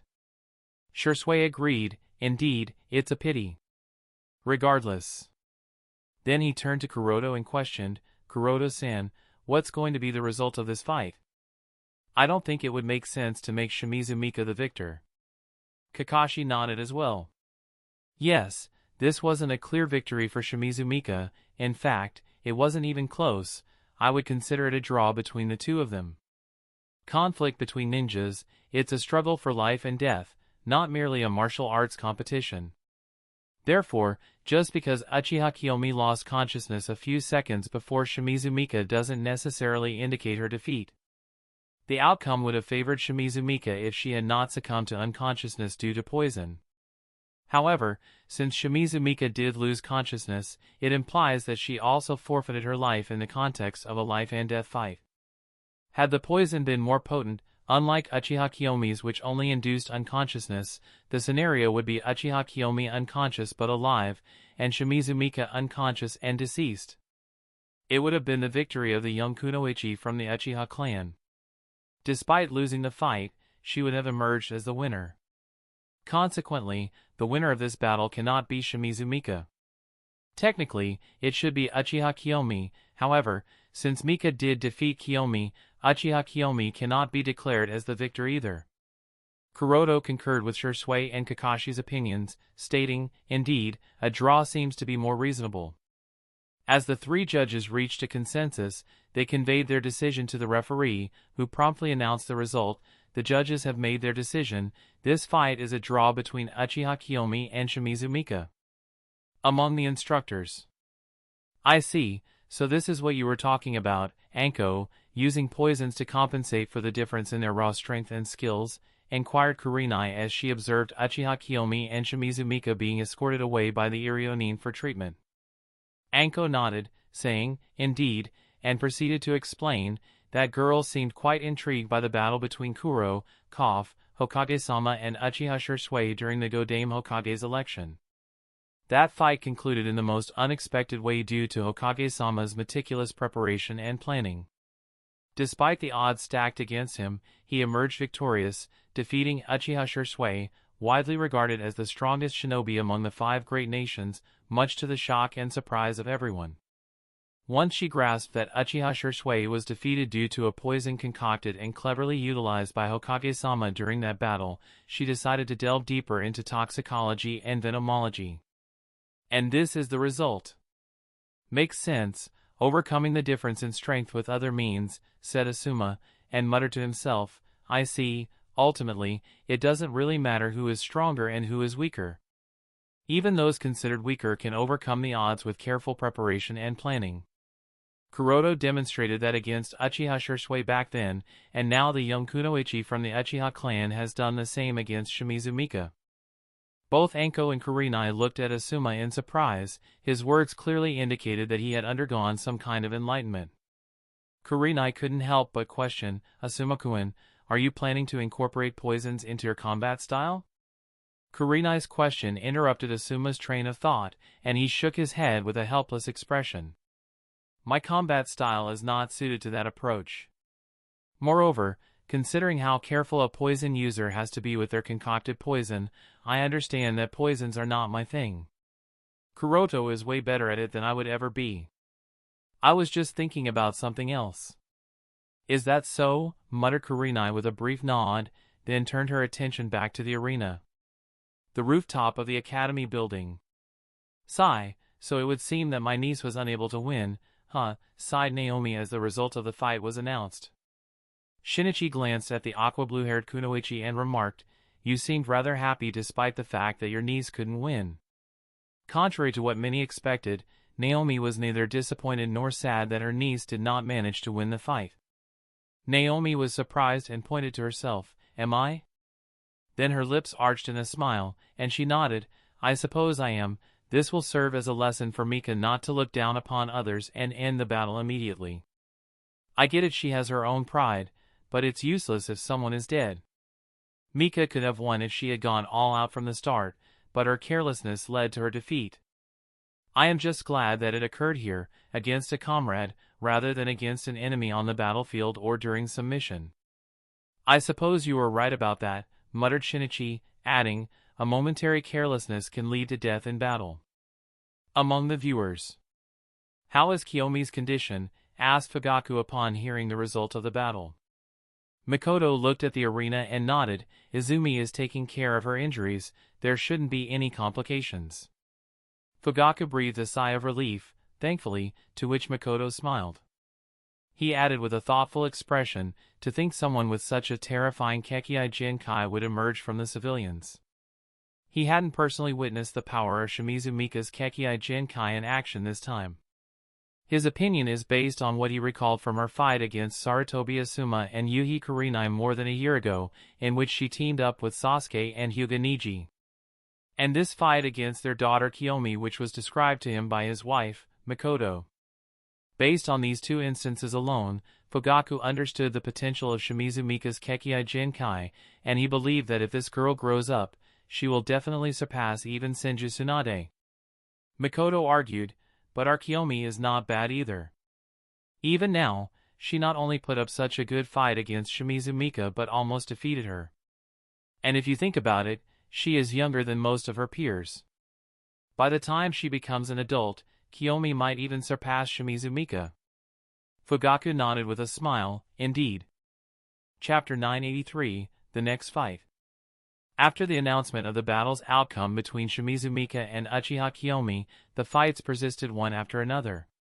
Hyuga Niji faced off against Orochimaru, Uzumaki Naruto clashed with Inuzuka Kiba, Uchiha Sasuke took on Aburame Shino, Rock Lee went head-to-head with Sai, and so forth. As the sun gradually set, nightfall approached. The expressions on everyone's faces had transformed, gone were the arrogance and confidence, replaced by analytical and thoughtful looks.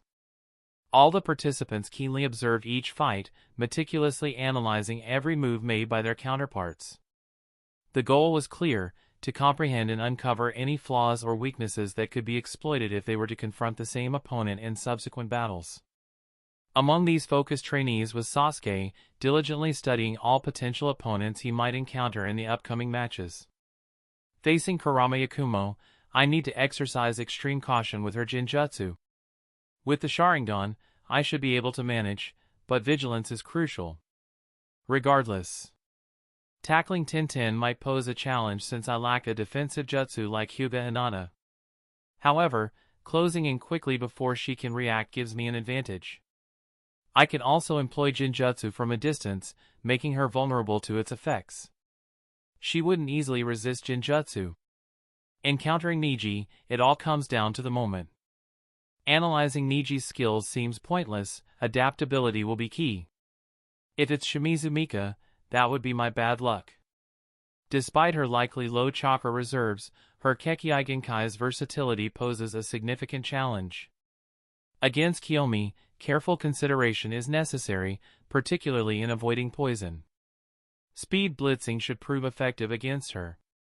Confronting Cheyenne, once again, speed blitzing is an option.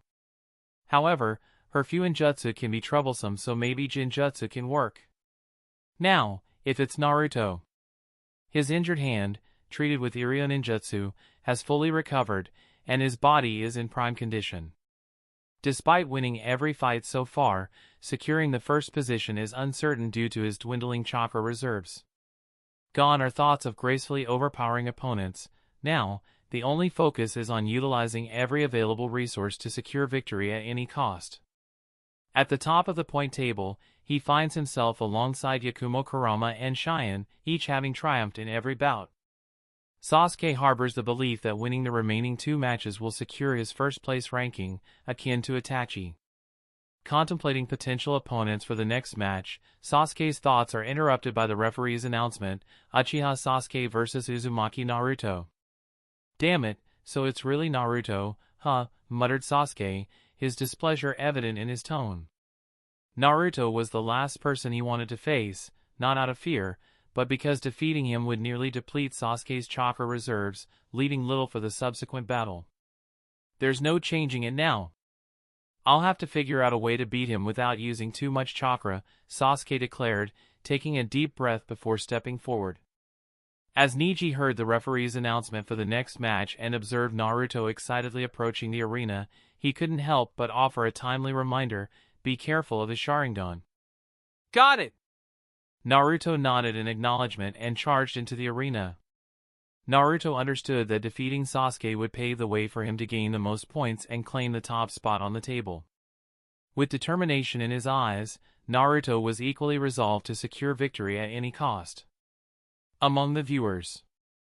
Upon hearing the referee announce the participants for the next match, Fugaku's expression turned solemn.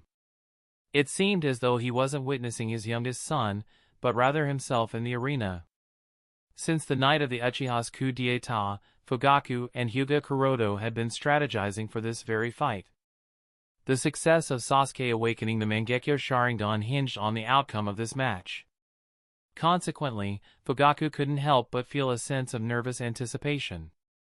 Not only Fugaku but also Makoto, seated beside him, felt an intense wave of nervousness.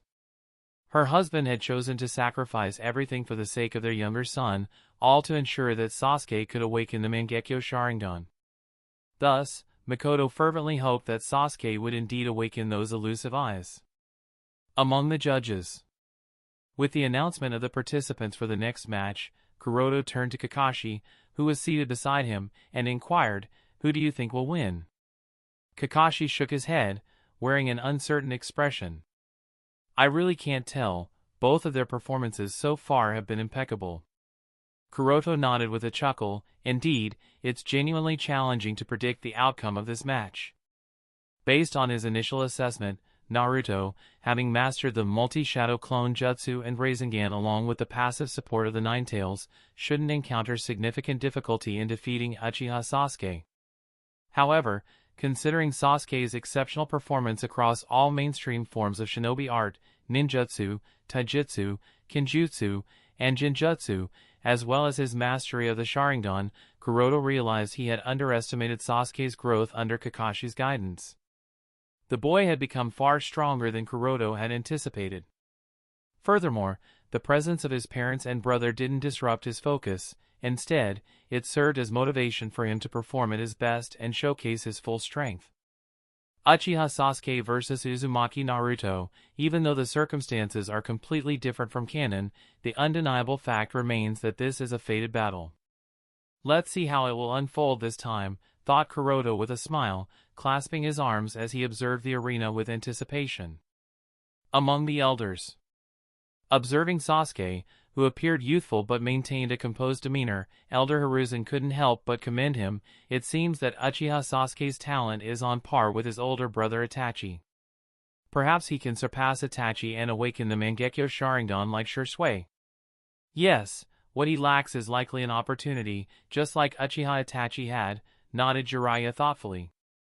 At this moment, Sasuke already exuded the demeanor of Shisui, who had awakened the Mangekyo Sharingan at the age of 11.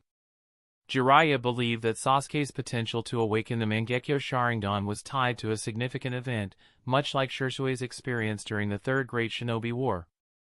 In Jiraiya's perspective, Sasuke merely needed a suitable opportunity for this awakening. With a saddened expression, Tsunade remarked, "The geniuses of the Uchiha family truly seem never-ending." Starting with Uchiha Fugaku, followed by Uchiha Shisui, and Uchiha Shinichi standing at the forefront, while Uchiha Itachi and Uchiha Izumi governed the clan from the rear. Now, from the next generation, there emerged yet another pair of prodigies, Uchiha Sasuke and Uchiha Kiyomi.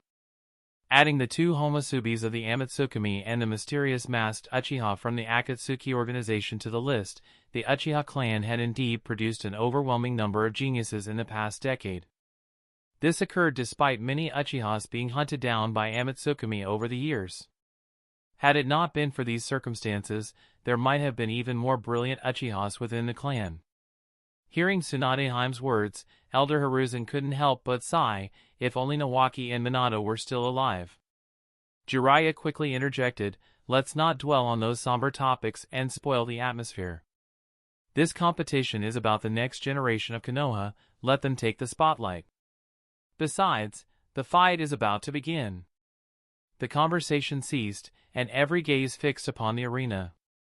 It was time for the showdown between Uchiha Sasuke and Uzumaki Naruto. Chapter 984, Chidori Stream.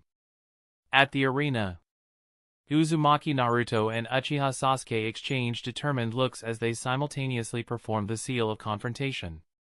Although they are close friends, at this moment, facing each other, both shared sentiments to emerge victorious. There were no exchanged pleasantries or cutting remarks. Instead, they swiftly assumed their respective fighting stances. Sasuke, after a final glance at his parents, brother, sister, sister-in-law, and Kakashi-sensei, recognized the expectations mirrored on their faces and quelled any distracting thoughts. His focus honed in on one Uzumaki Naruto, positioned defiantly across from him. Naruto, as the Jinchuriki of the Nine Tails, possesses significantly more chakra than me. If the battle extends into a stalemate, I am certain to lose because of my low chakra reserves. My sole opportunity for victory lies in the initial moments. In the span of the first 20 or 30 seconds, when my chakra reserves are not empty, I must secure a swift victory, otherwise, I will definitely be defeated. Despite the villagers pointing their fingers, Ota-san personally attended my graduation exam. How can I repay him with a defeat? Regardless of the odds, victory must be mine. After assessing his current state and taking into consideration Naruto's performance throughout the day in all his battles, Sasuke quickly formulated a plan for their upcoming confrontation. He was determined to achieve victory in the shortest time possible. The key to success lay in the initial moments of the encounter, whether it would be a swift victory or a regrettable defeat. Begin! With the referee's declaration marking the commencement of the match, Naruto promptly weaved the hand signs, multi-shadow clone jutsu. Bang bang bang! In an instant, a veil of white smoke enveloped the arena, and within the blink of an eye, hundreds of shadow clones materialized from the white smoke. Seizing the opportunity, the original Naruto seamlessly merged with his duplicates, leaving no discernible trace. Simultaneously grinning, the multitude of clones surged towards Sasuke. Unfazed and anticipating this tactic, Sasuke swiftly retrieved shurikens from his shinobi bag, launching them at Naruto without pause. The number of throws he performed seemed almost impossible to execute from a standard shinobi bag: 2, 4, 8, 16, 32, 64, an impressive display of precision and speed. As Sasuke's shinobi bag emptied, a third of Naruto's shadow clones vanished. Observing the effectiveness of Sasuke's shuriken jutsu, the onlookers were astonished, raising questions about his strategy. Is he planning to rely on shuriken jutsu to handle the shadow clones? Someone interjected, no, that shouldn't be possible, unless he has a method to summon weapons. There's a limit to the number of shuriken and kunai one can hold in their shinobi bag. He must have reached his limit. Just as this observation was made, Sasuke abruptly halted his shuriken assault. In a surprising move, he retrieved a lone kunai and fastened something to its back. He then clenched the kunai between his teeth and began weaving hand signs. Monkey to dragon to rat to bird to ox to snake to dog to tiger to monkey. As Sasuke deftly weaved the hand signs, individuals with keen eyesight discerned thin metallic wires forming a mesh-like structure on the arena. It became apparent that the shuriken Sasuke had thrown were connected by these wires, and their other ends were tied to the kunai clenched between his teeth. Observing this revelation, a voice in the crowd inquired, is Uchiha Sasuke employing the same jutsu that Uchiha Kiyomi used earlier? Dispelling any uncertainties, Sasuke concluded the hand signs, and in an instant, a dazzling display of lightning accompanied by the sound of thousands of birds chirping enveloped his hand, Chidori. The steel wires, drawn taut by the shurikens and kunai, intersected with precision, creating a meticulously woven net of steel wires that uniformly covered the entire arena. Holding the kunai anchoring the steel wire in his left hand, and the dazzling light emanating from the Chidori in his right hand, Sasuke stood silently and looked at Naruto with a winning grin. The one who is going to win, it's me, Naruto. As the evening descended, and the ambient light slowly dimmed, the radiant electric glow enveloping Sasuke's right hand captured the attention of every individual in attendance. Whether it was the three judges, the senior officials and elders of Konoha, the instructors of the Konoha Ninja Academy, the family members of trainees, or the trainees themselves, all eyes were irresistibly drawn to the arena, particularly focused on Uchiha Sasuke. Many had already deciphered Sasuke's strategy, and admiration gleamed in the eyes of those who comprehended the intricacies of his plan. The arena had become a focal point of collective attention, with Sasuke's electrifying display garnering widespread respect. Unperturbed by the thoughts of onlookers, Sasuke, once the preparations were finalized, acted without hesitation. He pressed his lightning-enveloped hand onto the kunai interconnected by the wires, unleashing the Chidori stream. Chirp! In an instant, the entire arena crackled with lightning. The Chidori emanating from Sasuke's right hand surged along the kunai and steel wire, rapidly expanding to envelop the entire mesh. The resulting spectacle resembled a power grid, aglow in a dazzling silver light within the blink of an eye. Ah, it's so bright! What the hell is going on? There's lightning everywhere, I can't see clearly at all. The unexpected brilliance of the electric light left many spectators on the sidelines in awe. Their vision was temporarily overwhelmed, and they struggled to discern anything clearly until their pupils adjusted to the sudden burst of radiance. Poof! Poof! Poof! Poof! Poof! Poof! Poof! Due to the uncontrollable and frenzied lightning on the power grid blanketing the arena, Naruto's shadow clones exploded into bursts of white smoke and met their demise one after another. Among the judges, Kakashi widened his eyes in astonishment. This kid. Even he, the one who taught Sasuke Chidori, did not anticipate that Sasuke would devise such a method to counter Naruto's relentless shadow clones. It wasn't just Kakashi, Kuroda too couldn't help but applaud Sasuke, acknowledging, Uchiha Sasuke's comprehension of lightning release is truly extraordinary. No wonder he can surpass Kakashi in lightning release and craft numerous Chidori variations that are not only more effective but also more potent and versatile than the original Chidori. While the present Uchiha Sasuke may not employ the multiple Chidori variations crafted during the 3-year time skip in the canon, his current strategy of utilizing a power grid for an AoE-type attack is commendable. Although not identical, it bears similarity to Uchiha Kiyomi's recent use of the same method combined with a fire-style jutsu. Sasuke's approach proves more effective and chakra-efficient, despite the distinct objectives both shinobi had in mind for their respective jutsu. Uchiha Kiyomi employed this jutsu as a distraction to poison Shimizu Mika. In contrast, Uchiha Sasuke orchestrated a comprehensive power grid to obliterate hundreds of shadow clones simultaneously. It's not to suggest that Uchiha Kiyomi is incapable of using the jutsu for an AoE-type attack or that Uchiha Sasuke cannot employ it as a distraction to poison adversaries if he wishes. Both are feasible. However, the crucial point lies in the success of Sasuke's method, as the majority of Naruto's shadow clones dissipated under this large-scale AoE-type lightning release assault. Chapter 985, I really won, right? At the arena. After unleashing a lightning release assault with a wide area of effect, Sasuke struggled to catch his breath and resisted the dizziness and numbness he was feeling. The attack he used a moment ago was obviously not without its consequences, as his body is also a little numb from all the lightning. Additionally, his chakra reserves were nearly depleted at this point. In contrast to his canonical counterpart, this Uchiha Sasuke lacks high chakra reserves or a swift recovery rate, despite having awakened the three-tomo Sharingan. The absence of the cursed seal of heaven, implanted in his body by Orochimaru in the canon, is the cause of this limitation. Despite the fact that forbidden Kenjutsu corroded his soul and tainted his mind, it was, in essence, an application of natural energy and Senjutsu chakra. Thus, it not only significantly increased one's chakra reserves but also strengthened their body. However, in the absence of the cursed seal of heaven, which indirectly supported him, the present Sasuke can hardly use Chidori 2 to 3 times a day. Pushing beyond this limit risks depleting his chakra reserves entirely, potentially leading to fatal consequences. Struggling to suppress the lingering dizziness and numbness, Sasuke looked at his opponent closely with his Sharingan. Following the recent assault, even though the majority of Naruto's shadow clones were obliterated, a total of 7 figures remained in the arena, including the original Uzumaki Naruto himself. As Sasuke observed these 7 figures of Naruto, they, too, became aware of the loss of their counterparts.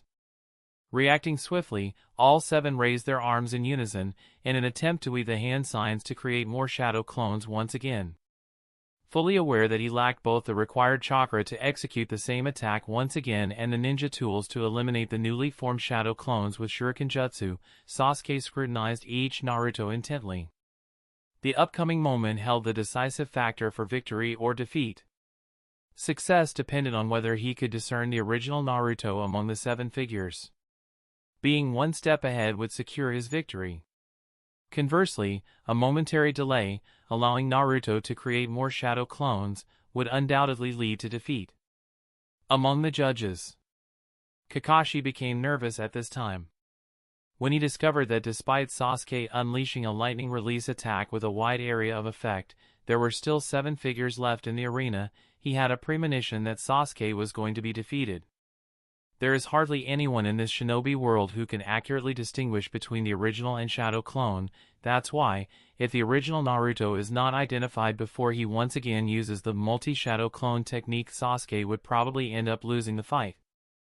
Therefore, Kakashi is really worried. Come on Sasuke, you have got it under control so far, now all you have to do is find the original, do something about it. Kuroda looked at the nervous Kakashi and Sasuke with a playful grin. Heh, with this, it should be Naruto's win, right? Sasuke's performance has been impeccable so far, but unfortunately for him, the current Naruto is definitely stronger than the current him. Naruto may not have such a developed repertoire of ninjutsu, taijutsu, kinjutsu, shurikenjutsu, and jinjutsu in his arsenal as Sasuke, but his raw power, which includes physical strength and chakra reserves at this time, is definitely above that of Sasuke. As long as Naruto succeeds in using the multiple shadow clone jutsu once again, the fight will be over in Naruto's favor, and Kuroda knows that Naruto will succeed. After all, I am the one who taught Naruto. There's no way he would make such a low-level mistake as to give away which one is the Orig. Before he could complete his words, Kuroda's expression froze as he noticed a small detail. Uh-oh. It wasn't just him. Kakashi and Shisui sitting beside him noticed the same detail, and exclaimed, "This is it. Come on, Sasuke, you have to seize this opportunity." And Uchiha Sasuke certainly noticed the same detail and seized this opportunity as he moved. At the arena, Sasuke ignored the other 6 figures of Naruto, and with lightning speed, he pounced on a particular Naruto in the arena. The grin on his face seemed to indicate that he was certain about his guess that this Naruto was definitely not the shadow clone, rather, it was the original. The reason Sasuke is so certain about his guess is that when he closely looked at the 7 figures one by one, only this Naruto deliberately avoided looking at his eyes directly. Sasuke did not ignore this detail. Not just him, but Kuroda also noticed this flaw exposed by Naruto. The correct method of fighting against a Uchiha with Sharingan is to not directly look at his eyes, so Naruto did not do anything wrong by avoiding looking directly at his eyes. However, the inexperienced Naruto did not realize that this right approach used by him actually exposed a flaw and allowed Sasuke to identify the original. Using the lightning stimulation technique, Sasuke crossed the distance and instantly appeared in front of Naruto, who was about to complete the hand seal for the multiple shadow clone jutsu. Naruto was taken aback by Sasuke suddenly coming in front of him. In surprise and shock, Naruto fumbled halfway and performed the hand sign incorrectly. Ah, damn it. Sasuke didn't waste this opportunity, and quickly used the Sharingan's Jinjutsu on Naruto to put him to sleep. Under the effects of Sasuke's Jinjutsu, Naruto suddenly fell into a trance state. His eyelids became extremely heavy, he couldn't keep them open, and his body also went limp and fell to the ground. Poof! Poof! Poof! Poof! Poof! Poof! As Naruto fell asleep, the remaining shadow clones turned into white smoke and disappeared from the arena. Ha ha! I won! I really won, right? Between heavy breaths, Sasuke muttered with a doubtful and ecstatic expression.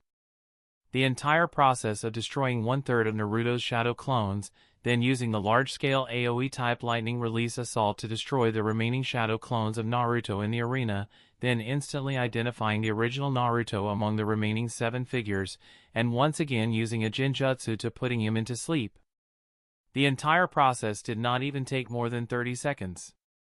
The offensive was as smooth as flowing water, fully demonstrating Sasuke's fierce style and tactical skills along with the subtle insight of his Sharingan.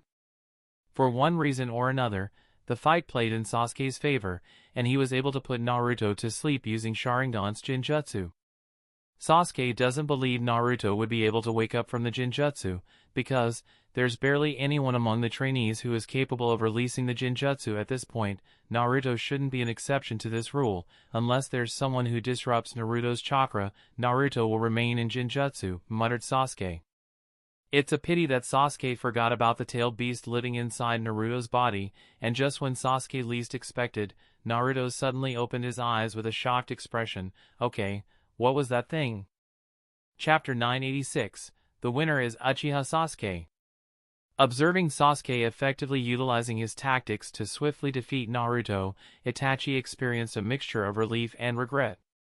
While Kuroda's plan didn't unfold as intended, the raised corners of Itachi's mouth betrayed his true emotions. He was still content with this result. In Itachi's heart, Sasuke's current progress seemed satisfactory. Therefore, even if Sasuke couldn't Mangekyo Sharingan, it didn't bother him. Different from Itachi, Fugaku's facial expression displayed a complex blend of happiness, loss, and depression. Although proud of his son's progress so far, he still hopes that his son would quickly awaken the Mangekyo Sharingan. Beside him, Mikoto remained notably composed. She smiled, directing her gaze at Sasuke, remarking, "Sasuke has truly matured." Kakashi praised Sasuke with a proud smile, saying, "Well done, Sasuke." Sasuke's performance in this fight was impeccable. Whether it was the formulation and execution of strategy or the meticulous detailing in the layout of the mesh, he pushed himself to the limits of his abilities. While it might seem that he defeated Naruto quickly and effortlessly, the reality was that even a slight deviation could have resulted in Sasuke losing the fight. Therefore, Kakashi was proud. Unexpectedly, Elder Hiruzen also showed enthusiasm, stating, "Another genius from the Uchiha clan has emerged, akin to Uchiha Shisui." Indeed, Elder Hiruzen was overjoyed at the moment. Jiraiya accepting Uchiha Sasuke as his disciple meant that Sasuke became a part of the Hokage faction. With Sasuke now under their guidance from a young age, they could instill the necessary ideals early on, shaping him differently from the rest of the Uchiha clan. Tsunade also expressed agreement, saying, "If Uchiha Sasuke happens to graduate from the Ninja Academy as the top ranker, then he would truly deserve it." As a Senju, Tsunade naturally harbored reservations about the Uchiha clan. However, she conceded that Uchiha Sasuke stood out as the best shinobi in his year. His exceptional performance, though he might not be the overall strongest, undoubtedly marked him as the finest. Even Naruto, who displayed remarkable skills, found himself overshadowed and defeated by Sasuke. While others began praising Sasuke for his swift victory over Naruto, Kuroto remained silent and activated his Byakugan to assess Naruto's condition. Naruto's vulnerability to Jinjutsu was undeniable, and despite Kuroto's attempts to train him to counter it, the boy showed little progress. Nevertheless, Kuroto wasn't overly concerned. Naruto's situation was unique, and there was no imperative for him to learn how to counter Jinjutsu. This was attributed to the presence of the Tsundere fox sealed inside his body. Based on Kuroto's observations over the past 7 months during the special training, it became evident that Kurama had been covertly assisting Naruto. Therefore, Kuroto believed that even in the current situation, Kurama would undoubtedly lend his aid to Naruto. This possibility gains more credibility when considering the deep-seated resentment Kurama harbors towards the Uchihas and their Sharingan. It is inconceivable that he would willingly accept defeat at the hands of a pair of 3-tomo Sharingan. Given these circumstances, it's entirely plausible for Naruto to stage a comeback. Back at the arena. Exactly as Kuroto had anticipated, when Naruto fell victim to a Jinjutsu from a mere 3-tomo Sharingan, the Ninetales erupted in fury. Instantly, it dragged Naruto's consciousness in front of it to educate the kid. The temporal flow within the plane of consciousness differed from that of the plane of reality. Despite the Ninetales ranting and shouting at Naruto for what seemed like a prolonged period, not even a second had passed in the real world. Just as the onlookers assumed the match was concluded and the referee prepared to announce the result, the fallen Naruto abruptly opened his eyes. However, this time, his pupils bore a subtle difference. Sasuke, sitting right beside Naruto, immediately noticed Naruto regaining consciousness, and his expression solidified. The earlier barrage of attacks had depleted his chakra reserves, making it extremely challenging to maintain his Sharingan, let alone launch another assault to defeat Naruto. Therefore, when he observed Naruto awakening, panic set in. What?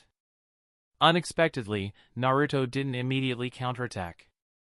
Instead, after opening his eyes, he gazed at the clouds with a cloudy and dazed expression. Although his pupils had changed, there was no fierceness in them. Instead, he seemed as if he had witnessed something extraordinary, mumbling to himself in confusion, "Okay, what was that, and why was that fox being grumpy at me?" Observing Naruto in a dazed state, Sasuke swiftly reacted, mustering all his strength, and delivered a kick to Naruto. Bang! With a muffled sound, Naruto on the ground received a hard kick from Sasuke, crashing into the wall and losing consciousness.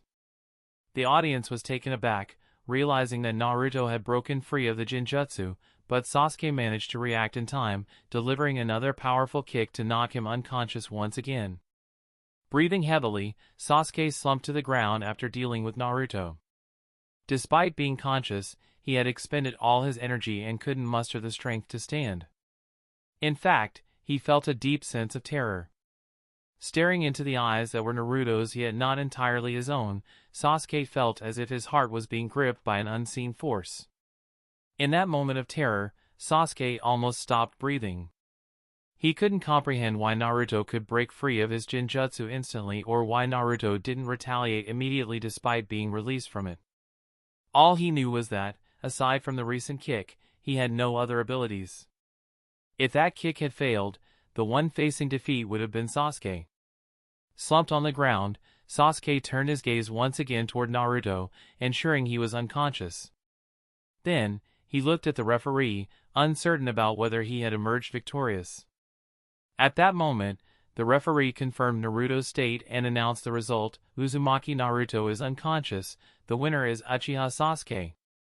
Among the judges, Kuroto smiled and muttered, "It's a pity, Naruto couldn't win." Observing Kuroto's smile, Shisui and Kakashi couldn't help but comment, "You don't seem disappointed that he didn't win." Kuroto nodded and replied, "It doesn't matter, something much better happened." Intrigued, Shisui asked, "What?" Kakashi also cast a curious gaze at Kuroto. Kuroto smiled mysteriously, shaking his head. "It's a secret." Both Shisui and Kakashi were disappointed, deciding not to press further on the secret. Kuroto didn't mind and redirected his attention to Naruto.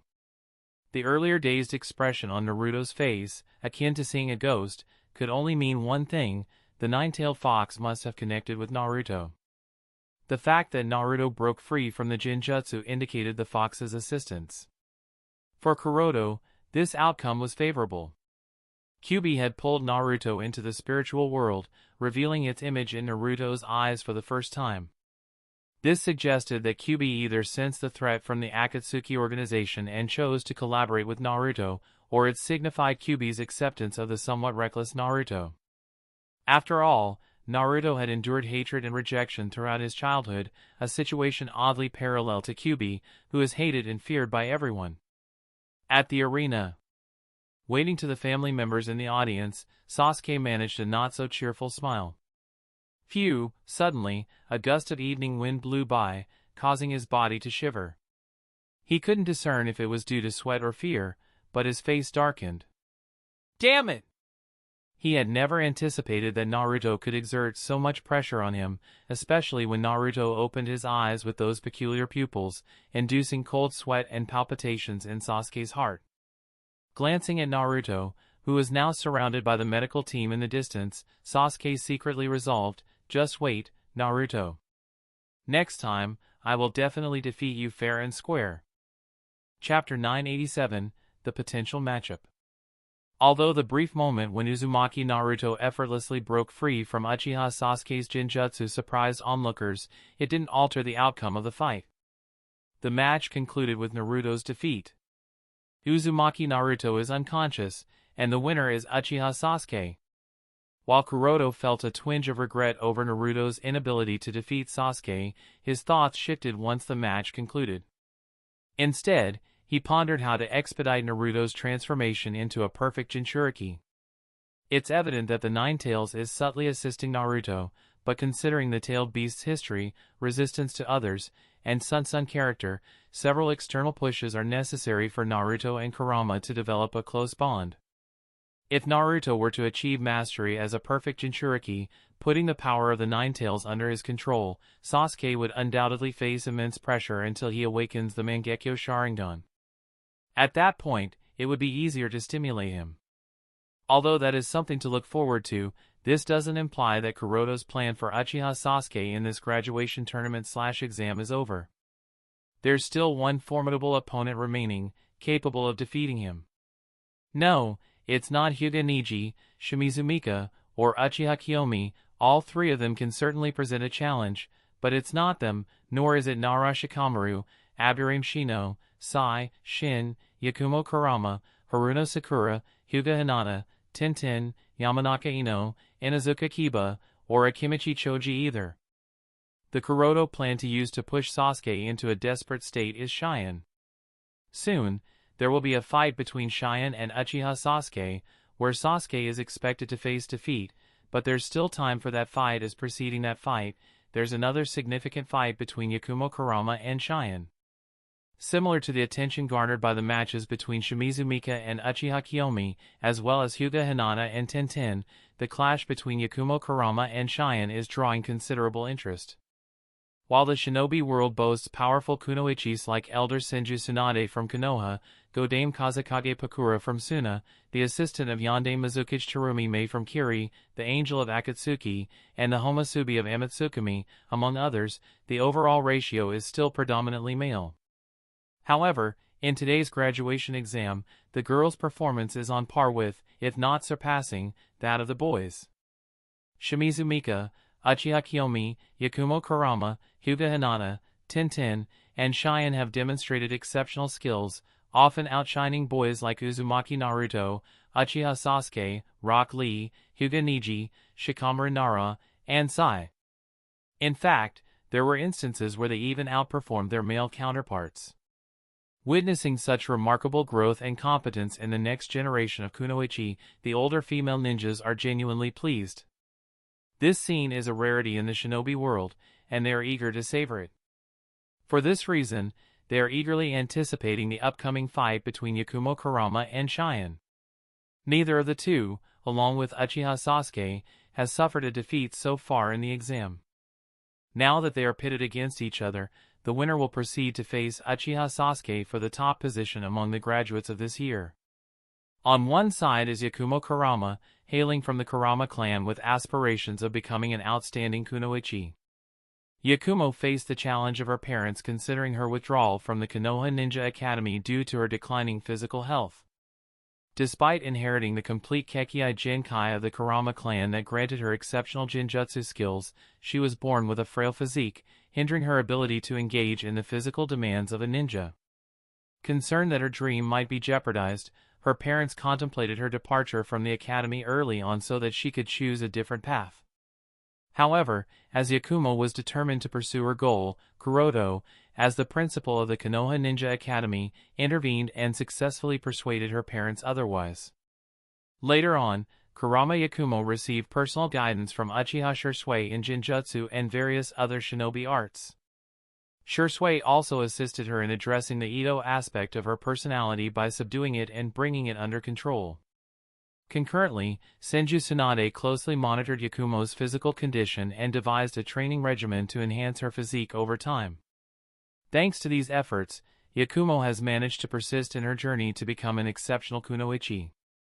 Of course, her development is still far from finished as despite significant improvements in her physique, Yakumo still hasn't reached a point where she can sustain continuous combat throughout the day.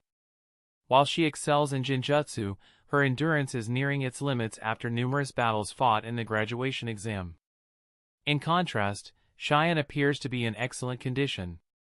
Although she has also faced numerous challenges, her adept use of Fuinjutsu has enabled her to handle most encounters with ease, and she doesn't seem as fatigued as Yakumo.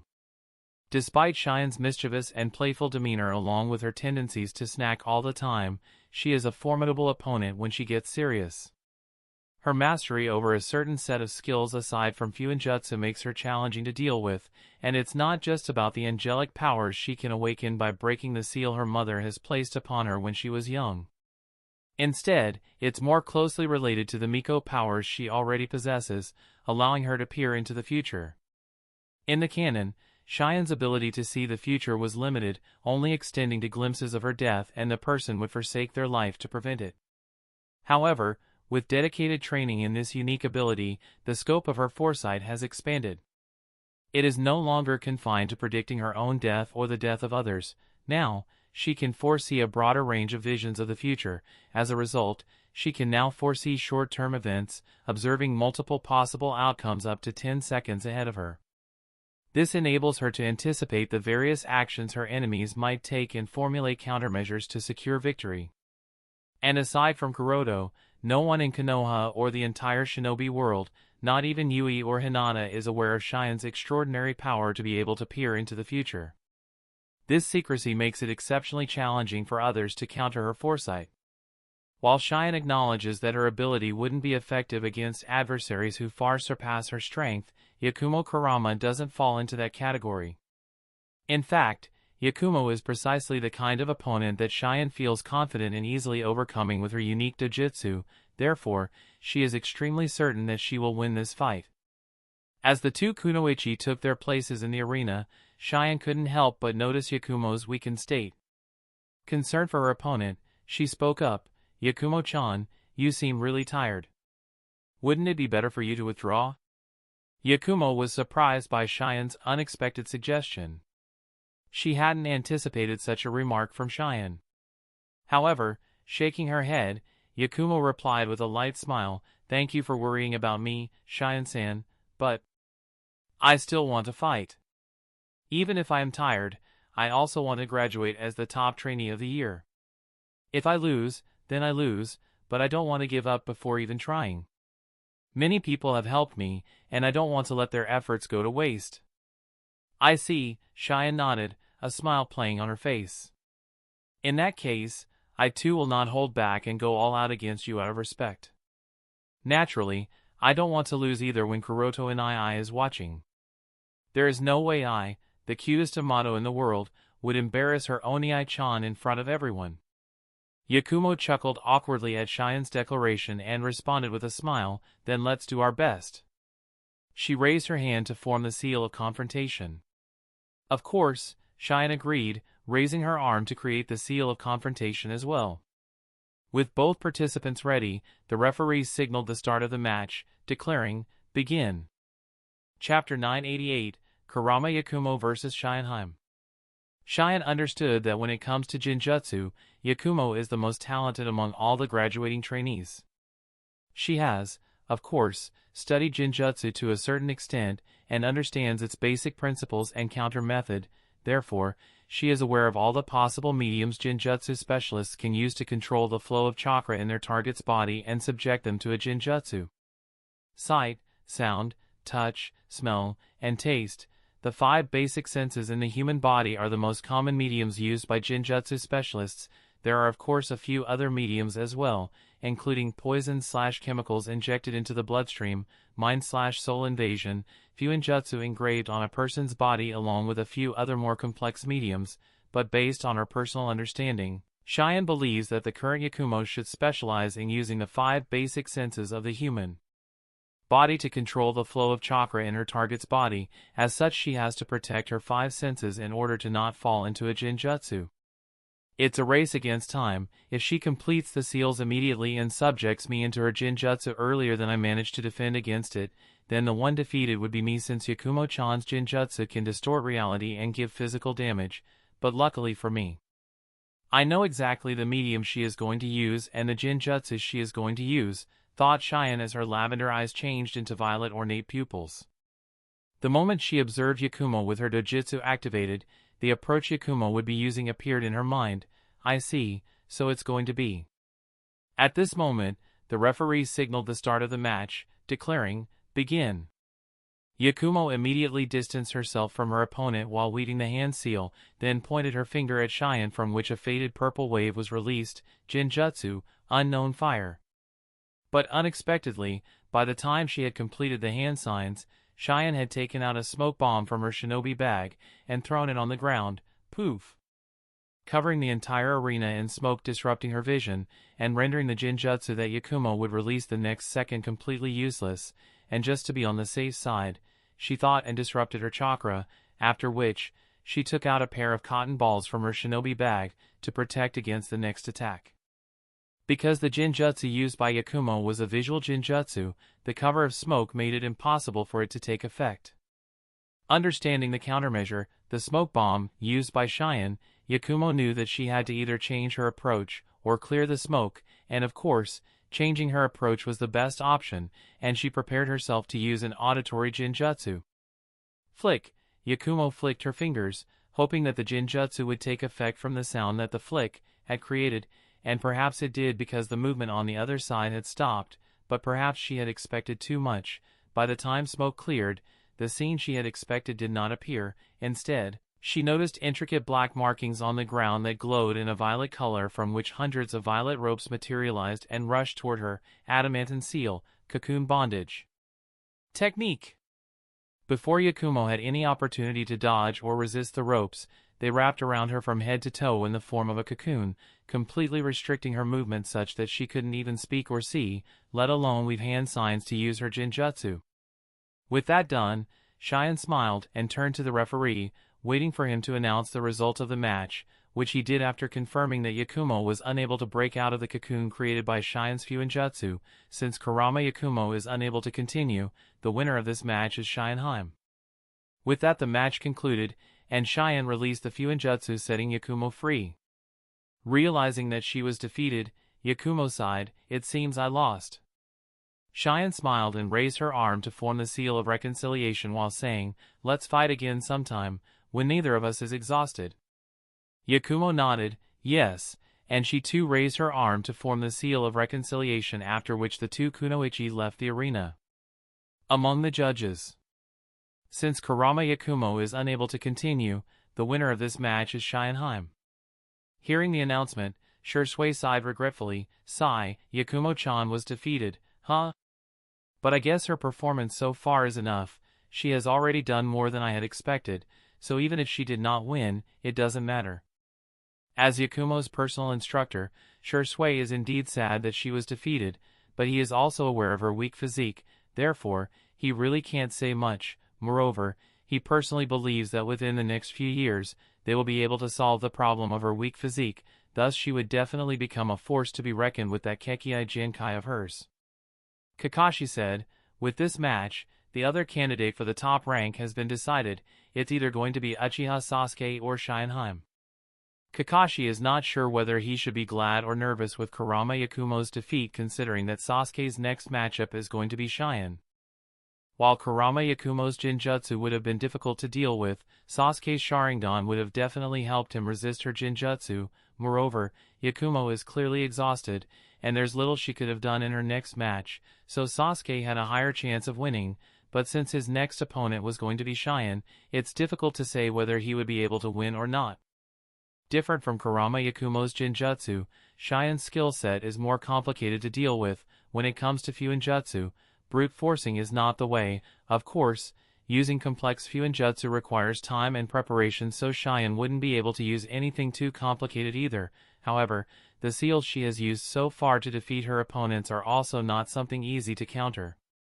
Another thing that worries Kakashi is Cheyenne's eyes. Although it happened only for a moment, Kakashi did notice the change in glow in Cheyenne's pupil the moment the referee signaled the start of the match. He is not certain if it's a dojutsu or what, but he has realized that she seems to be carefully concealing a part of her strength. Now that I think about it, so far, Cheyenne hasn't suffered a single injury throughout the tournament. She always manages to dodge her opponent's attack at the last minute. She has used her Fuinjutsu at the perfect moment to restrain her opponent, and has managed to win all her matches with least amount of effort compared to all the other trainees. Is this because she has good observation and analysis skills? Or is this peculiarity related to those eyes of hers? Thought Kakashi as he tried to analyze Cheyenne's power. It wasn't just Kakashi, the other observant people in the arena including Shui, Itachi, Elder Hiruzen, and Jiraiya had also noticed that something was odd about Cheyenne's matches. However, they were unable to reach a solid conclusion. Kuroto did not know what others were thinking, and even if he did, he wouldn't care about it as much, since even if they did manage to figure out the truth about her dojutsu, there was no way to defend against that skill unless the difference in power too apparent, and considering how high Cheyenne's potential is, she would become more and more impossible to defeat as she grows and becomes strong. In fact, among all the kunoichi participating in today's graduation exam, Cheyenne is definitely the most difficult to deal with and has the highest potential. The strongest and most versatile at the moment is indeed Shimizu Mika. However, her potential might not be as high as Cheyenne's. If she were to remove the seal placed upon her by her mother, she would be able to awaken her angelic powers that have been dormant within her body, and upon uniting with her demonic half, Morio, not only would she be able to gain more skills like being able to affect others' soul, and command the ghost army, she would also be able to control natural energy. But of course, that is something to look forward to in the future. the current Cheyenne is definitely not capable of such feats. The most she can do with her current set of skills is use a wide variety of Fuinjutsu, and look up to 10 seconds in the future to counter her opponent's attack and stay a few steps ahead of them in a fight. So, whether Cheyenne will be able to dominate the fight against Uchiha Sasuke, or she will lose against, that is something Kuroto is looking forward to. After the fight between Cheyenne and Kurama Yakumo, the matches resumed. It was the last round, and even though most of the trainees were tired, they were still eager to go at it. While watching the matches, Sasuke desperately concentrated on himself and squeezing all the physical energy and mental energy from his body. He wanted to fill up his chakra reserves for the next fight. Although he is a little regretful that he did not have the opportunity to fight against Neji in the graduation exam, he was really looking forward to it. That was no longer on his mind at the moment, as he was focused on creating a strategy that he would use against Cheyenne. He did not want to admit it, but he had to agree that dealing with Cheyenne's Fuinjutsu skills would be difficult for him. Speed, this is the only thing I can use against Cheyenne. I am faster than her, there's no doubt about that. If I can overwhelm her before she has the opportunity to use her Fuinjutsu, I can win, but if not, then, no. I can't think that way. I must make sure that I keep her on her toes so that she doesn't have the opportunity to use her Fuinjutsu and try to end the match as quickly as possible. This is the only way. I must win this fight. The opponent is just Cheyenne. There is no way I can lose this. If can't even win against her, then what right do I have to say that I will avenge Oda-san? What right do I have to say that I will kill Homasubi? At the same time, Cheyenne was also adjusting her mental state for her matchup against Uchiha Sasuke. Uchiha Sasuke, his speed is definitely a threat for me, even if I can see the future, but because I am not fast enough, it's not of much use. Even if he does not know that I can peer into the future, he should know that he can overwhelm me with his speed. I need something to either slow him down or keep him busy long enough to set up a Fuinjutsu array in order to restrain him. Multiple shadow clones that Naruto used. No, I don't have nearly as much chakra. At most I would be able to create 5 clones while making sure that I still retain enough chakra so that I can peer into future and prepare a Fuinjutsu array, but considering his speed and close combat skills, he would probably destroy all those clones in less than 5 seconds. Close combat is definitely not my forte. Damn it, why didn't I put more effort into close combat as well? Think of something, Cheyenne. You can't embarrass Kuroto and I in front of everyone. What can I do? What can I do? Suddenly, she had an idea. However, thinking of that approach, Cheyenne's face became pale as she thought to herself, it's probably going to hurt a lot. Moreover, Kuroto and Yuine, and Hinata-chan might also get angry at me, but I can't falter with just this much pain. Okasama said that I am the most talented Miko to have ever been born. Her hopes and dreams rest upon me, and I also want to put an end to Morio's threat. If I can't even defeat Uchiha Sasuke, then what right do I have to say that I would put an end to that demon's threat? This fight, I am going to win at all costs. In this manner, time passed bit by bit as matches were completed one after another until finally, it was time for the last match. As the referee announced the names of the 2 participants, Uchiha Sasuke and Cheyenne, please come to the arena. Uchiha Sasuke and Cheyenne opened their eyes and made their way to the arena. Chapter 989, Uchiha Sasuke vs. Cheyenne. Standing in the arena, Uchiha Sasuke and Cheyenne faced each other with similar determination in their eyes. With the determination to win, neither of the two wanted to lose. No words were spoken between them, yet both understood each other's intentions to win and made the seal of confrontation with their dominant arms. Begin! As soon as the referee signaled the start of the match, Sasuke threw 4 shuriken toward Cheyenne with his right arm at several tricky angles and leaped back to distance himself from Cheyenne while leading hand signs for the next jutsu, ox-rabbit-monkey. At the same time, Cheyenne activated her dojutsu to see the points at which the 4 shuriken would hurt her: left pectoralis muscle, left shoulder, right thigh, and defended against them with her kunai using some flexible body movement, all while peering into the incoming future. In the time Cheyenne took to defend against the 4 shurikens, Sasuke landed at a distance and completed weaving the hand signs for Chidori. Chipperp! As the sound of the chirping of thousands of birds resounded in the arena, high-voltage lightning chakra covered Sasuke's left hand. Looking into the incoming future, Cheyenne hurriedly cut her palm with the kunai in her hand, instantly drawing out blood, then weaved the hand signs, and pressed both her hands on the surface of the arena. The surface of the arena glowed orange as the blood transformed into hundreds of kanji symbols that said explode and scattered throughout the surface of the arena before disappearing. You! Sasuke was taken aback as he realized what Cheyenne's plan was. Well, I intend to win no matter what, answered Cheyenne while taking deep breaths and looking at Sasuke daringly. She has essentially filled the entire arena with hundreds of landmines. Wherever the symbol of explode had appeared, that part would explode if it were to come into contact with anything from the top.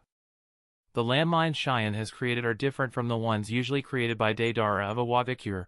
While his landmines are the result of his clay creatures sneaking inside the ground, the landmines created by her are the result of Fuinjutsu symbols with a specific meaning covering the ground. She has followed the approach of creating exploding tags. Essentially, exploding tags are nothing more than scraps of paper that are marked with kanji for explode, and Cheyenne has done the same thing, just with the surface of the arena instead of scraps of paper. Have it your way, screamed Sasuke as he dashed toward Cheyenne full speed, intending to attack her with his Chidori. The moment he took a step forward, the ground beneath his feet exploded, boom. However, Sasuke instantly noticed the changing chakra reaction on the surface with the help of the Sharingan, so he was able to avoid being affected by the explosion in due time, but he also realized that he couldn't approach Cheyenne in a straight line as he had initially planned, because that way he would end up injuring himself due to countless explosions before he reaches her. He looked at the area covered with landmines in front of him, then at the area behind him that was surrounded by walls and had no landmines at all. Immediately an idea came to his mind as he turned around and ran toward the wall, climbing it all the way to the top in one go.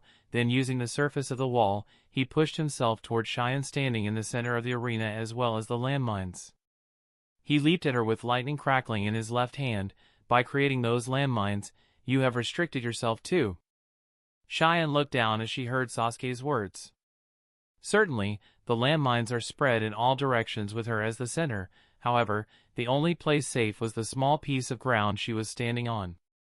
If she were to take more than a single step forward, or backward, or left, or right, she would become prey to her own landmine. Despite that, Cheyenne wasn't afraid, rather, her lips had arched into a smile as if that was exactly what she wanted. Clink! Ding! The two bells tied to her priestess clothes clinked and produced a melodious symphony as Cheyenne raised her head and looked straight at Sasuke. Suddenly, several senbons appeared in her hand and she threw them at him. It's rather difficult to dodge senbons, shurikens, or kunais while in the air. Although it's not impossible to maneuver the body in midair, however, that can change the landing point, resulting in the failure of the attack, and Sasuke knows that if he fails this single attack, he will hardly have any more chakra left for the next attack and end up losing the fight. Therefore, in the face of the incoming senbon, Sasuke had no choice but clenched his teeth and bear the pain.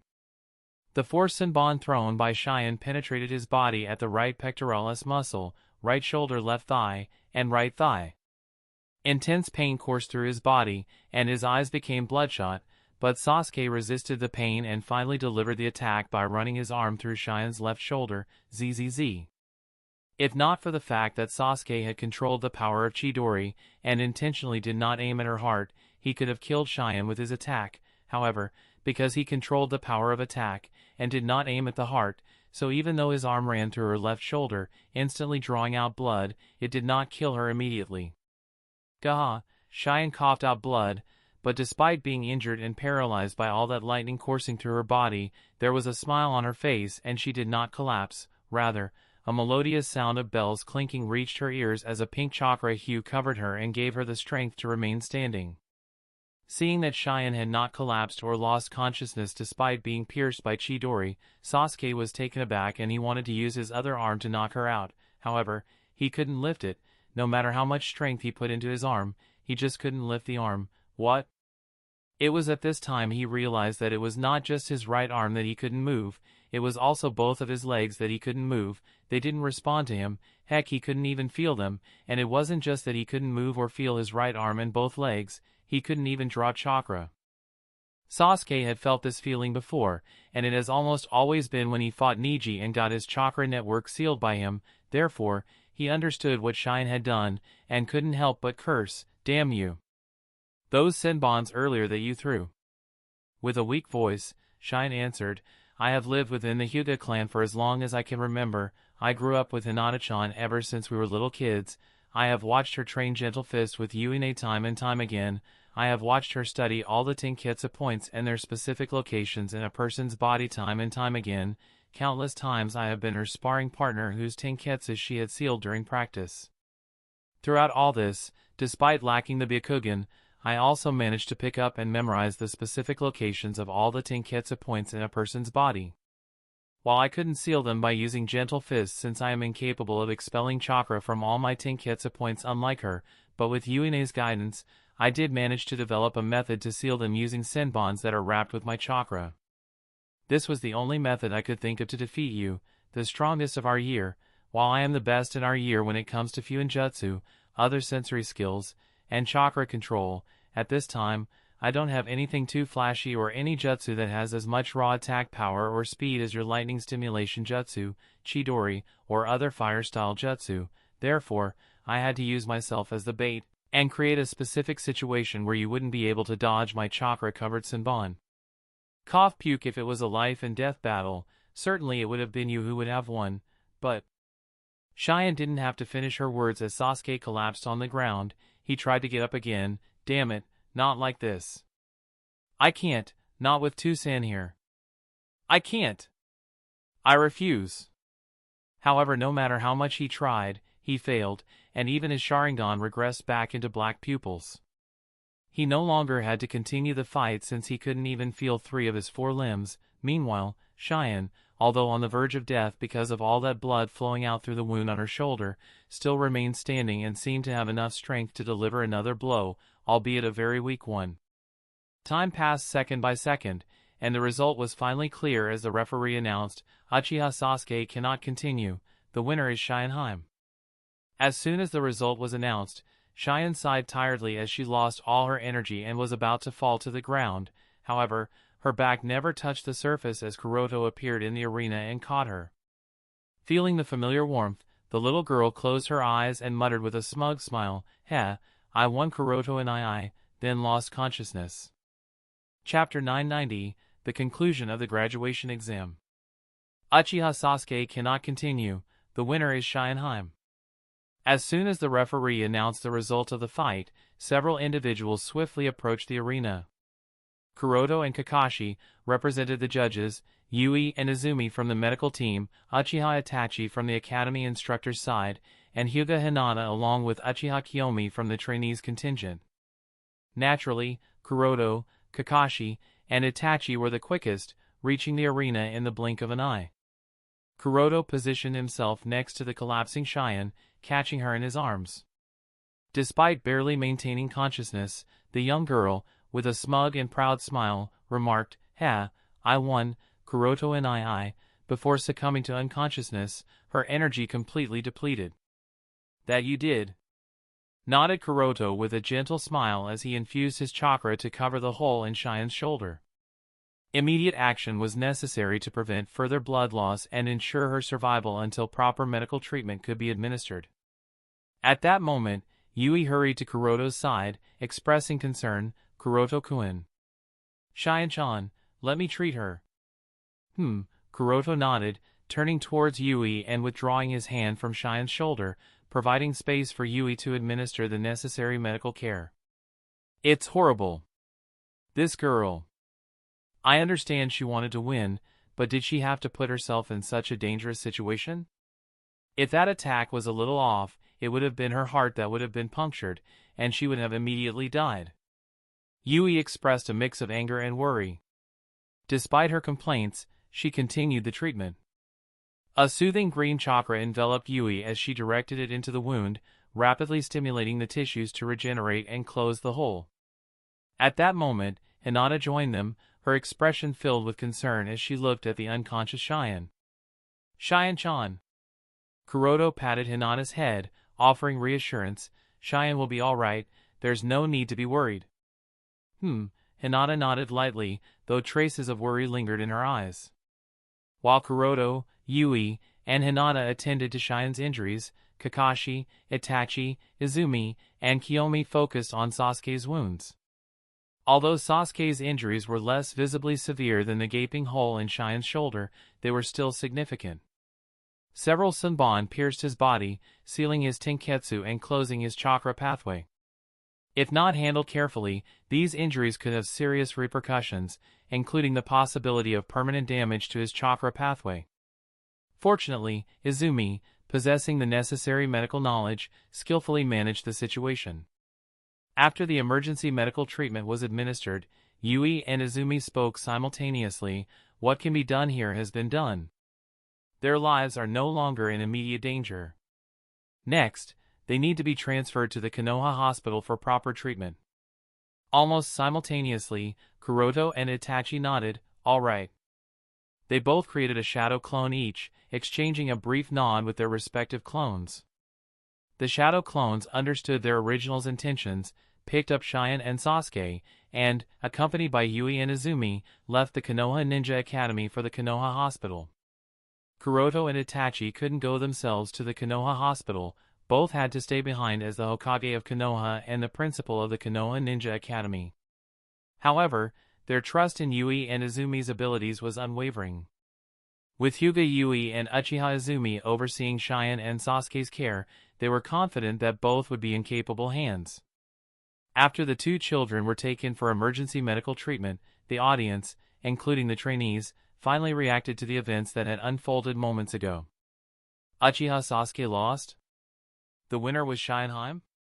But how could Sasuke-kun lose? He's the strongest.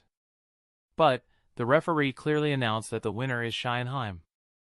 The majority of the audience struggled to comprehend how Cheyenne ended up winning and why Sasuke lost.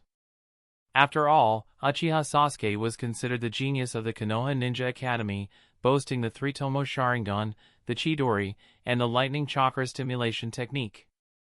It was perplexing for many that he was defeated by Shineheim, who did not possess such remarkable jutsu. In the end, the audience could only attribute Sasuke's defeat to him having less chakra left due to his participation in numerous challenging fights. Unlike him, Shineheim went through easier battles, winning without exerting too much effort. Regardless of the audience's opinions, facts remain facts. Shineheim emerged victorious while Uchiha Sasuke suffered a loss. The outcome might have been surprising and abrupt, but it didn't alter the truth.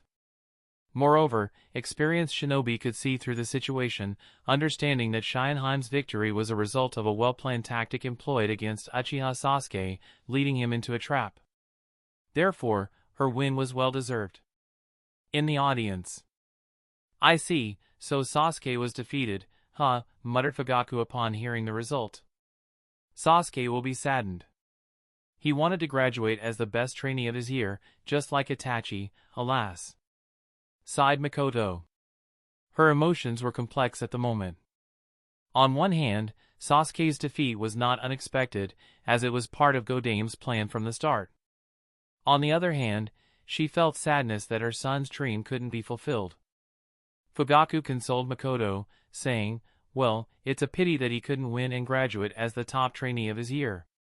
However, since this will accelerate Hokage-sama's plan of making Sasuke awaken the Mangekyo Sharingan, it's fine, right? Compared to that, this is a small setback. Life doesn't always go as planned, and with this defeat, Sasuke will learn that lesson.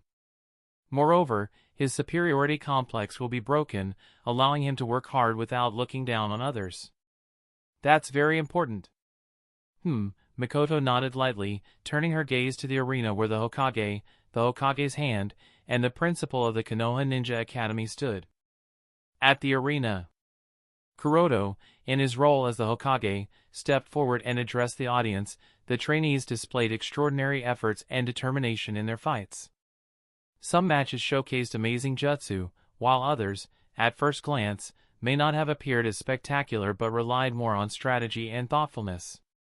Regardless of the results, regardless of who won and who lost, what matters most is the effort these children have put forth today. For that, I want everyone to appreciate them. This is the least they deserve. Immediately, a loud round of applause erupted. Regardless of their background, status as ordinary villagers, Jinin, Chunin, Jonin, or elders, everyone applauded the efforts of the trainees, leaving them feeling a mix of embarrassment, excitement, and happiness. Once the applause subsided, Kuroto stepped back, yielding the stage to Itachi. The principal of the Konoha Ninja Academy stepped forward and announced, "With this, the graduation exam has come to a close. The results will be posted at the Academy's notice board 1 week from now, and that's also when the Genin squads will be announced. Please look forward to it." With that, the graduation exam concluded, and the audience began to disperse, returning to their homes with their children. After Kuroto and Kakashi separated from Itachi, they were approached by the elders of Konoha. Elder Hiruzen, with a satisfied smile, approached the Hokage and Hokage's hand. "Kuroto, leaving the matters of the Konoha Ninja in your hands was indeed the right choice. The standard of the graduation exam organized by the Konoha Ninja Academy today surpassed everyone's expectations. Compared to this year's graduation exam, the exams of previous years seemed like child's play. The children who participated and performed in this year's graduation exam were extraordinary, and this couldn't have happened without the changes in the curriculum and policies made by Kuroto." Therefore, Elder Hiruzen genuinely felt the need to praise Kuroto's efforts. Kuroto shook his head with a smile. "I only laid the foundation. The effort was actually put in by the children themselves and the instructors. Moreover, the main credit for organizing this graduation exam goes to the young patriarch of the Uchiha clan." "The children and the instructors, mumbled Hiruzen with a smile, pondering the current principal of the Konoha Ninja Academy, Uchiha Itachi, Perhaps appointing him as the principal of Konoha Ninja Academy was also a very good decision. Maybe with this, the Uchiha clan can truly become an integral part of the village." Elder Hiruzen glanced at the excited children making a fuss around their parents, elders, and friends, laughing heartily. Drops of tears flowed from his eyes as he thought, "Shodame-sama, your dream of wanting to protect children and giving them the necessary training so that they can protect themselves, it seems to have finally started to take form." Hiruzen was certain that if these children were to go on missions outside the village, most of them would survive because their basic set of skills was quite advanced and complete. Not all of them might be strong, but they were good enough to keep their lives safe. As the cacophony of joy reached his ears, he muttered with a smile, "It's great to be young." He also entertained the idea of giving time and personally training his grandson Konohamaru in the same manner as these children. At this moment, Elder Koharu inquired of Kuroto, "Have you considered the squads and their leaders?" Upon graduating from the academy, Genins are organized into teams of 3 members, each placed under the guidance of a squad leader tasked with teaching them the intricacies of their roles. Given the varied skills of many Genin, it becomes essential to distribute them into teams strategically, ensuring coverage of diverse areas of expertise. After all, no single individual can master all aspects of the shinobi arts, but a well-composed team can encompass a wide range. Upon hearing Elder Koharu's query, Kuroto, along with others, including Kakashi, directed their attention to him. Kuroto affirmed, "I have indeed considered it. I plan to collaborate with the Academy's principal to form appropriate teams. Handling the Class A students alone would be relatively straightforward for Kuroto, as he could refer to established precedents. Teams that functioned effectively could be maintained, while those with challenges could be restructured without much difficulty. However, with hundreds of graduates, Kuroto recognized the necessity of coordinating with Itachi and the other instructors to meticulously organize and allocate squads." That's the end of this tale for now. Thank you for watching, and I'll see you in part 25. Peace.